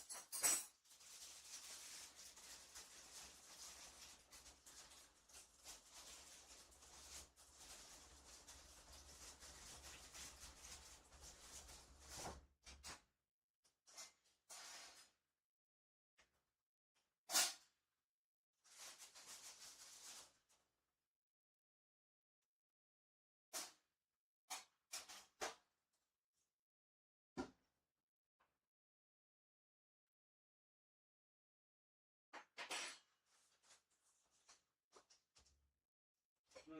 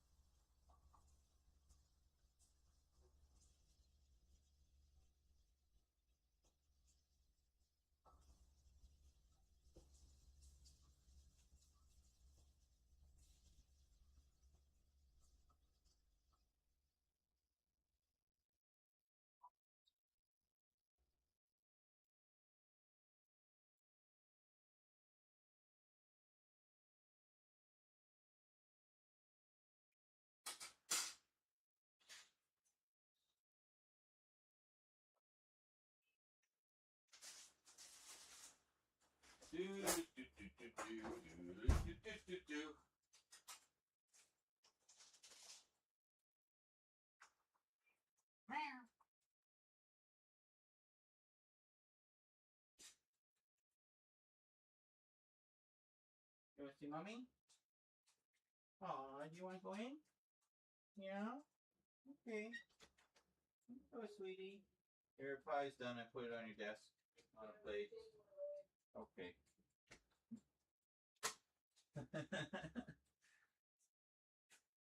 Aw.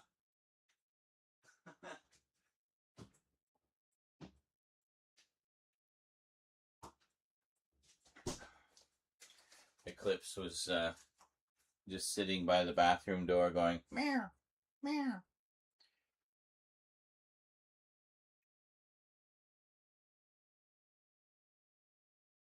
That's right. Yeah, Ronan says GTA 3 protagonist was in San Andreas just before he left for Libya. See, that's right. Yeah, he's in one of the missions just very briefly and doesn't say anything because he was the silent protagonist, right? So Johnny Kleblitz, the biker, murdered by Trevor Phillips. Yeah. Yeah, so there's like a ton of connect. There's probably a wiki, I'm sure, that lists all the connections. So the online modes for 5 have been doing semi-mini story modes now, which I think 6 will also do. Probably. I don't give a shit about online though. That's the thing. Is like, great. I don't want to play online. I want to be the king of the city in a nice, robust single-player story mode. You know. So. Yeah.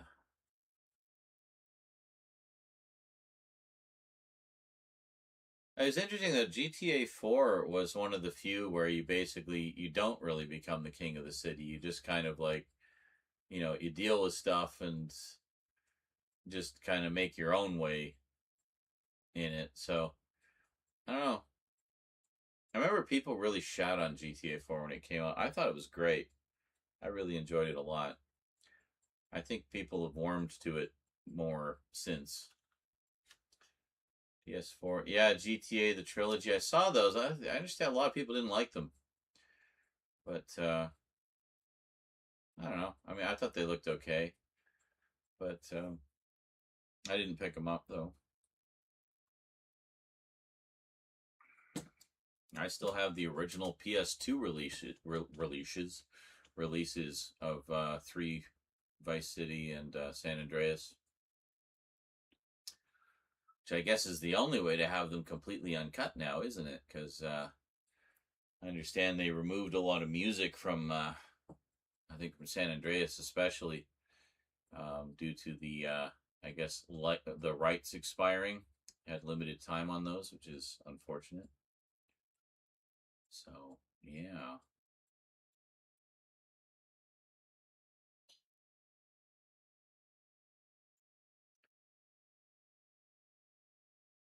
Got a feeling if GTA 6 lasts as long as GTA 5, we'll be able to have videos in 8K like the PS5 box has advertised when it first came out. Did they really? Funny enough, I'm filming in 8K. So I guess I'm ahead of the curve. Just wish storage capacity would keep up with me.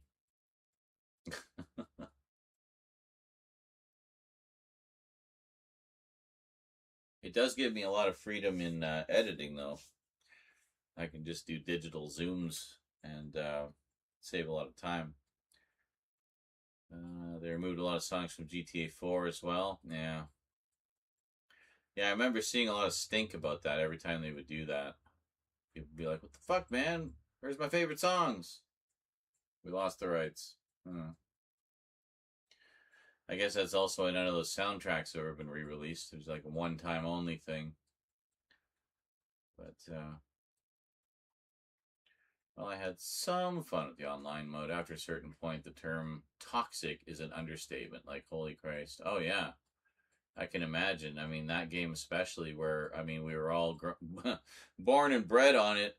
And the whole name of the game was once you finish the story mode, you just create as much chaos as possible all over the city, you know? So I can absolutely see that being present constantly in the online mode.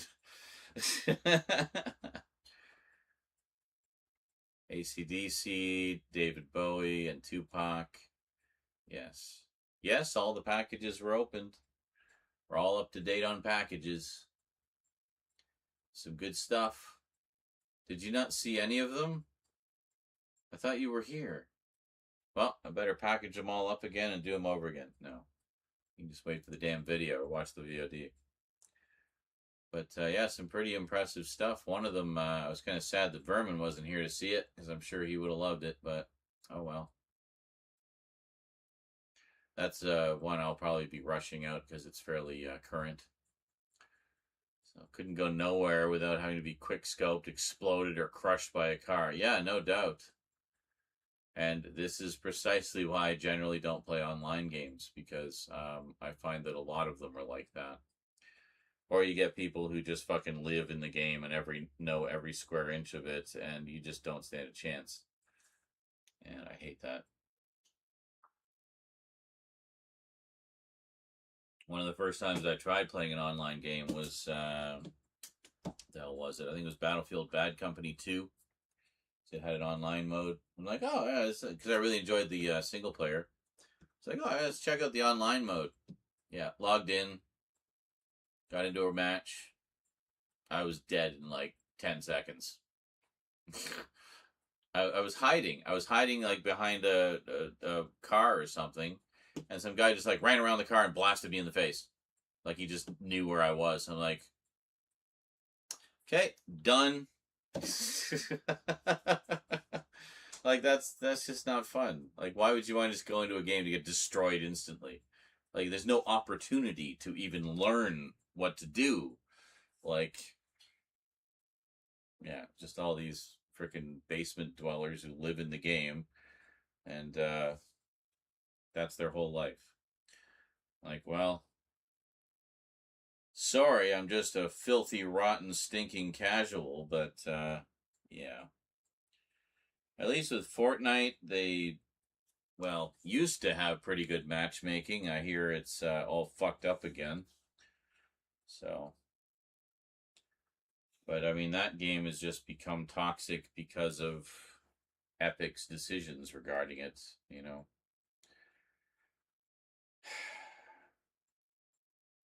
Whatever. Speaking of games, I was thinking maybe tomorrow we could take a game break for Friday. Maybe have a Fright Night Friday. What do you guys think of that? Maybe do some scary games? Huh? Yeah? We got one that Rose has been playing a little bit called Escape the Backrooms with Friends. It's apparently one of the better Backrooms games. She's been liking it a lot. And I got it, and she's got it, and a bunch of people I know got it. So see if we can put a little team together and explore some liminal spaces and get chased by terrifying entities. Then there's also, I mean, there's other games that we're kind of in the middle of that we haven't gotten back to yet, like Callisto Protocol. I know we'd like to get that one going again. And yeah, could be fun.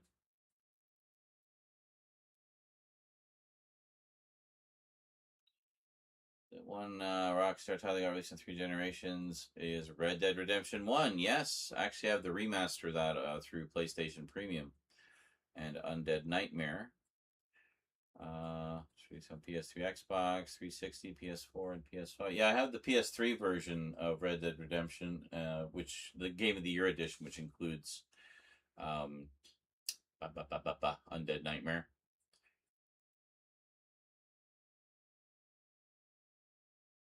That's one I would definitely like to replay.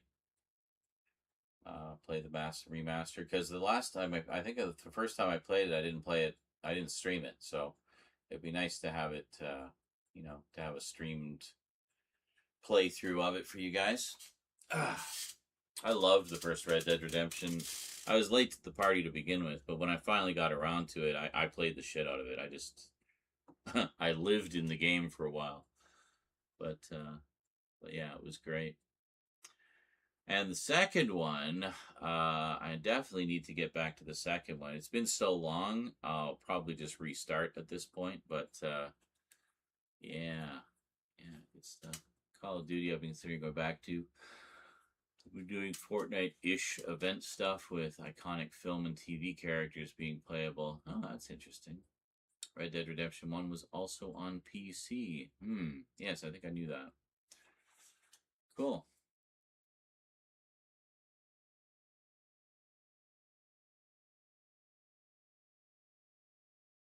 So maybe I'll try to... yeah, I actually got a pack of those a while ago. He had a sale on a bunch of the Puppet Combo games, so I gotta find where I put it. But yeah, I used to follow Puppet Combo on social media, but I don't think he's on the social media that I'm on anymore, so I haven't really been keeping up. But yeah, no, I like the looks of those. Very PS1 style. And quite good. Red Dead Revolver, yes. The original Red Dead. I mean, you can get it on PS5, and it's up-rendered. So you at least can play it in 1080p, 60 frames per second. But, I mean, it's still the old game, just, a little crisper, better frame rate.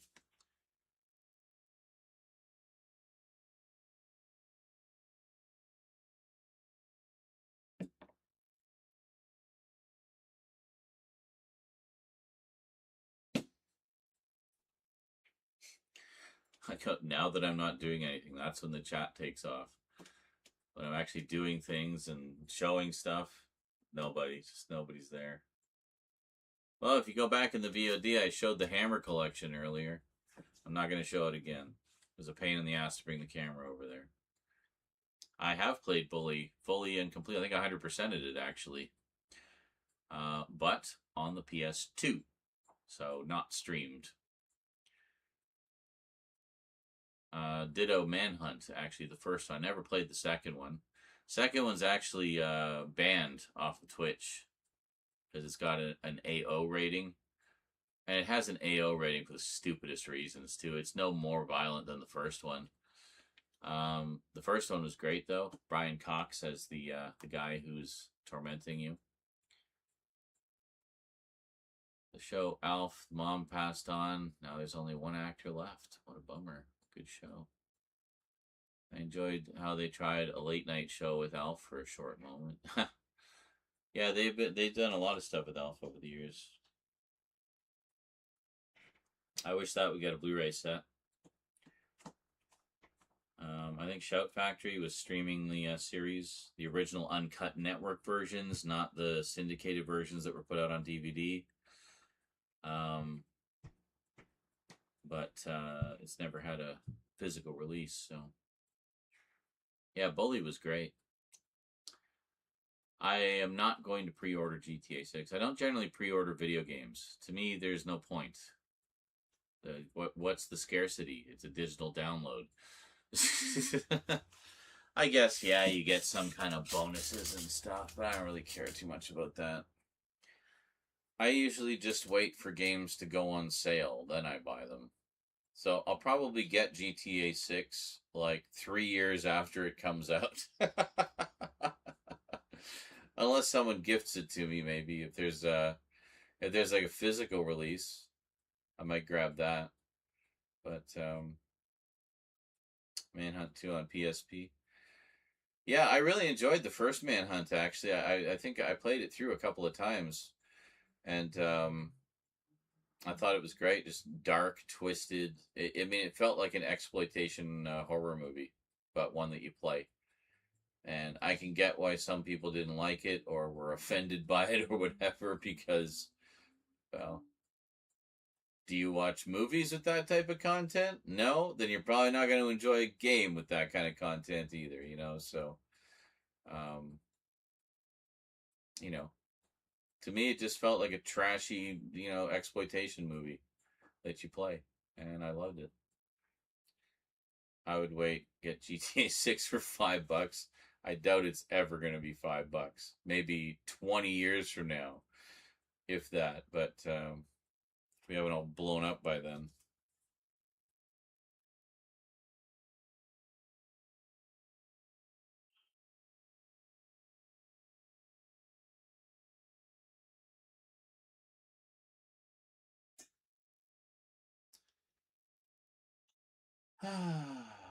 I wish Sunset Overdrive had sequels. Love that game. Sunset Overdrive. I don't know that one. It sounds retro-y. I liked Manhunt. Manhunt 1 over Manhunt 2. They really nuffed it, really. And even more so now that you can't stream it on Twitch, so they can't even get any more exposure for it. But Resident Evil 9. Yes, that's definitely one I would like to play. I'm sure you watched my playthroughs of 7 and 8. Yeah, really enjoyed those. Which is funny because I was always kind of meh on the Resident Evil games. Oh, I appreciate their place in history and for kind of bringing survival horror into the mainstream and into the spotlight a little more. But I just found the games really clunky. And yeah. But the whole revamp they did with 7 and 8 I thought was terrific. It made it more fun for me. Maybe being first person. So, I don't know. An Insomniac made open world game with a grinding mechanic to move around. Okay, interesting. Heard they are remaking Max Payne 1 and 2. Yeah, I heard something about that too, yeah. Yeah, I can't stream. It's on their banned list, which is funny because most of the banned list is porn games. It's like you have a bunch of porn games and then you have Manhunt 2. Oh, and I think Postal 2 is on that list as well for some reason, which is even more ridiculous.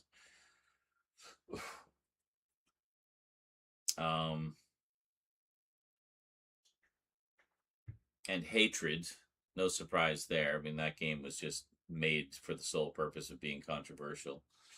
So it's basically Postal without the humor. You know, Postal at least has a tongue-in-cheek kind of satirical side to it. Hatred was just violence for the sake of violence, which is fine. I mean, if that's what you're in the mood for, but yeah, Code Veronica. Wonder if you can stream the Atari porn games. That's a good question. Possibly not. The remakes for Resident Evil 1 through 4 fix a lot of that clunkiness. For Resident Evil 1, really? I thought Resident Evil 1 was just a fresh coat of paint, but it's basically the same game. Because I played that. Still clunky. But 2 through 4, yeah, I know that those are like full ground up remakes. And I will play those at some point. I have all of them, I think. Yeah, I'm pretty sure I have all 3 of them, so I know there was more Postal games. I'm just saying that for some reason the second one specifically is banned on Twitch. I don't know why. It's weird. Speaking of horror, I want to be excited for that new Halloween game, but it seems like most of these games, Friday the 13th, Texas Chainsaw, Evil Dead, all have a very short lifespan. I don't know, Friday the 13th went for quite a while. And I mean, Dead by Daylight has been going for a while. But hey, the cool thing about the Halloween game, unlike a lot of those other games, is it has a single player mode. There's like a campaign, story mode or something. So that's pretty cool. I will play that. That's why you can put that excitement towards the new Hellraiser game. Yes. God, and talk about people being dim. Every time I would see an ad for the new Hellraiser game, people would be screaming in the comments, I don't even know if this game is real. They haven't even set a release date yet. Blah, blah, blah, blah, blah. Give us a release date. Give us a release date. Give us a release date. I'm not going to buy it until I know there's a release date. I don't believe this is real unless there's a release date. It's like, can they make the fucking game first? They haven't done a release date because that's actually better because it means they're not locked into a specific date and they can take their fucking time and make the game good. That is a good thing. Stop trying to paint it as a bad thing because you're so fucking impatient.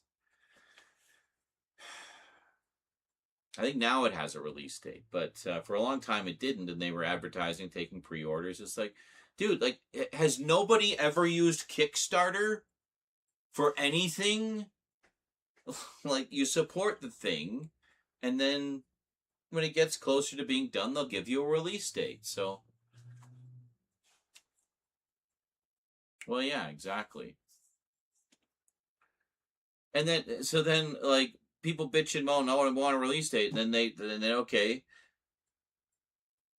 Does nobody remember what happened with Cyberpunk 2077 and Witcher 3?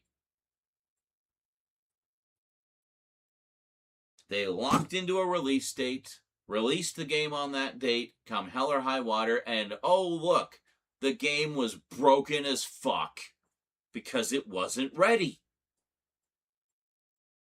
Do you want another Cyberpunk situation, or do you want to wait until they're actually done and have something good? So, people need to get their fucking heads out of their asses. What was the name of the cube used to summon Pinhead? Well, it's often referred to as the Lament configuration, but that's actually a specific configuration of the cube. I don't recall if the cube itself has a name. Jonkler would probably know.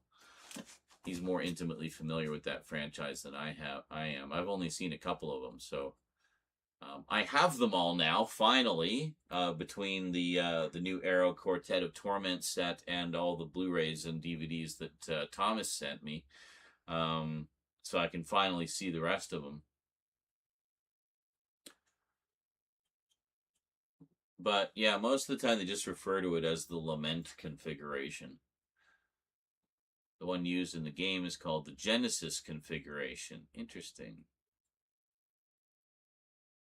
No idea why. Different configuration, I guess. Well, and they explored that in the 2022 movie, which I heard is getting a physical release, but I'll be damned if I can find it anywhere. Maybe Hunter would know. Hunter, is the 2022 movie getting a physical release? I swear I heard that somewhere. I really want that one. I really like that one a lot. But, because I remember in that one, they talked about the different configurations for the cube and some of the different things that it would, depending what configuration you did would determine what the Cenobites would offer you or something like that. Well, it has a physical release. Okay. German. Okay. Oh, from Turbine. Oh, so German. Okay. Gotcha. Same company that put out Knight Rider. Nice. Well, I'll have to try to track that one down then.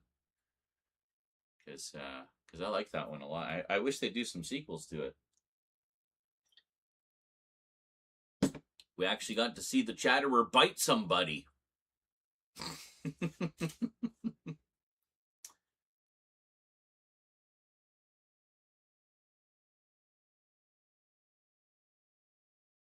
Yeah, no, I think I knew about the German release. I could have sworn there was like a domestic release coming, but maybe that was the one that I heard about. Speaking of Kickstarter, Dirty Pair taking a long time to come out because of Crunchyroll. It finally came out, but I wish it was more available. But eBay prices are stupid expensive, yes. Oh yeah, absolutely. Jamie Clayton, fantastic. I love that take on Pinhead. Very scary. There was a DVD that was available in the UK as well. Nah, fuck DVD. To quote Kevin Smith. But for completely different reasons and at this stage in the game. The fact that a large chunk of it will be set in the game will be set in the Labyrinth. Very cool. Well, I should make a point of sitting down and watching the movies, so.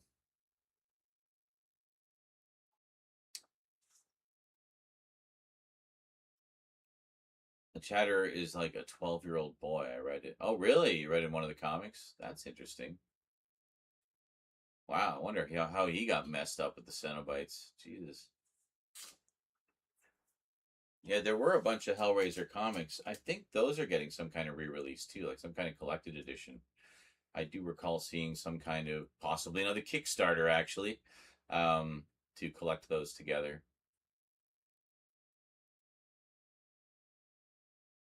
Some of the later ones verge into SNL parody looking territory, so it's at least some unintentional comedy, yes. Oh, I've been warned about the direct-to-video ones. So, yeah, the Labyrinth. I know Hellraiser 2 has a lot of stuff in the Labyrinth, and then the 2022 film, of course. But,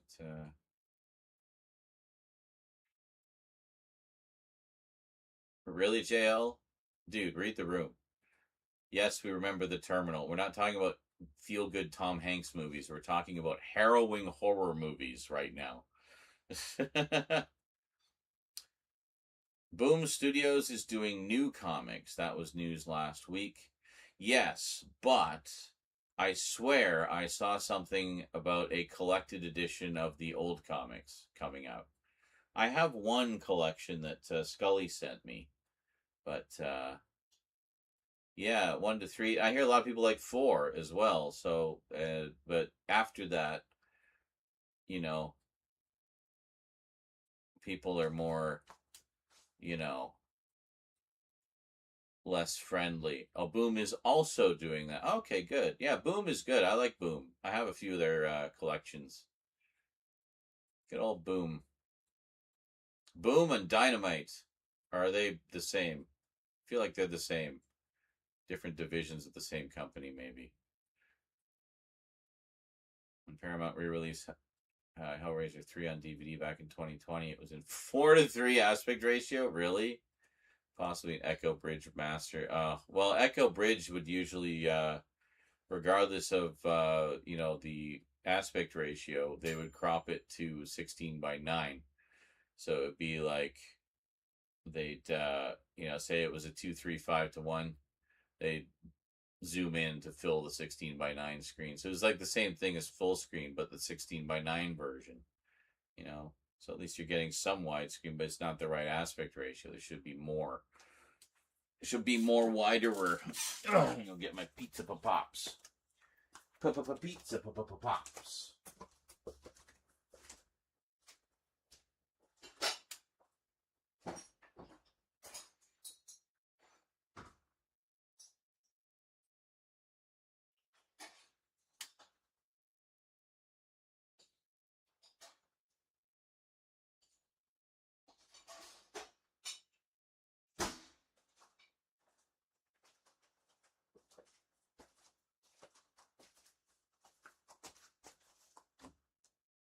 Pizza Pops. Yeah, so I do have the Echo Bridge 4 movie collection, which has numbers 4, 5, 6, and 8. Don't know why it wasn't 7, but 7 was on a separate release.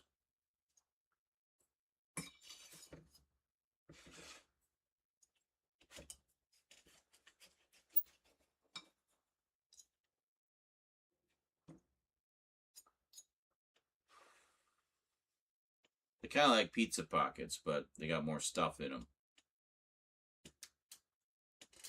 4 is one of those movies that got jerked around in production so much to the point that it got the directed by Alan Smithy credit. Really? Did you grab the Day of the Dead 4K? Or are you waiting for the second sight? Well, no, I didn't. I haven't really looked into that one. I've got the Scream Factory release from a few years ago, which was quite lovely, but I just found out what the significance of that is, namely that they recovered a bunch of original source material that they thought was lost forever. So I will probably look into that at some point. Honestly, Day of the Dead isn't one of my favorites. I thought it was okay, but I know a lot of people are just gaga over it, but yeah, Dawn is my favorite, and I got the second set of that.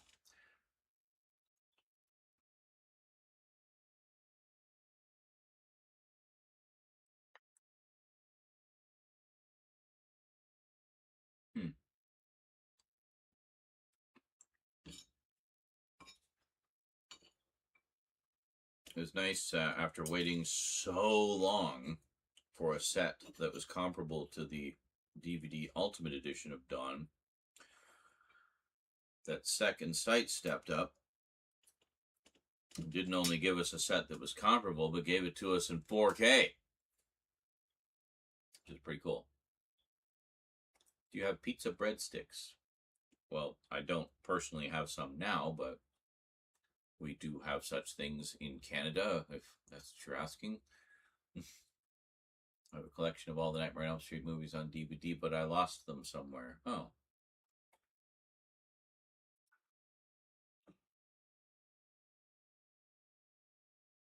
Hello, church. Where were you hiding?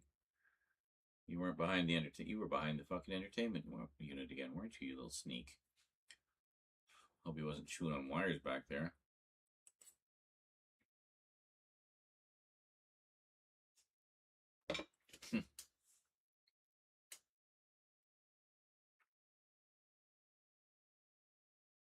It'll be like we were saying before, it'll be like that scene in Christmas Vacation, just boom. Right here.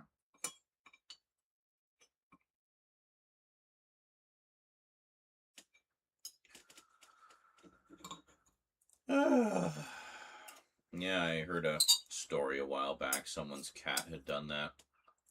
Chewed through a power cable and got a nice zap. Didn't die, thank God. But never chewed another cable ever again.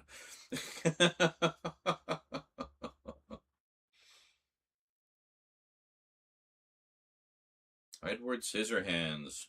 You know, I have had a lovely steelbook edition of that for years, and I still haven't rewatched it. Last time I saw Edward Scissorhands was on DVD. Again, another one that people are gaga over, but it never really, like, super resonated with me. I need to revisit it.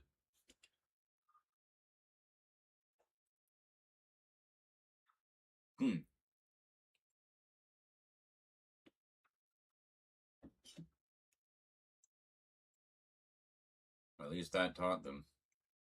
I remember when someone got canceled. Was it me? Cancel. Oh, I remember. You were canceling a lot of people back then. Have you seen The Passion of the Christ? Yes, a long time ago. That's one I definitely want to revisit. Willem Dafoe and Harvey Keitel. I mean, come on.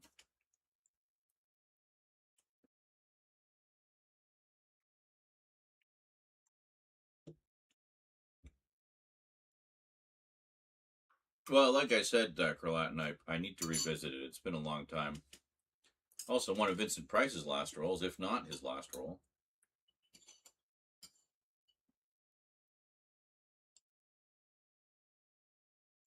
But yeah, last time I saw Passion of the Christ was on... Or, sorry, no. I was thinking of The Last Temptation of Christ. I have not seen Passion of Christ. You're talking about Mel Gibson's one. I have not seen that one. Yeah, I've seen The Last Temptation, the one that Martin Scorsese did. I liked that one. I thought it was really good.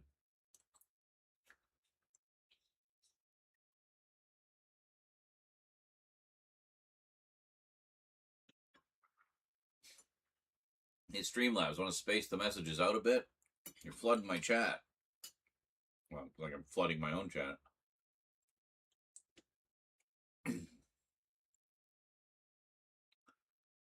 And yes, Grillan, that was a lesson well learned by that kitty, apparently.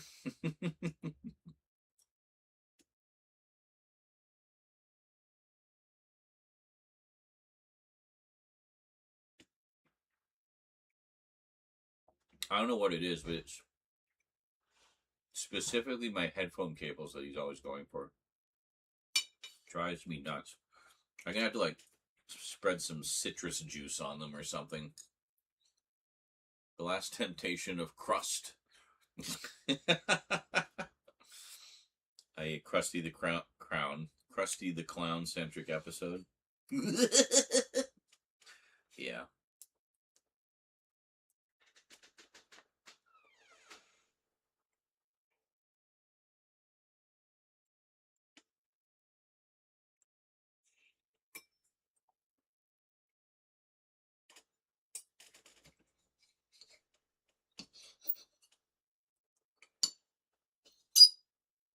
Sorry.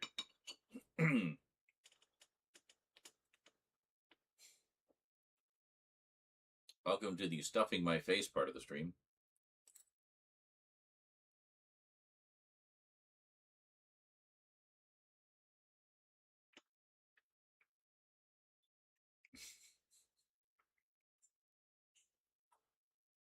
Oh, I think he's just high on life. What are you feeding that pumpkin guy dancing? He's been going non-stop for 4 hours. Need some of what he got for work sometimes, I know, right? Sadly, my sister borrowed most of my Simpsons DVDs a while back. Now they cost an arm and a leg. Yeah, because Disney fucking discontinued them. I'm actually shocked I managed to get season 20 for as good a price as I got it. You know, and all complete. Used, but complete and in, you know, decent condition. So... Is it bad that I find the knifey scratching sound satisfying? No, it's better than finding it grating or irritating, I guess. So I'm glad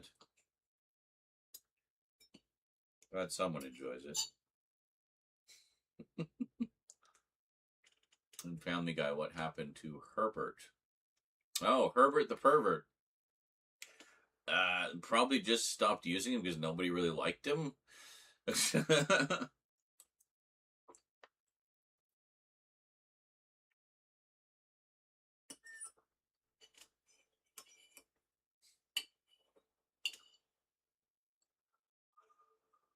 I found he was a character that worked well in small doses. So when they gave him like a big musical number, anytime they would give him like a big musical number, I was just like, oh fuck, here we go. We're gonna have like another like 5 minutes of Herbert.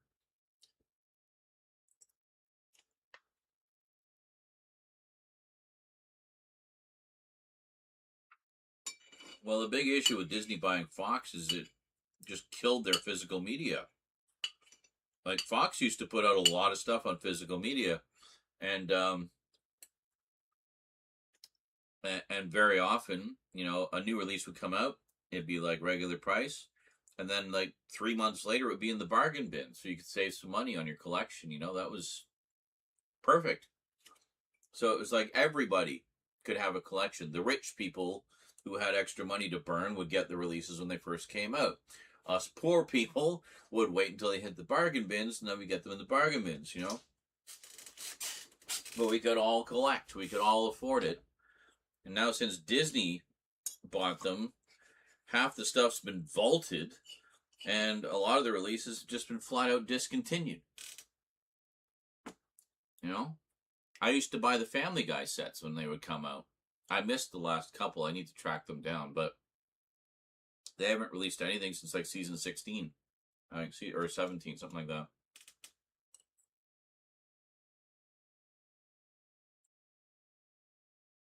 Hey, I'd rather watch hours and hours of Slimer than watch another fucking Herbert musical number. You know.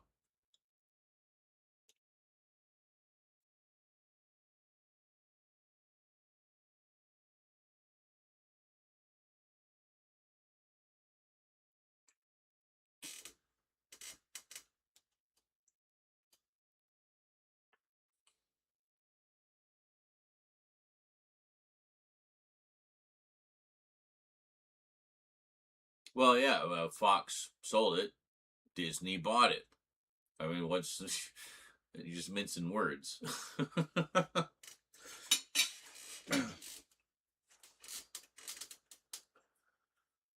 But all their entertainment stuff was up for grabs.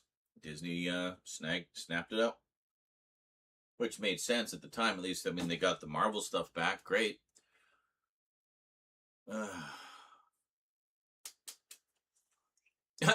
My favorite character of the Ghostbusters is the gorilla. I think that's the other Ghostbusters.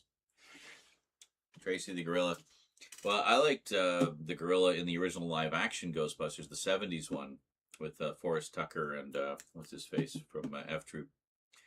Because they had Bob Burns, classic gorilla suit actor, as Tracy.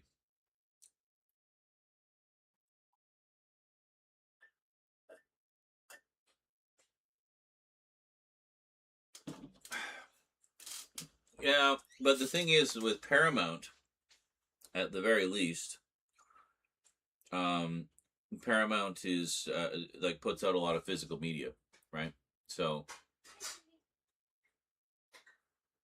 I don't know what the fuck is going on. I was just asking about that earlier today, Draven. It was I don't know what the hell's going on with Sony. I mean, supposedly that's what they were doing, but we haven't heard much about it. Like, where's all the Disney releases, Sony? Like, come on. We're all waiting. Money in hand, metaphorically speaking. I don't know. Ah! Jesus. It went tink. How you doing? Good. How was your pie? They're still warm, which is good. Good.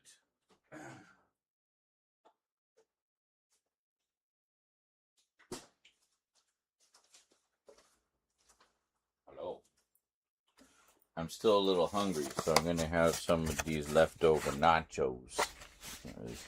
Kind of there. It's not a wad of nachos. So, yeah, I don't know what are up with that. We were all hoping that with Sony taking it over, it's like, oh, maybe we'll finally get some more Disney afternoon stuff on DVD, maybe some more of the TV shows and stuff, but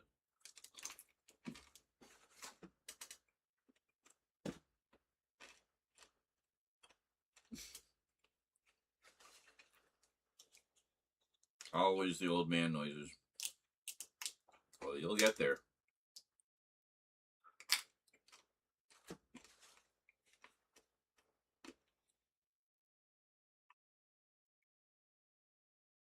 Mill Creek's doing some too.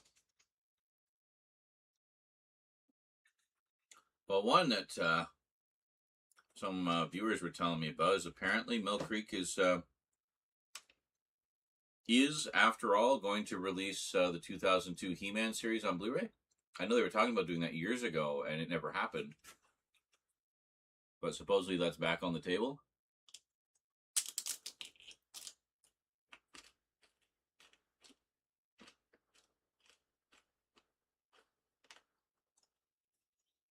Huh. Yeah, that is never, ever going to happen. We're never getting fucking to Spider-Man.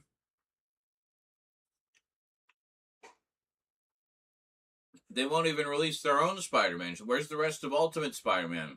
You know? Where's Hulk and the Agents of Smash? Where's all the movies? You know?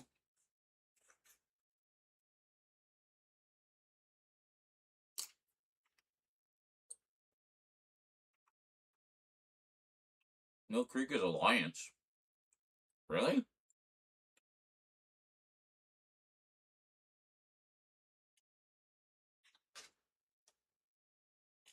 I did not know that. I thought Mill Creek was just Mill Creek.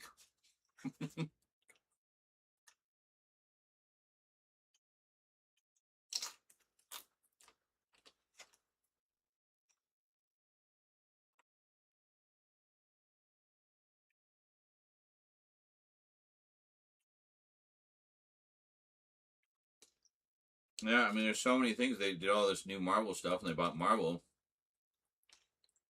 And it's like, as soon as they bought Marvel, all the fucking physical releases stopped.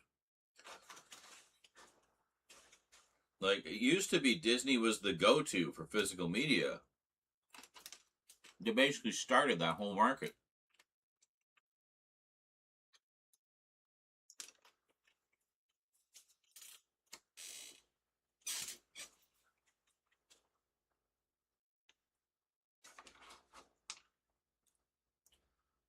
Fallout 2? What? You mean the show? That's HBO. Or no, it's Prime.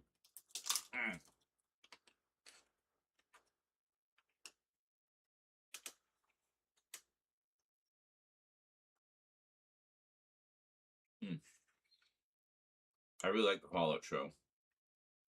Just wish the seasons were longer.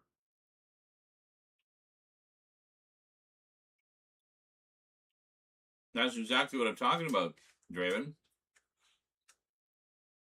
The Disney Vault. Get them before we put them back in the vault. They literally created the physical media collectors market. Ground zero. Disney. They made it collectible. Everybody else followed suit. That all started with Disney. So, the way I've been describing Disney Frankensteined us. Victor Frankenstein created the monster and abandoned it. And that's what created all the hell that they went through. Disney created the physical media collectors market, and now they've abandoned us.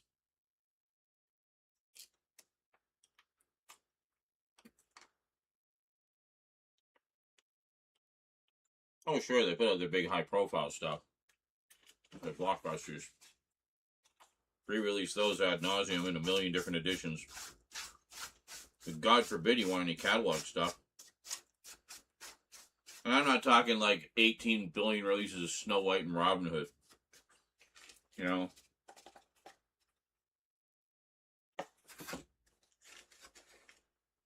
Like, where's the rest of DuckTales? Where's a wide release of the rest of TaleSpin for those who didn't get the Disney Movie Club one? You know? Where's a Blu-ray of the DuckTales movie, for fuck's sake?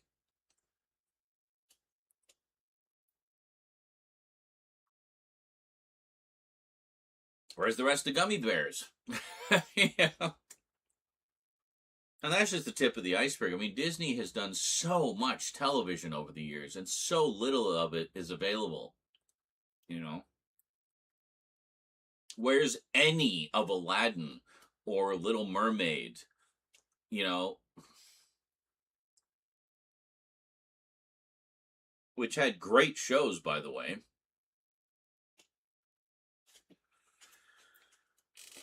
Aladdin they shy away from because of racial insensitivity. It's like, well, you made it. Goofy movie got a Blu-ray release through Disney Movie Club. I have it. Not sure about the second one.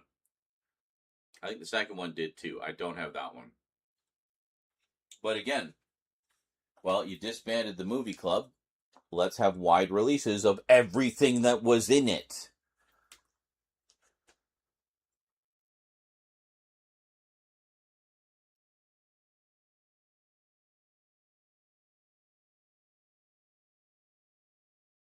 Really? Oh, well, great. So Star Wars. So what? Disney? They're just re-releasing all the same shit that Disney's been releasing. You know, the same stuff over and over and over again instead of what we actually want.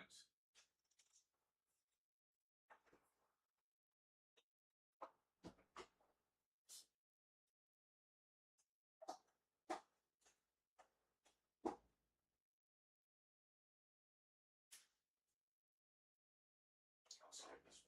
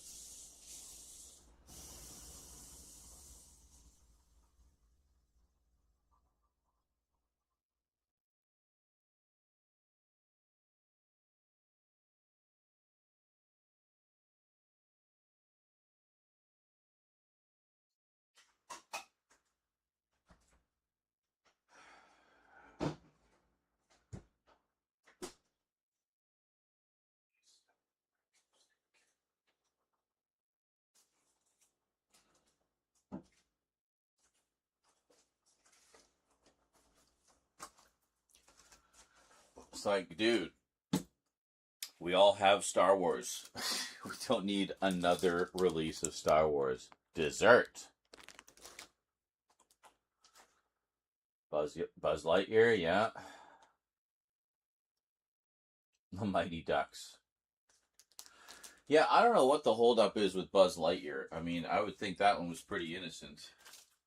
The only one that ever got a release that I'm aware of was the pilot episode that was the only one that actually had Tim Allen in it. So, I don't know. I dinna ken. Double decker.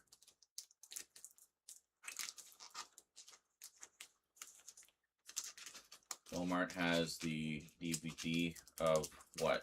Goofy movie?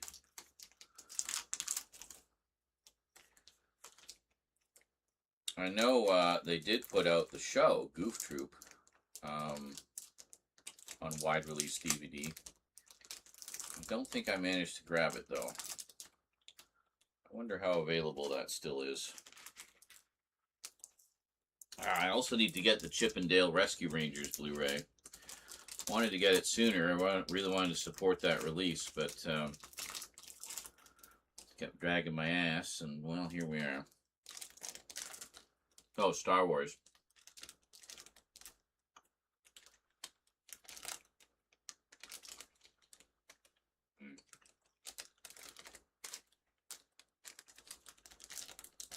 A bunch of the nougat squished out. House of Mouse.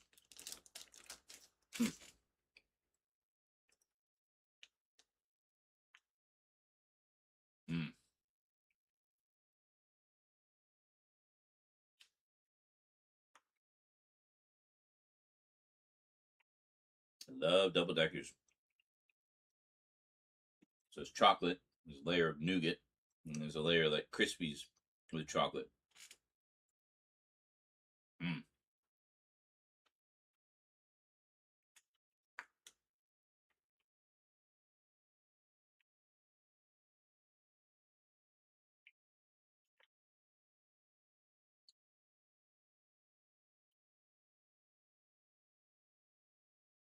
Yeah, thankfully some viewers were Disney Movie Club members and sent me a bunch of stuff. It's pretty cool.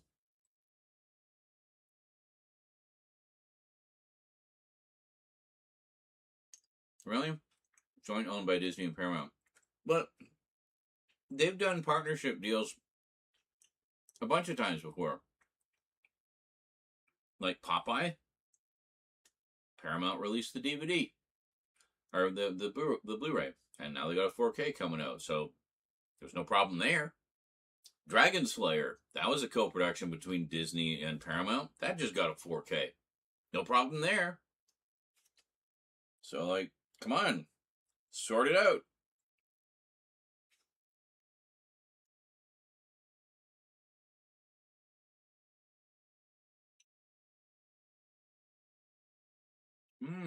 Free ice cream. Very nice.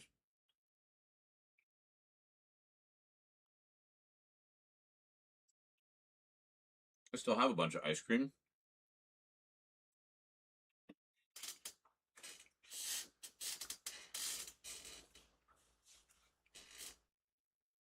And chocolate syrup to make sundaes.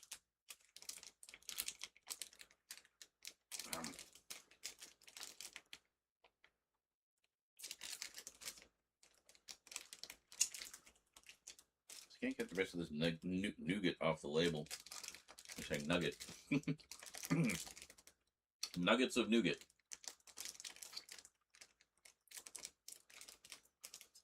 UPN. Well, I mean, still, they got to be able to sort it out. It can't be that complicated. I think it's just they don't want to. They don't think it'll be profitable enough. I mean, at the very least, you think they put it on streaming. Put it on Paramount Plus, then. You know? You had a chocolate sundae, Mr. Softy chocolate sundae. Very nice. Let me.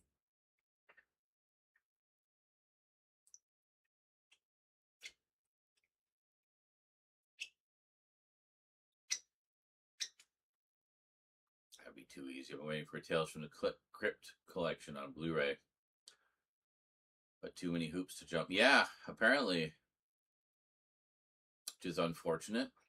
I thought that was owned part and parcel by Warner. Because it was an HBO show. Apparently not, and that's the reason it's been held up on Blu-ray.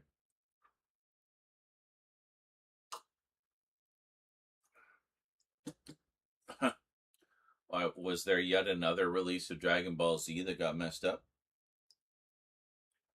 I just gave up on that. There's a fan-made set on archive.org that has everything we've ever wanted.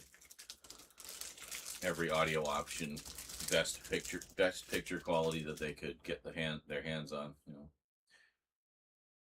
Jesus Christ, Jonathan, what are you doing over there? You're doing a full-on slapstick routine.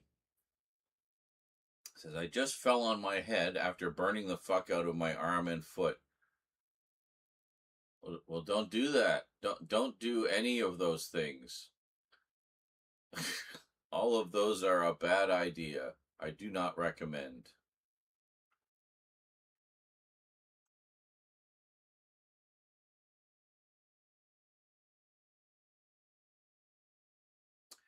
But yeah, I've kind of been waiting on Tales from the Crypt for the same reason. Kind of holding out for a Blu-ray release. It just seemed logical to me. It was such a huge hit.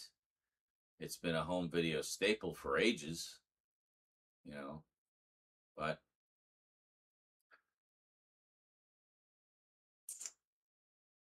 it'd be nice to have a proper release of Tales from the Crypt Keeper as well.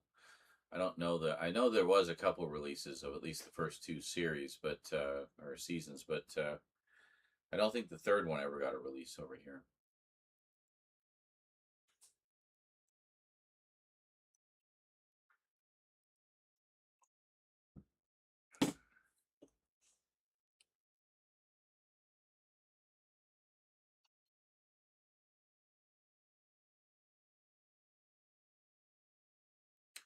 Well, tend to your wounds, Junkler.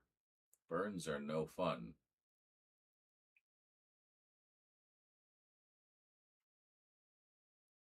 Lots of ice cold water.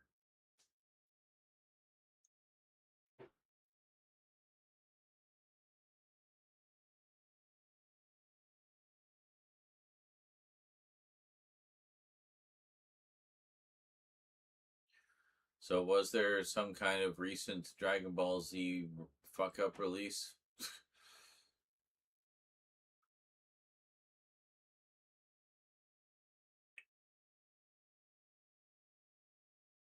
And butter. Oh, for the burn? Really? How about milk? Because I know milk helps with spicy stuff. Well, I guess, yes, probably the same idea as butter. But at least with butter, you could actually apply it to the wound. I love those old school, old wives' remedies, you know? I'm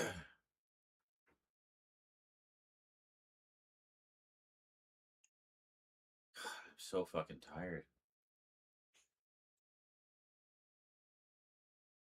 It's too early to go to bed. I don't want to go to bed just yet. Delicious. I smell delicious. Borderlands, when you set one of the cannibals on fire. Coconut milk. But what if you hate coconut milk?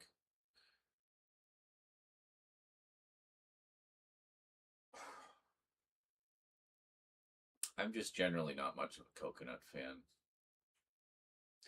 I don't mind the flavor too much if it's like in something. But just drinking a big glass of coconut milk, like, sure, if I'm on a desert island and I have no other choice, I'll do that. But I mean, you know.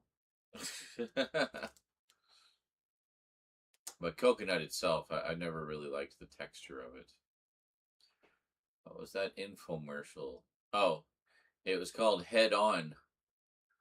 It's literally just called Head On. Head On. Apply directly to the forehead. Head On. Apply directly to the forehead. Head On. Apply directly to the forehead.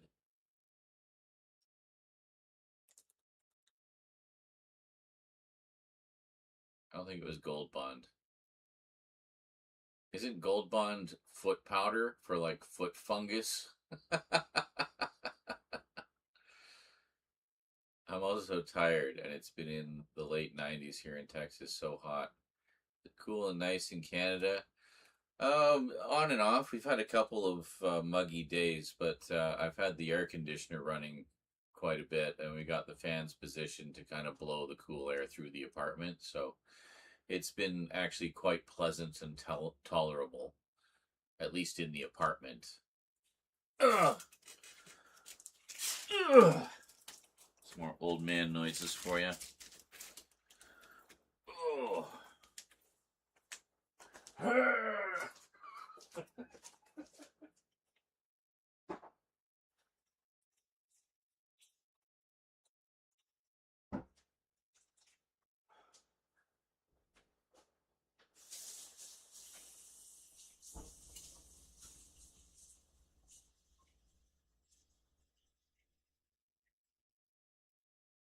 Bless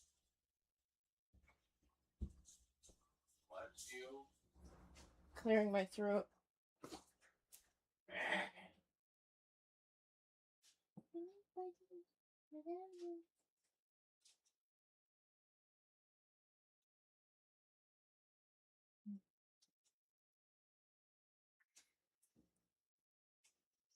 So you got magic tomorrow or no? No, but I'm out all day. Oh. Will you be back in the evening? Where are you? Oh. The later evening, yeah. Megan and I are hanging out most of the day. Oh. From 1 till like probably 10 at least. Oh. Okay. Yeah. She's catching a bus from Woodgrove and I'm meeting her on said bus over there. And then, we're going down to Valley Village. And then we're coming back up here to drop off anything we get from Valley Village, anything I get from Valley Village. And then we're going up to Woodgrove, shopping around Woodgrove, going to Michael's, shopping around Michael's, and then we're going for dinner. So just like sugar momming you. Yeah. It's because she doesn't want me to stress about like if my money doesn't come in.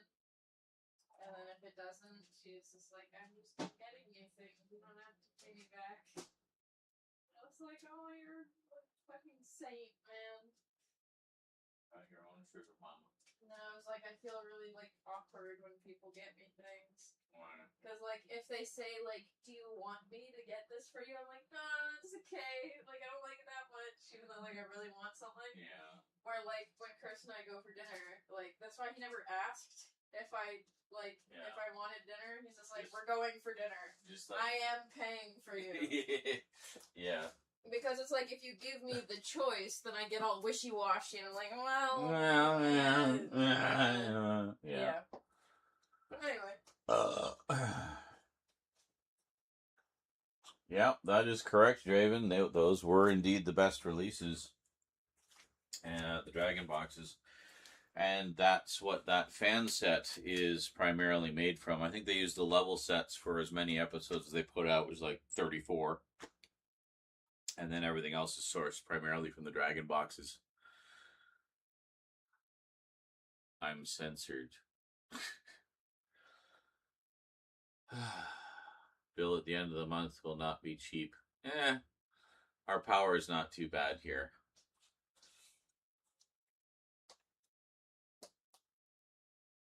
Did I leave my phone over here? I don't know.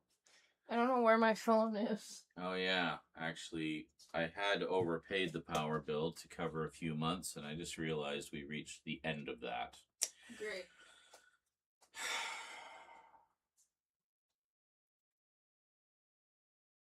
But fortunately, it's only billed every 2 months, and I think the last one I got was only like $85 for 2 months. So I mean, that's pretty good, you know. But typically, it works out to about usually like on average about $150 every 2 months, so like $75 a month. So it's not insurmountable, considering how much, like, you know, computer equipment I have and you know, fans running 24/7 and stuff like that, you know. So cell phone to find the cell phone. Yes. All right, I'll be back in a few minutes, and let's see if maybe we can knock out another one here. Don't you dare ruin that song for me. In the toilet. In the toilet. Oh, hey. Are you still watching Moose Fighting Volume 2 Antler Mania? Yes. Oh, Jesus! Fuck!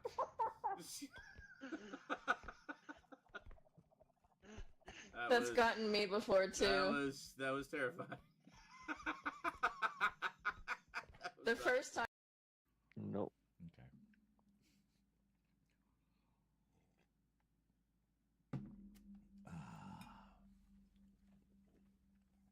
Delicieux.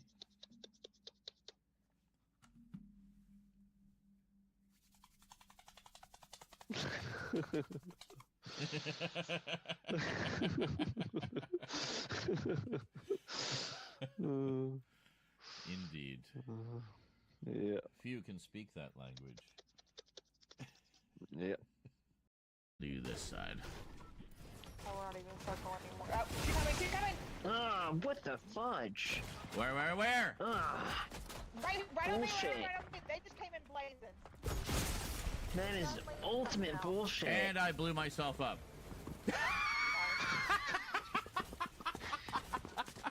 Went to leap off the roof to the rescue and shot the wall right beside me and blew myself up. Alright, we gotta go back this way. Oh, hold on. Is there an item over here? Thought I saw green, clearly just hallucinating. So we'll get as far as chapter 2, and then I think we'll call it there. But definitely, I can see having some fun with this, just wrecking house, especially through these early levels, eh? Oh Jesus! I just walked right into him. Do. Tiny usable marker replica, yeah. So I am very grateful for all the mulches. And we leveled up again, level 426. Oh my god. LV 426, ladies and gentlemen. Well, LVL 426, but you get it. Tommy.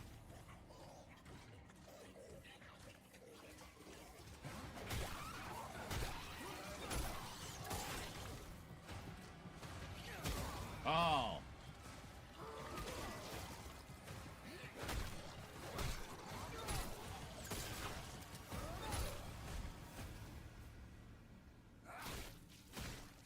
Okay, that was actually pretty cool. Easy peasy, except I did take some damage from that guy.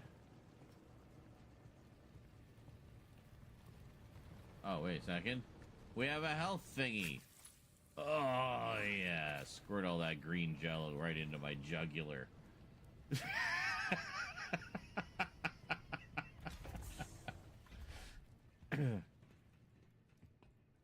good for you.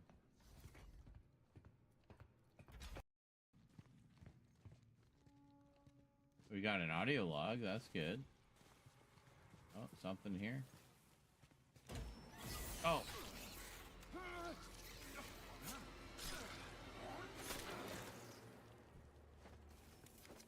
What are those?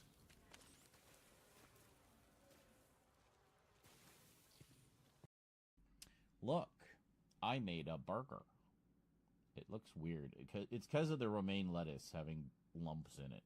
But anyway, it's a cheeseburger. The cheese was on the burger before. I put it should be lettuce cheese burger, right? But I put the cheese on the burger, and then I put it together, and I saw the lettuce sitting there, and I was like, ah, shit, I forgot to put the lettuce on. So I put the lettuce on the bottom, so it was like cheeseburger lettuce. Like, how messed up is that? And the patty, like, kept trying to slide off the lettuce. That's why you don't put the lettuce on the bottom. You put the lettuce on the top. Did anyone play Burger Time? It literally teaches you the layers of a burger.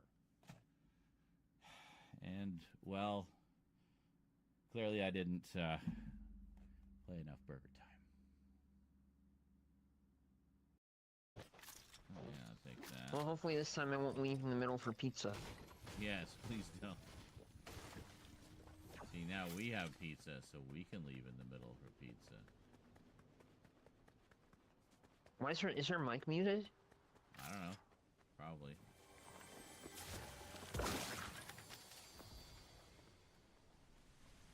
Pumpkin launcher. Oh, whoa, whoa, whoa.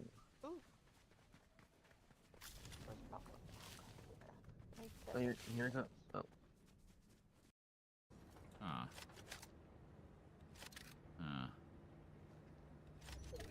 Yes. Actually, you know what? I'll do this instead. There.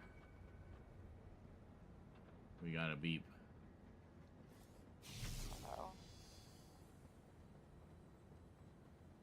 I thought that was Mario. You see me. I mean, look at that. Come on. You see it. Fuck. Where did it go now?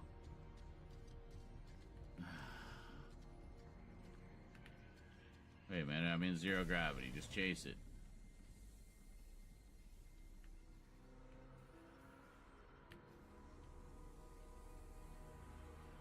There it is.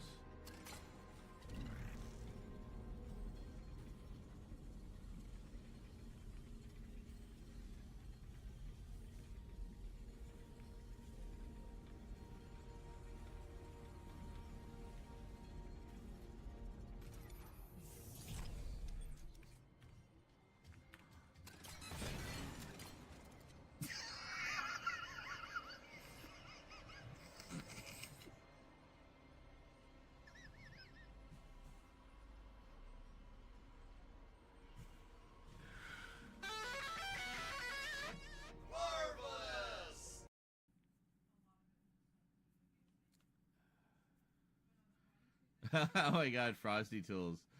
Look at that. Frosty Tools says JL232, pulling an all-nighter for a Spider-Man movie marathon, huh?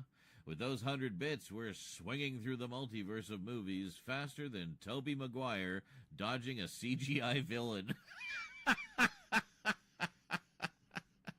Let's make it a night to remember. No migraines allowed. That's... You're floating away. Your last man standing, tough. Yeah, but... Go!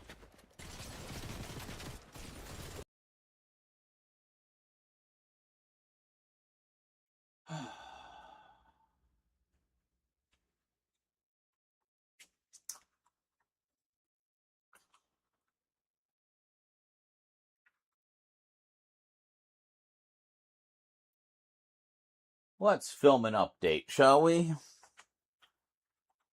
What's that pointing? For fuck's sake.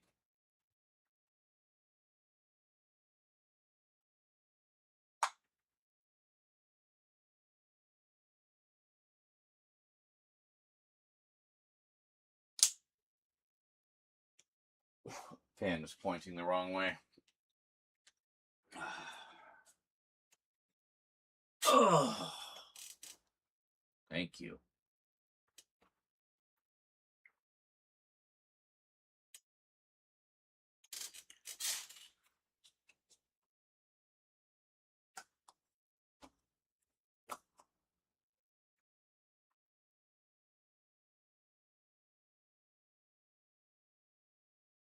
Church, get away from the fucking cupboard.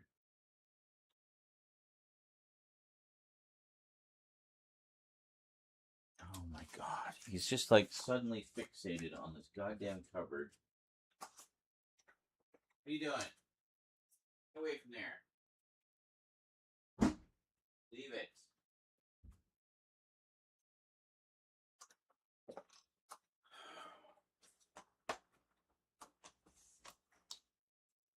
What was I doing? Right.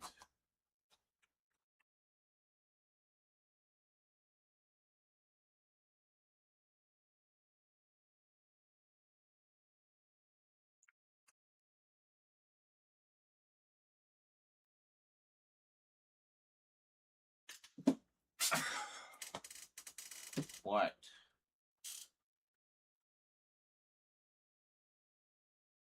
Literally just started filming, Church. Why have you decided right now to start being a little shit?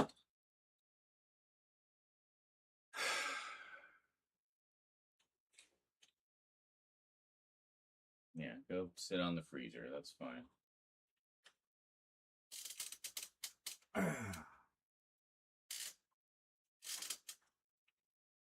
We good? Copacetic? All right.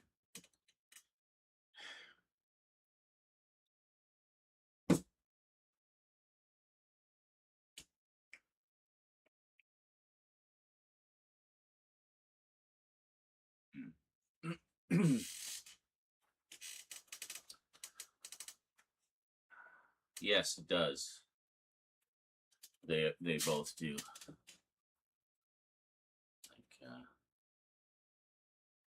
see.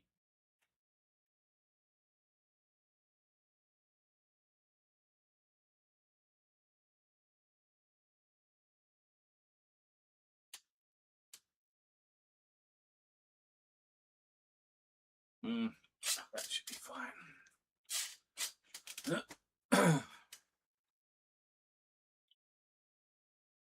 But yeah, it has different brightness, different colors, different effects. It's like an all-in-one thing. It's pretty cool. Anyway.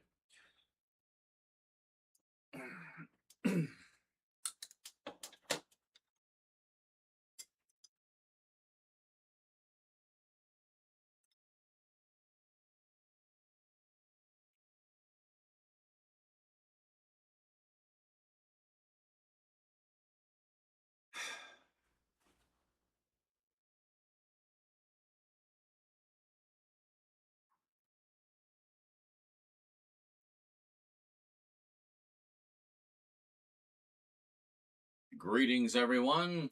Well, as most of you will know, I've been a huge fan of for a very long time.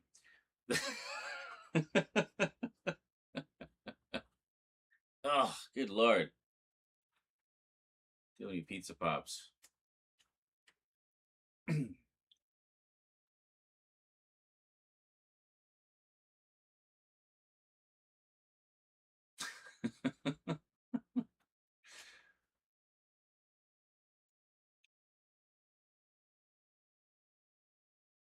Greetings, everyone. Well, as most of you will know, I've been a huge fan of British science fiction for a very, very long time, with Doctor Who being the main one there, of course, and many others over the years. Well, I remember there was a time when Doctor Who was off the air for a bit during a hiatus, and it wasn't like one of the big hiatuses. It was just the local PBS station didn't have any new episodes on hand. So they showed a little show called The Hitchhiker's Guide to the Galaxy, which my dad had seen before, but I hadn't. He said, "Oh, no, you got to see this. This is great. It's really funny." I'm like, okay. But it was on during Doctor Who's time slot, and I was like, okay, cool and all, but where's Doctor Who? So, needless to say, I ended up falling in love with Hitchhiker's Guide to the Galaxy very quickly, and thus my love of science fiction comedy began. I didn't think science fiction was allowed to be funny. It just seemed like it was making fun of the thing I loved and held so dear and was so serious, but it was legitimately funny. Well, several years passed, and I discovered other science fiction comedies of a British persuasion, and that's what we're going to talk about today. A few new additions and a very significant upgrade to the British sci-fi comedy section. Today on the Multimedia Chronicles.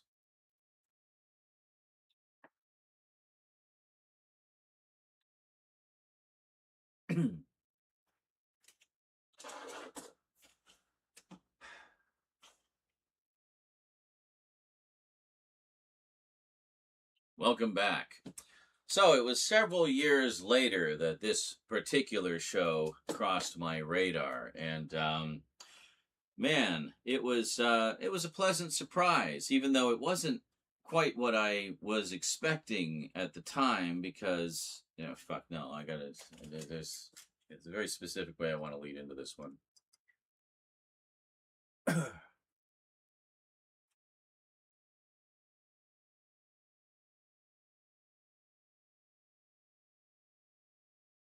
Welcome back. Well, it was several years later that this particular show crossed my radar. And boy, what a treat. I'll give you a hint. It's a show about a spaceship, and there's, a crew of misfits and losers that, yeah, you know the one I'm talking about. Hyperdrive. Yeah, you guys all know this one, right? No? Yeah, yeah, it seems to be kind of a hidden gem, sadly. I really like this one a lot, but it took me a minute or two to warm up to it because, coincidentally, just as I discovered Hitchhiker's Guide during a Doctor Who hiatus, this came on during a hiatus of another show about a spaceship crewed by a bunch of misfits and losers, Red Dwarf. So, yeah, Red Dwarf was on one of its many long breaks between series, and really, I just wanted more Red Dwarf. But then I heard about this Hyperdrive show, and I'm like, what's this Red Dwarf ripoff?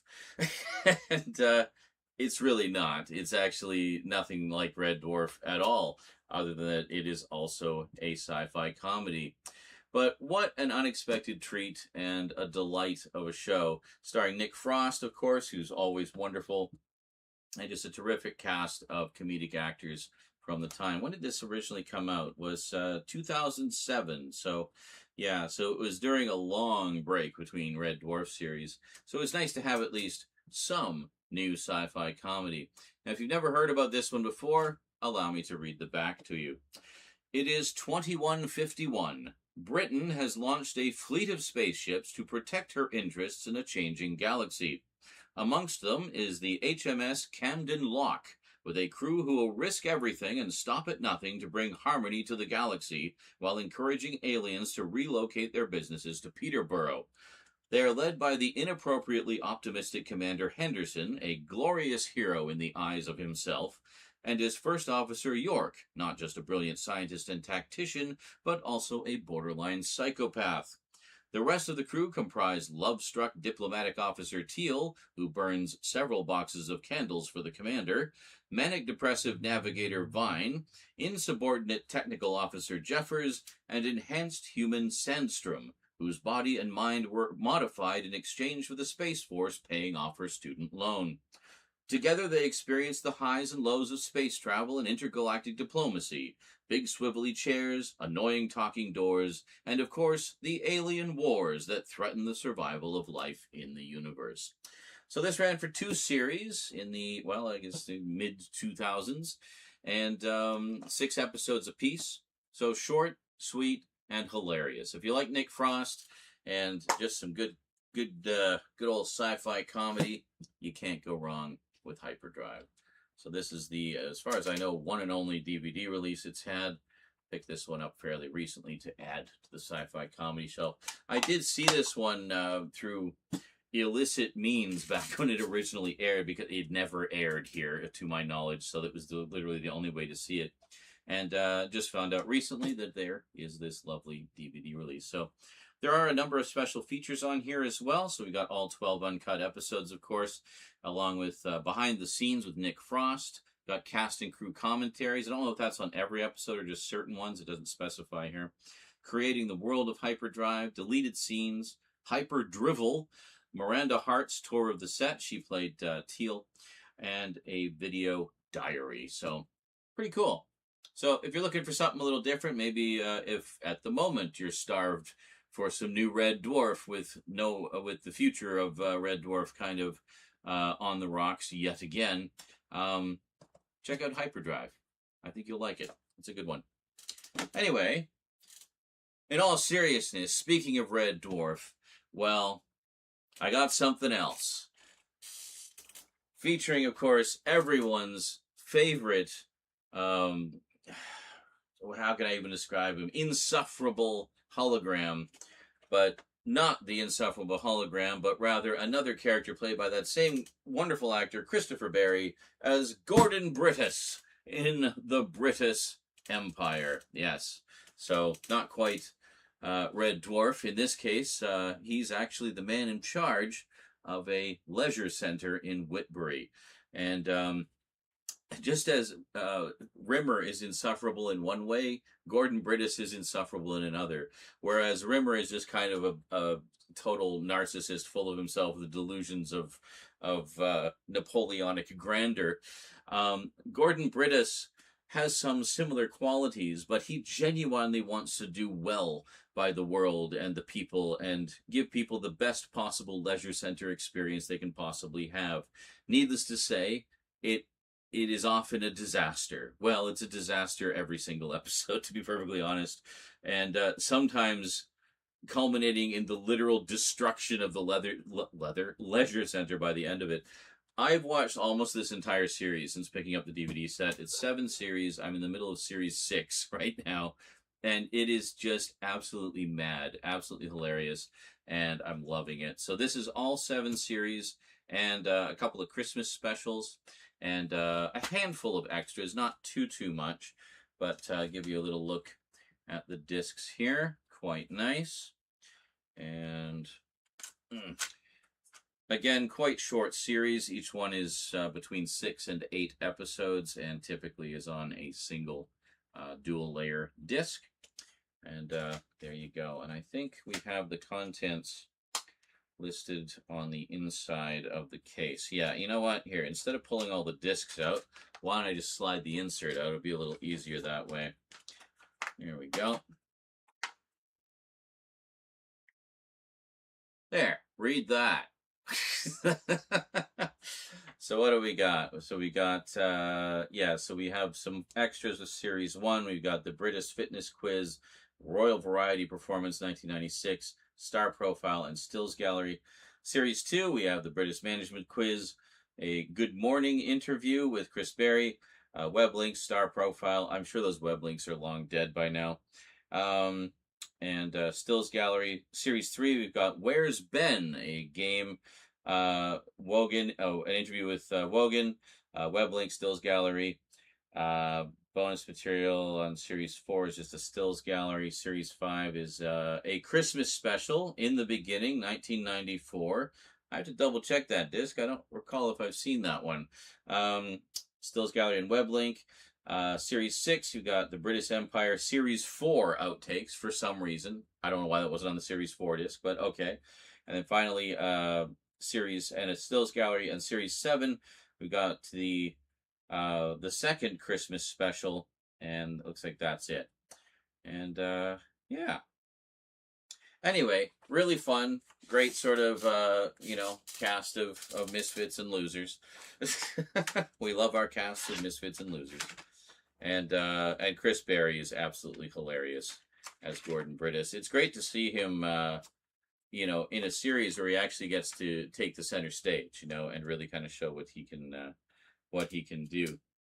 But yeah, great stuff. It's the kind of humor that just it makes you feel uncomfortable with the stress of the situations and such. So this is a lovely DVD set that was put out by Eureka and contains the entire series. And there you go. Oh, wait, there's one more thing. All right. I've teased you enough. I know you saw this in the thumbnail, and you're like, come on, get to it. So you're probably wondering, what is on this set? Is it worth the upgrade? Well, the short version is yes, and you're about to find out. Not in that order. We, of course, have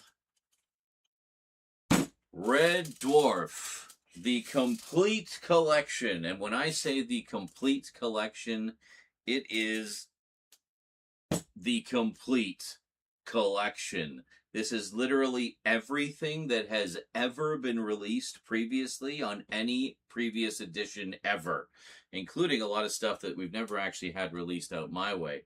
So, yeah, and certainly not the Blu-ray. So the Blu-ray is essentially just, straight up upscale, nothing too fancy, with a new color grade, and it looks really nice. And it's encoded in 1080i, so it still retains the original video look of the original shows. So if we slide these out here, we have these massive books. Let's take a look. So we open it up here, and we have a bonus disc in a sleeve, which I think this is... Yeah, this is all the Easter eggs that used to be on the DVDs, and you'd have to go hunting for them. So they just put them on their own disc. Here you go. Watch all the Easter eggs. Enjoy. There you go. And then inside, it opens up like this. And there's the discs. So, pretty straightforward. Basically a big book, nothing fancy in terms of disc art or anything, but yeah, no, it's very nice indeed. So I'm just going to slide this back in there. I don't need to show you all the discs, they all basically look the same, but we'll cover the contents in just a second here. So then here, I could have sworn there was, yes, there's a booklet. I was like, I could have sworn there was a book. There is a book, yes indeed. So I did notice on the covers here, we have different silhouettes of the characters. So here we have, that's Lister. Yeah, we got Lister with the bazookoid. And there we got Crichton. And then here, we of course have, well, unmistakably Rimmer doing the salute there. And then of course, Cat. Looking fabulous, even just as a silhouette. So then, yeah, so this is basically the same thing. I don't think there's anything else in here. Yeah, so it's just more of the same. So what we have here, 1 second, I just want to make sure these stay in the right order. Got to read left to right on the shelf after all, unless you're in Japan. So there we go. You can see here that it literally has everything, including the Body Snatcher collection and the Smeg Ups and everything. So, yeah, and the thing is with series, all the original series, like series 1 through 8, it has all the extras that were on those outstanding DVD releases. It's all been ported over. And then, yeah, and then you have just the Smegs, which is the original Smeg Ups and Smeg Outs compilation specials that were released to video. So it has them in their original uncut version as they appeared way back in the days on VHS. It has the Smeg Ups broadcast edition, and it also has the Series 7 and 8 Smeg Ups, which were released with their respective DVD sets. So it has it all collected together. This was, just the Smegs was actually a standalone DVD release that came out in the UK a few years back. So for anyone who just wanted all the, because the outtakes are hilarious on this. And then Series 8, yeah, everything that was included there. Yeah, and then we have the Body Snatcher collection, which has the Series 1, 2, and 3 remastered versions that everybody hates. Well, to be complete, you got them here. I think we did get the remastered versions out here on VHS, but we never got a DVD release of it. Like, we never actually got the Body Snatcher collection. In addition to that, it also includes so it includes the 3 remastered series, but it also includes the Body Snatcher collection, which is Body Snatcher, which was an unfinished episode, an unfilmed episode. So it's kind of an episode that almost was, but wasn't. So they, I think it's like, they do like an animatic like an animatic storyboard with I believe it's Chris Berry doing the voices of everybody. So that's pretty cool. And this one's interesting. You have the end, the original assembly. So this is actually the first cut, and using many of the first takes from the first studio recording of the first episode. That's never been released before. We've seen it in the form of like deleted scenes and stuff, like bits and pieces of it. But this is the full original pilot episode that was never aired. And you can definitely see why. The script isn't quite as polished as it was in the final version. The performances aren't quite as good as they were in the final version. And the audience just sounds like they're half asleep. They're just barely reacting to anything.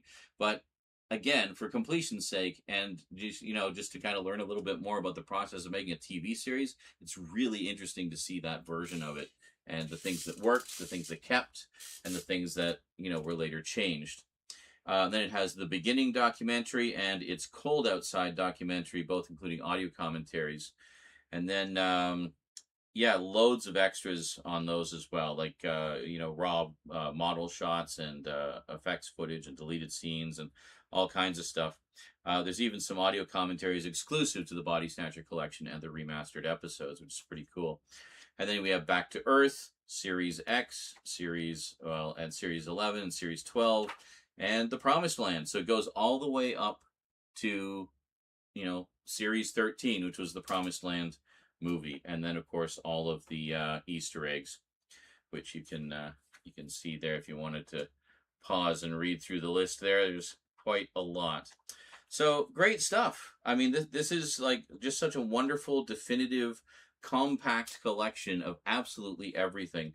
So all the episodes of the main shows are on Blu-ray, and then the Just the Smags and the Body Snatcher collection, those are all DVDs, and that's that. So cool. And I believe it's region locked. Yeah, it's region B locked. So make sure that if you're not in region B land, you have the capability of playing region B content in some way. So let's just put this back in here. This way. Yeah, this way. Ugh. And there we go. So, if you're wondering, is this worth getting to save some shelf space? Well, let's take a look. Let's do the height. So this is how much space the Blu-ray set takes up. And I just so happen to have my entire DVD and Blu-ray collection here. Well, there we go. So that's series 1 through 13 in the original DVD and Blu-ray releases, and this is the complete series 1 through 13 set with all the bonus goodies. And if you want to see how this all looks, I mean, look at that. Like, talk about something we've really lost in terms of packaging. Look how beautifully those spines line up. And these releases were years apart, too. So, yeah, that's pretty cool. So, we got all this. This is the height. So you can see that you save about 3 Blu-ray cases worth of space by getting the big box set. And oh, hey, perfect. Well, almost. This is a little thicker when you add British and Hyperdrive, but that's okay. Anyway. Let's just do this. Get all the dwarf.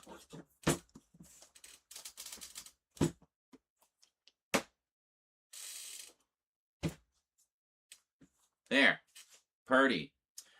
Well, folks, that is it from me to you for now. I'm going to go into space and laugh and then unwind at a leisure center run by an insufferable Pratt. All right.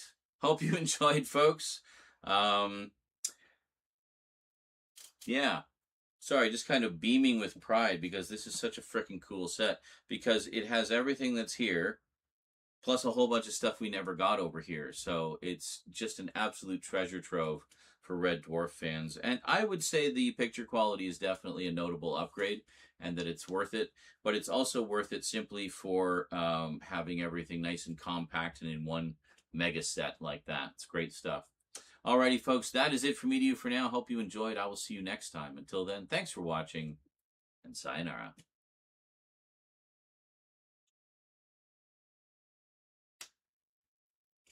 Sayonara.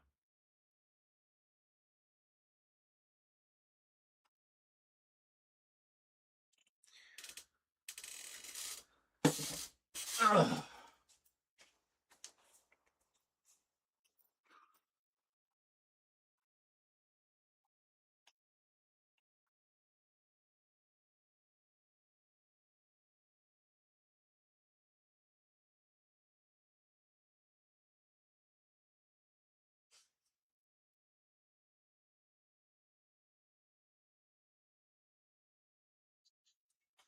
What's my thoughts on the Masters of the Universe movie? I'm going to assume you're still there and you've been waiting for my answer. I haven't seen it, so I have no thoughts. The end.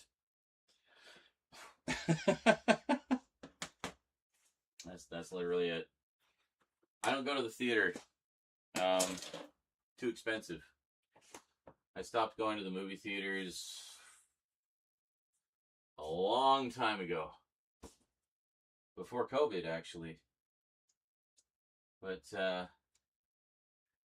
it looks fun. I mean, it looks fun from the previews and stuff. So I don't know. I definitely plan to pick it up on 4K when it comes out. So yeah. Just gonna put some things in the back here.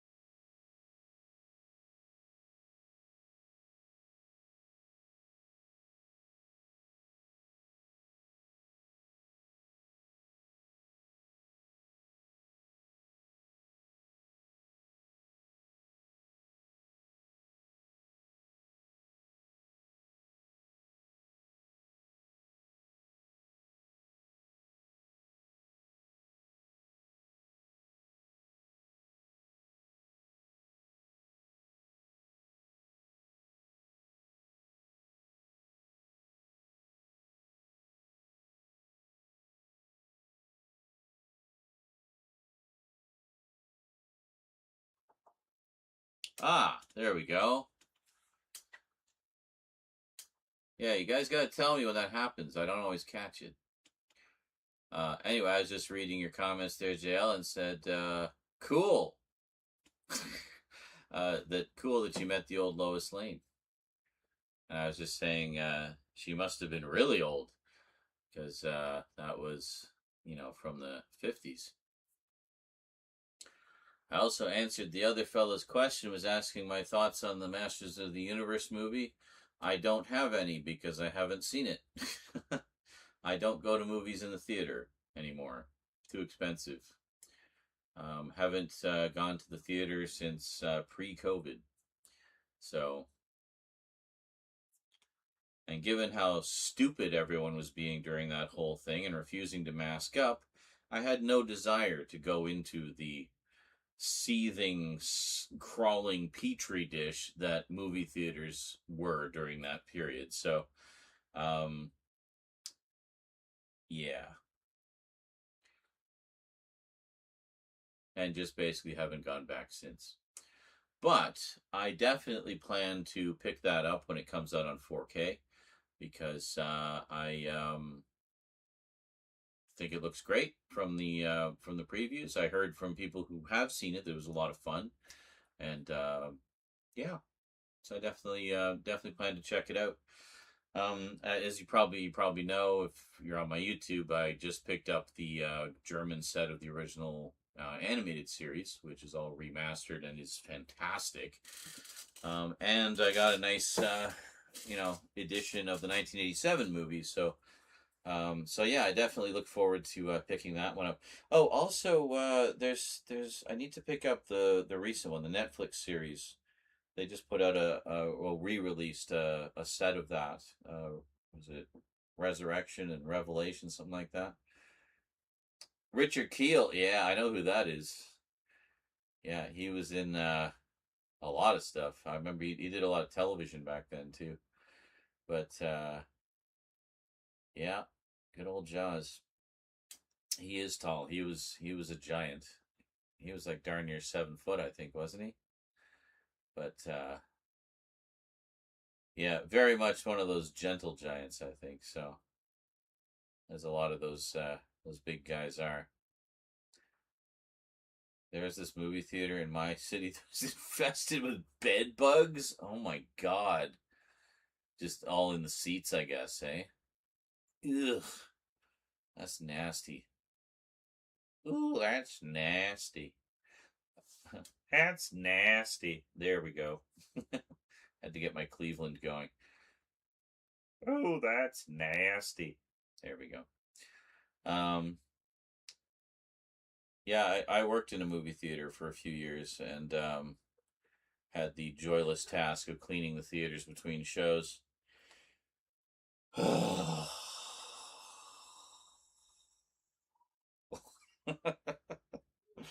I would not wish that hell on anyone. Fortunately, not crawling with bugs, but definitely just covered in garbage. Put the Cleveland clip. Actually, that's not a bad suggestion. But specifically, do me doing Cleveland. So.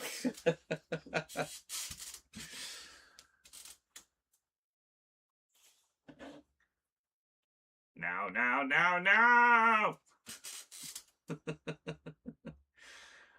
I love that running gag.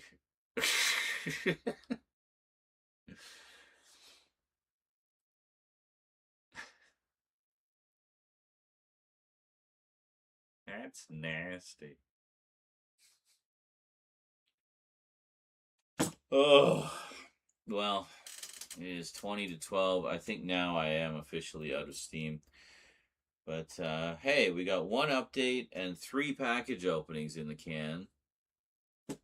Found out what that mystery package was. Got some really cool stuff from Thomas. Got one of the missing pieces of the Hammer collection that I didn't even realize I was missing until recently. And then, yeah. Not bad.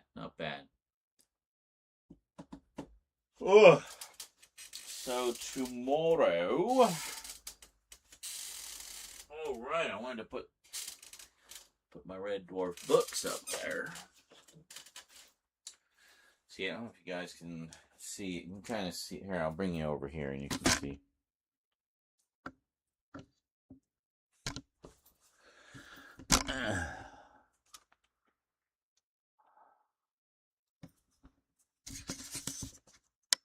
There. See, it's going on the Doctor Who shelf.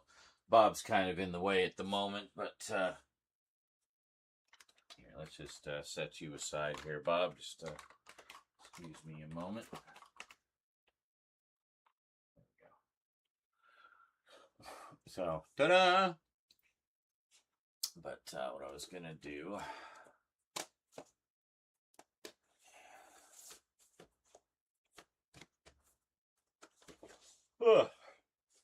Actually, we should take these out. These aren't really long here. Find another spot for them.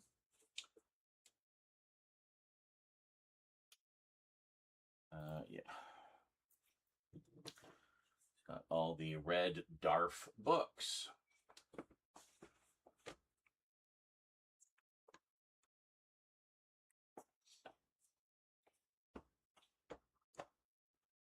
Yep. Maybe we'll slide this over like that. And then Hitchhiker's Guide. I got the Hitchhiker's books. Yeah. Gotta make room for Blake 7 as well.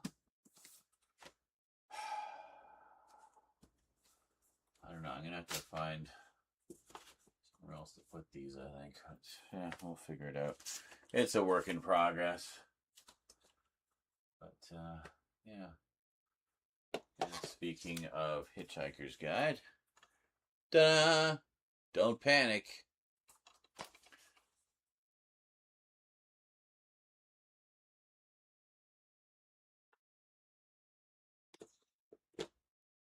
Thanks for spending the time with the Q&A. Well, yeah, of course.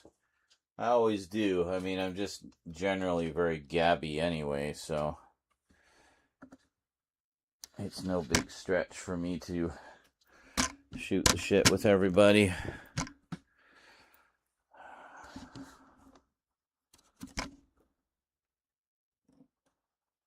Yeah.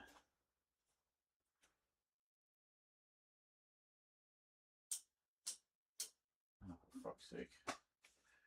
That thing's plugged in. There.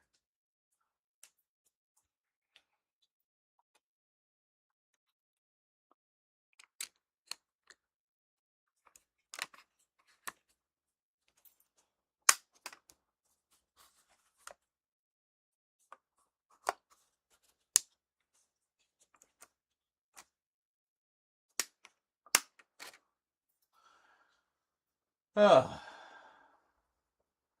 What's up, Torn Soul? And Lewis Berry. Hope Wanda returns for Secret Wars. Love his Elizabeth Olsen. She's so beautiful and talented. Yes, she is. She's a wonderful lady. I'm sure she will. I mean, I have a feeling that Secret Wars is going to be basically one of those everyone is in it things. So it's going to be a big event. I mean, if you know anything about the original Secret Wars comics, I mean, that was a Marvel Universe-wide event.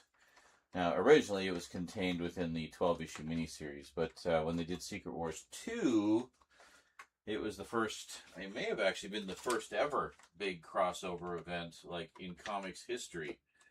I know that DC did Crisis on Infinite Earths a couple years, or a year later, I think. But, yeah, pretty crazy. That's entirely possible as well. Like, yeah, I'm sure Secret Wars will be the last hurrah for most of the original cast. Quite possibly, yeah. I mean, if they're full on doing Secret Wars and bringing the Beyonder into it, I mean, the Beyonder is like the cosmic being to end all cosmic beings. So he could absolutely rewrite reality so that, say other actors could step into certain roles, maybe. I don't know. But I mean, literally anything's possible. Doubly so because it's comic book land. I mean, comic books invented retconning. It's like you tailor the story to whatever you need it to be at that point in time. Previous continuity be damned. Just come up with some reason to work around it, Hope Doomsday is good. I have reservations, though. I don't know. I mean, it's good to keep your expectations realistic or intentionally low. And then if it's good, you're all that more pleased, They say, have no expectations and you'll never be disappointed. I think it'll be good, though. I mean, I feel like the fact that they've kind of slowed down on things is good. I think they've been putting a little more thought into the direction and such now that, they're not just being so much a content mill, which I think people were getting very burned out during Phase 4 because it was just nonstop. There was like just, a bunch of movies coming out every year, then a bunch of TV shows or streaming shows, and people just couldn't keep up with all of it. All this interconnected media, and which looks great on paper, but when you're trying to keep up with everything, and I mean, the thing is like, unless you make that franchise your entire life, I mean, most of us don't just watch MCU content. That's like one of the multitude of things that we watch, so, and then, I mean, and then on top of it, it's comic book movies. There's comic books as well. So, I mean, if there's one, like, we just got bombarded with so many characters and so many movies and so many shows. It's like, give it some time to breathe. Engage people's interest with the show, so maybe they'll check out some of the comics it's based on, like... I was already starting to collect the She-Hulk stuff, but when the show came out, I went like double time on it and picked up a whole bunch because I loved the show so much, so... But, well, they slowed down because of behind-the-scenes mismanagement. Oh. Okay. But, I mean... it's possibly a good thing, silver lining and all that. Not what they intended, but what they needed to rethink things, restructure things. That's actually from the comics, Draven. There's a storyline with like an alternate universe Tony Stark who becomes Doctor Doom. So I suspect that's what it'll be. It'll be, connected to that storyline. And then, which means we haven't met the real Doctor Doom yet. So the real Doctor Doom, I'm hoping they just do Doctor Doom. Like, he's the Emperor of Latveria, and that's it. So, yeah, Disney Plus shows are all over and kind of hit or miss. Most of them feel like 2-hour movies stretched out to like 6 hours, or like 2-hour movies split into 6 episodes. Like it didn't need to be a show; it could have just been a movie. So in the process, we lost a lot of movies. The worst being Blade, that was silently canceled. Oh fuck! Really? That was one of the ones we were all really looking forward to. I forget the actor's name, the guy they got to play Blade. But I know he's got like some impressive credits under his belt, and I was really looking forward to seeing his take on the character. Yeah. At least in the midst of all that mess, we got Deadpool and Wolverine, which skewered a lot of that mess. Mahershala Ali? Yes, that's right. Yeah. I know he's done a lot of stuff that was quite well regarded. Multi-Oscar winner. Well, there you go. Yeah, I'm sure I've seen him in some stuff. I just don't recall off the top of my head. I'm also very tired, in my defense. I wasn't even sure about doing that Red Dwarf one, but I basically knew how I wanted to do it, so I kind of messed up the British lead in, though. That's okay. It'll be fine.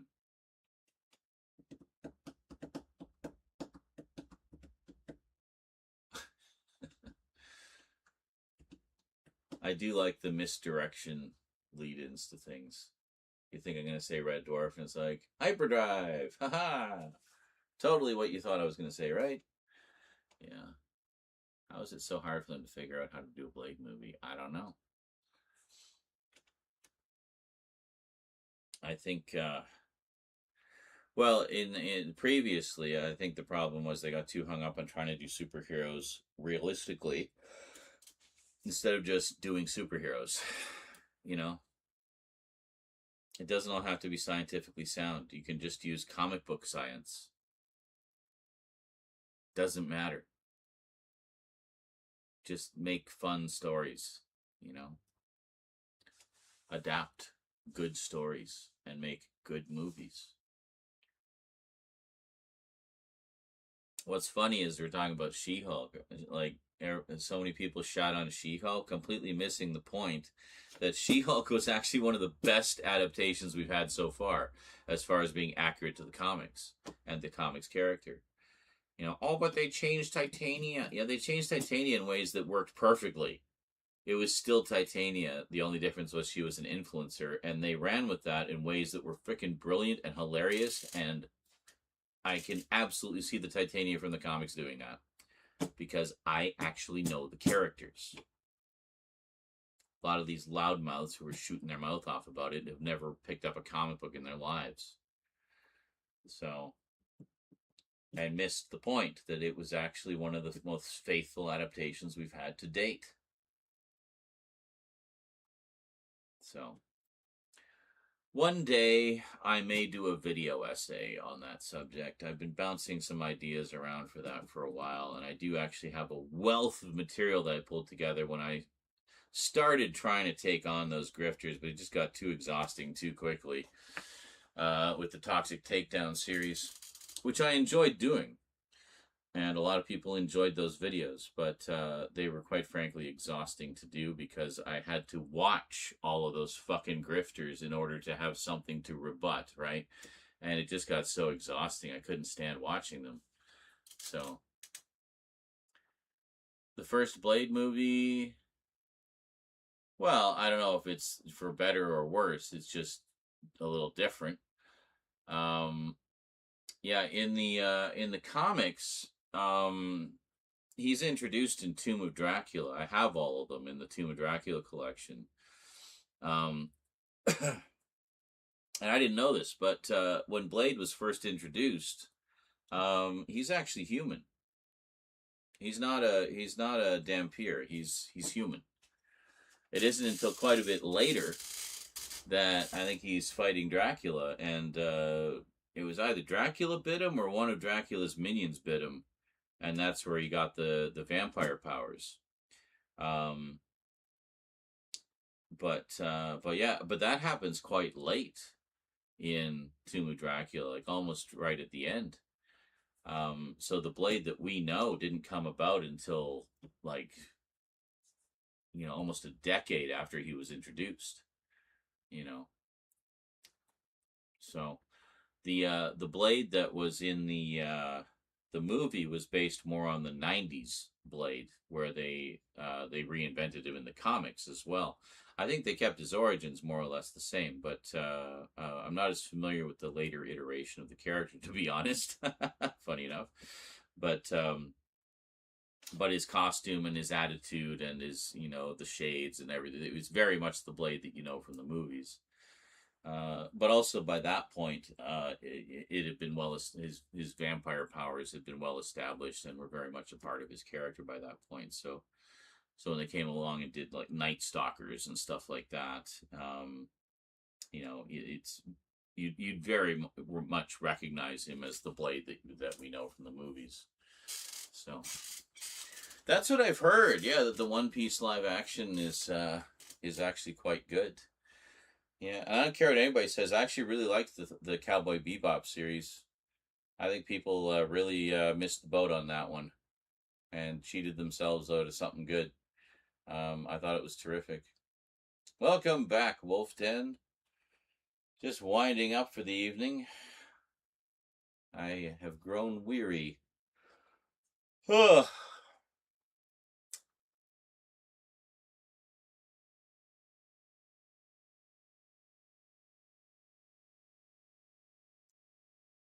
So we got a few bucks towards the potential hard drive purchase tonight. We'll see how that goes. Worst comes to worst, might be able to spring for it next month, but hoping we don't have to wait that long. We'll see. One thing I would say about Doomsday is it looks like it's going to be a goodbye to the Fox universe, even though I feel like we've had like 3 of those, if you count Deadpool and Wolverine. Yeah, I suppose. And, what the fuck was it?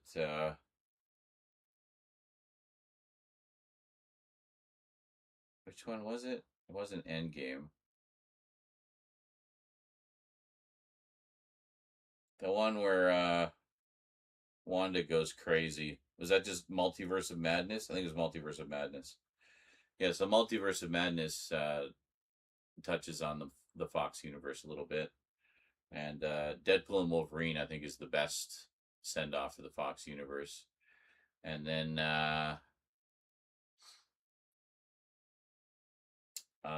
yeah. But I mean, there's still some loose ends to tie up. You know, we haven't really touched on the X-Men very much, other than a few things in Deadpool and Wolverine. But so I don't know. We'll see. I don't care. I mean, they do shit like that in the comics all the time. Like on a monthly basis, they're jumping through universes left and right, and crossing over left, and everything crosses over with everything else. I mean, that's comic books, man. That's comic books. They're just doing the movies the way comic books are done. So, yep. When the stream is done, I'm going to listen to your old ghost story vids to fall asleep. Oh, thank you so much. Yeah, those didn't really take off like gangbusters like I was hoping they would. But I mean, the important thing is, I know a lot of people really enjoy those. And I've had a few comments on them over the years where people have said they come back and listen to them, and that they liked my take on that particular old favorite ghost story of theirs and stuff like that. So I'm glad people enjoyed them. So I have thought of playing Dispatch. I've heard it's good, except I don't have it. So we did pick up Escape the Backrooms with Friends. It's like $12 on Steam. So if you want to join us, we're thinking of jumping in this weekend. Probably not tomorrow, but possibly Saturday. I was talking to Rose about it. So Days of Future Past. Yeah. Well, that wasn't. Well, I mean, that was a send-off of the first iteration of the X-Men in the Fox universe. It wasn't a send-off of the entire Fox universe. That's, not quite the same thing. It was basically a send-off of the original X-Men movie people. It was not a send-off of the Fox universe. There was still, like, 8 more movies after that or something. Yeah, it's called Escape the Backrooms with Friends, specifically. There's another one that's just called Escape the Backrooms. It's not that one. But, yeah, so it's a multiplayer one, and apparently it's the better one. And it's good, scary, lots of puzzles, lots of different levels to explore and get lost in. And lots of scary monsters to chase us around.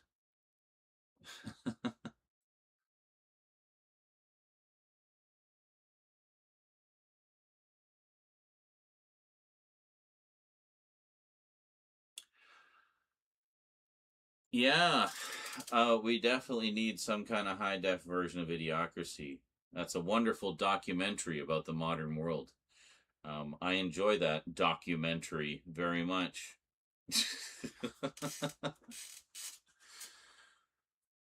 Boy, did Mike Judge ever call that shit, eh?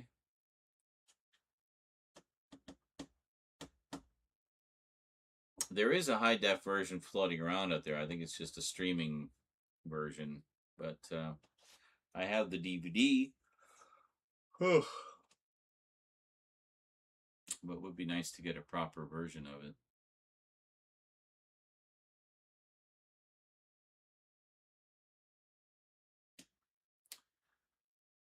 Yeah. So anyway, tomorrow we're thinking of doing a maybe a Fright Night Friday. Do some scary games. Maybe get back to Callisto Protocol. Oh, actually, Wolfden, I finally picked up Pathogen for Aliens Fire Team. So if you feel so inclined, maybe we could finish that finally. Because I think we were in the middle of the... were we just starting the final? I think we're just starting the final campaign. And then, so I got the DLC for that. So...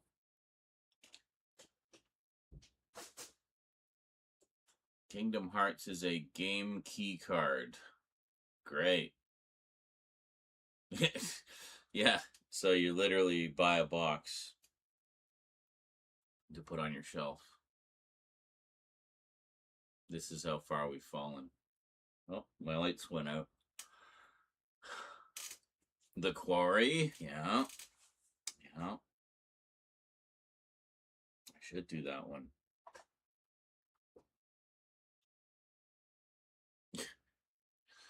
I think I'm going to go lay in bed where the air conditioner is and read some more of my book. I'm almost finished Freeware by Rudy Rucker, and then there's only one more book in that series, and it's done. I will miss it when it's gone. I've actually really come to like a lot of those characters. It has a continuing set of characters across them. I mean, it takes place over a few generations of characters, but a lot of the ones that were in the first couple books continue through the rest, so... Yeah.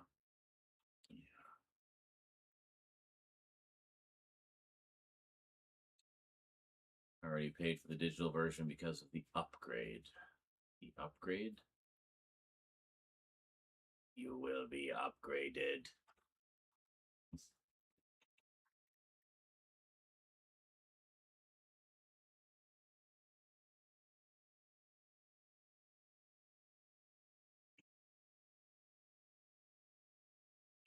Read through of Nam. Did you get the omnibus edition, or do you have the issues? Yeah, that's one I did read. I read the first issue in the omnibus just to kind of get a taste of it again. I definitely want to sit down and read the rest of it. There's quite a lot of it I've never read before, but I've always liked that one. I have an old collected edition that just has like the first 4 issues in it, and I've actually reread that one a number of times.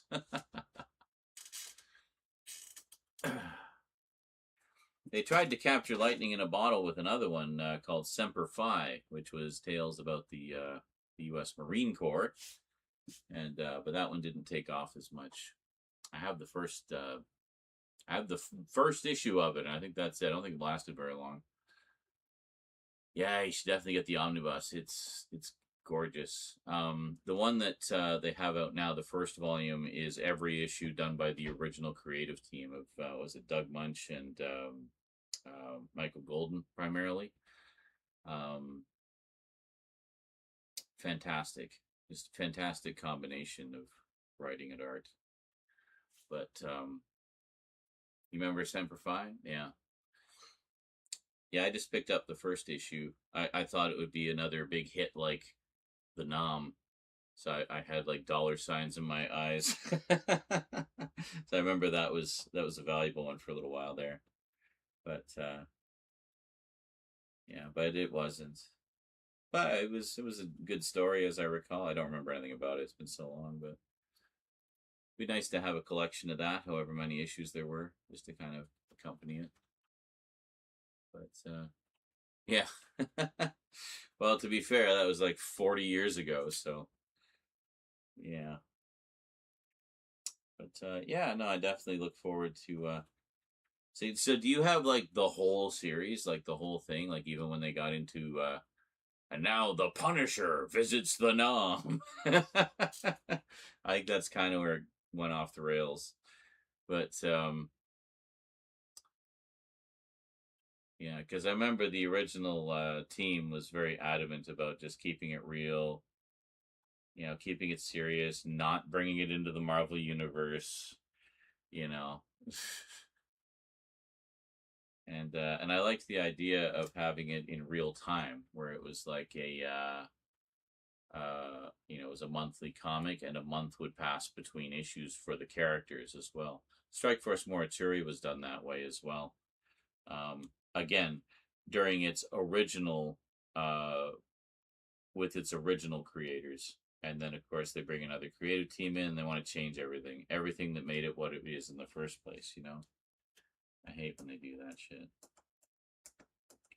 It's like, well, why are you even on this book then if you're not going to remain true to what it's supposed to be?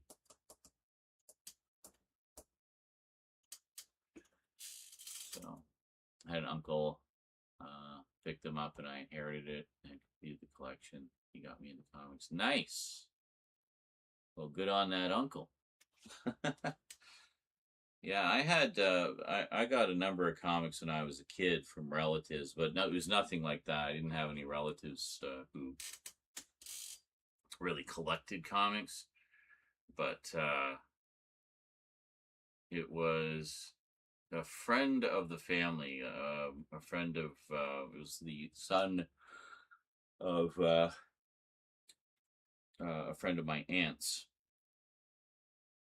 and he was into comics, and he was curious to see what I had, so I just had them all in a basket at the time, just a basket of comics, and I would occasionally pull one out to read, and so he took a flip through there just to kind of see what I had, if there was anything valuable, and he's like, oh yeah, these ones, you know, this one's pretty, you know, you probably want to hang on to that one, and this one, that. So that was cool. And then Small World, it turned out that he was best friends with one of my best friends at the time.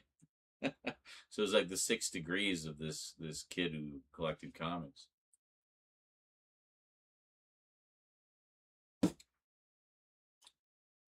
But yeah, I learned a few things about comics from him over the years. Nice guy.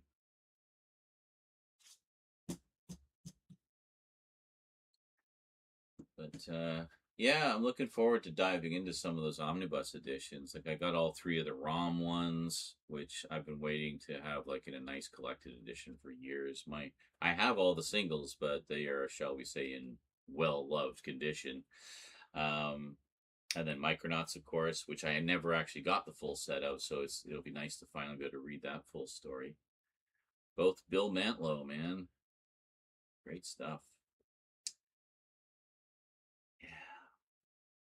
And Mike Grell's Warlord is finally getting omnibus editions. Yeah, I got the first volume of that. I wanted to read that for ages. And volume 2 has already been announced. So, yeah. He was also the uncle that was into sword and sandal movies and Asian cinema and martial arts. Now I can't get enough. Oh, damn. So he was definitely the cool uncle then. The cool geek uncle. I have one cousin, and he doesn't even collect much. No? That's awesome. Yes, I like all of those things too. Very cool.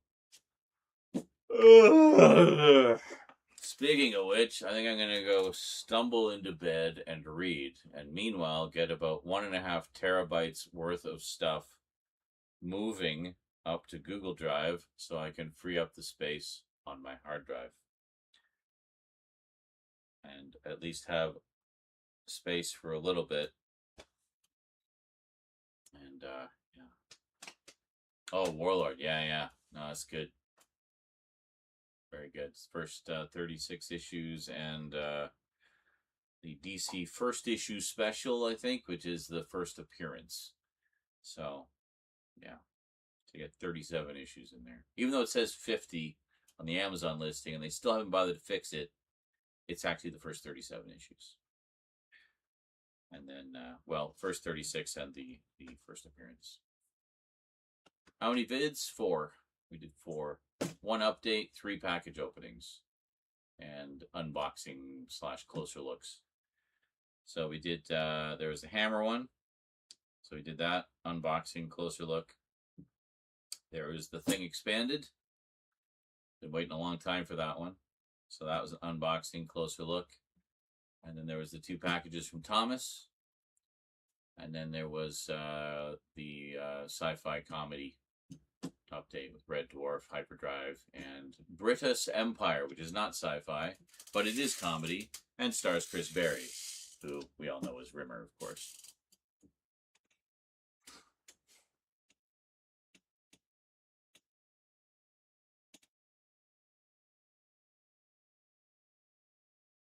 So there we go. So not as big a dent in the updates as I was hoping, but hey, 4 videos. So, yeah.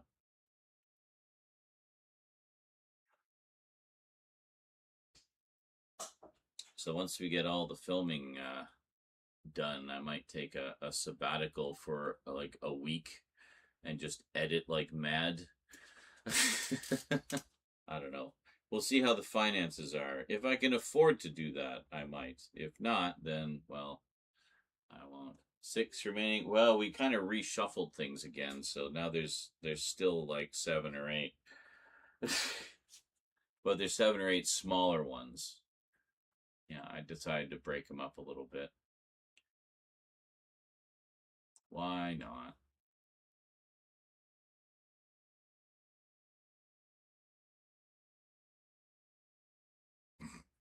That's okay. More content. Woohoo! There are a couple of, mega updates. Like when we get to the Doctor Who, like the British sci-fi, there's quite a stack of stuff there. Comics, there's quite a stack. Miscellaneous, there's quite a stack.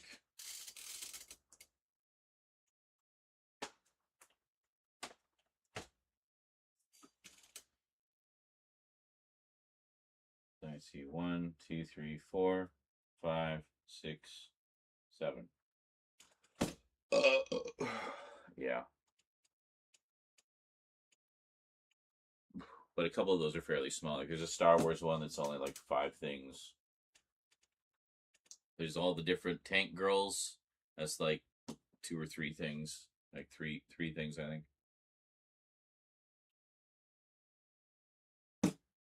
Eat, shower, and pass out. Sounds good. You buy the cloud versions of Kingdom Hearts, they give you a discount for the newer versions since the old ones are being discontinued. Cool. Enjoy. Just plateau your purchases and you won't fall behind until after you finish these updates. Well, yeah, I mean, all that I have already. I mean, all I'm buying right now is just the new stuff. Like, I'm not dealing with any big backlogs or filling in gaps in collections because I've already done that. So now it's just get the new stuff as it comes out. So it's definitely slowed down considerably and is much more manageable now. And also we're going to continue doing what we've been doing where, people seem to like them, the unboxings. Like when I get a package, just do an unboxing video. So, yeah. So just do stuff as they come in. So, like, I mean, I got a bunch of stuff on pre-order for the next, like, 8 months or whatever. So as pre-orders come in or whatever, just do a little video of opening it up and showing it and everything, and then it's done. Then it doesn't pile up anymore. It's done. We've done the unboxing. We've done the closer look. We've done everything all in one fell swoop. So, and we get a little package opening. So, Yeah. Fun. Anyway, have a good day or night, everybody. Thanks for coming out. Big thanks to everybody who dropped some bucks into the pot tonight. Absolutely appreciate that. That's going to help out. Hopefully we can keep chipping away at that dono goal and, you know, make a dent in it by the end of the month. It's going well so far. I'm not overly panicking, but, you know, we'll see how it goes. Anyway, take care, everyone. I will see you on the morrow when we will possibly do some gaming. We'll see. I checked with Rose. She's not available tomorrow. So we might just do more filming and then do gaming on Saturday because she'll be around on the weekend. And so that's a possibility. So I don't know. Tune in tomorrow and see what I decide. We'll do one or the other. What time does your stream start? My stream starts when I click start stream.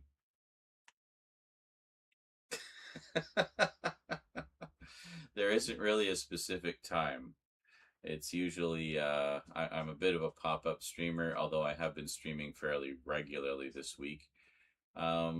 Typically, well, this week anyway, I've been starting around 4 or 5 p.m. Pacific, which would be, yeah, it would be like early evening on the East Coast, or like 1 in the morning in the UK. So, depending where you are in the world, hopefully that gives you some kind of ballpark idea. But don't necessarily mark it on your calendar, because sometimes I start later, sometimes I start earlier. Sometimes the day just gets away from me and I don't stream at all. But, oh, well, there you go. So, fellow West Coaster, excellent. Yeah. I always announce it on my Discord. So if you're not on my Discord, join the Discord and you'll get a notification there. I also try to announce it on Blue Sky, which is the only social media I'm on currently. And otherwise, yeah, hopefully Twitch will notify you. That seems to be fairly reliable these days. I also multi-stream on YouTube, so either or, whatever's your preference. All right. I will see you all tomorrow. Until then, thanks for watching, and sayonara.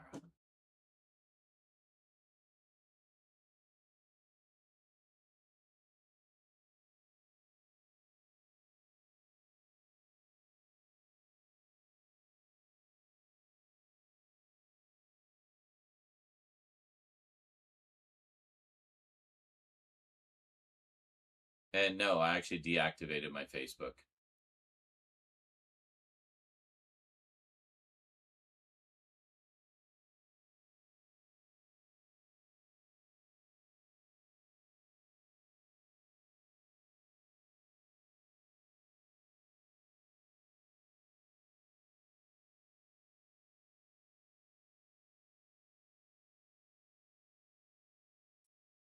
Hence why I've been so productive lately. Good night.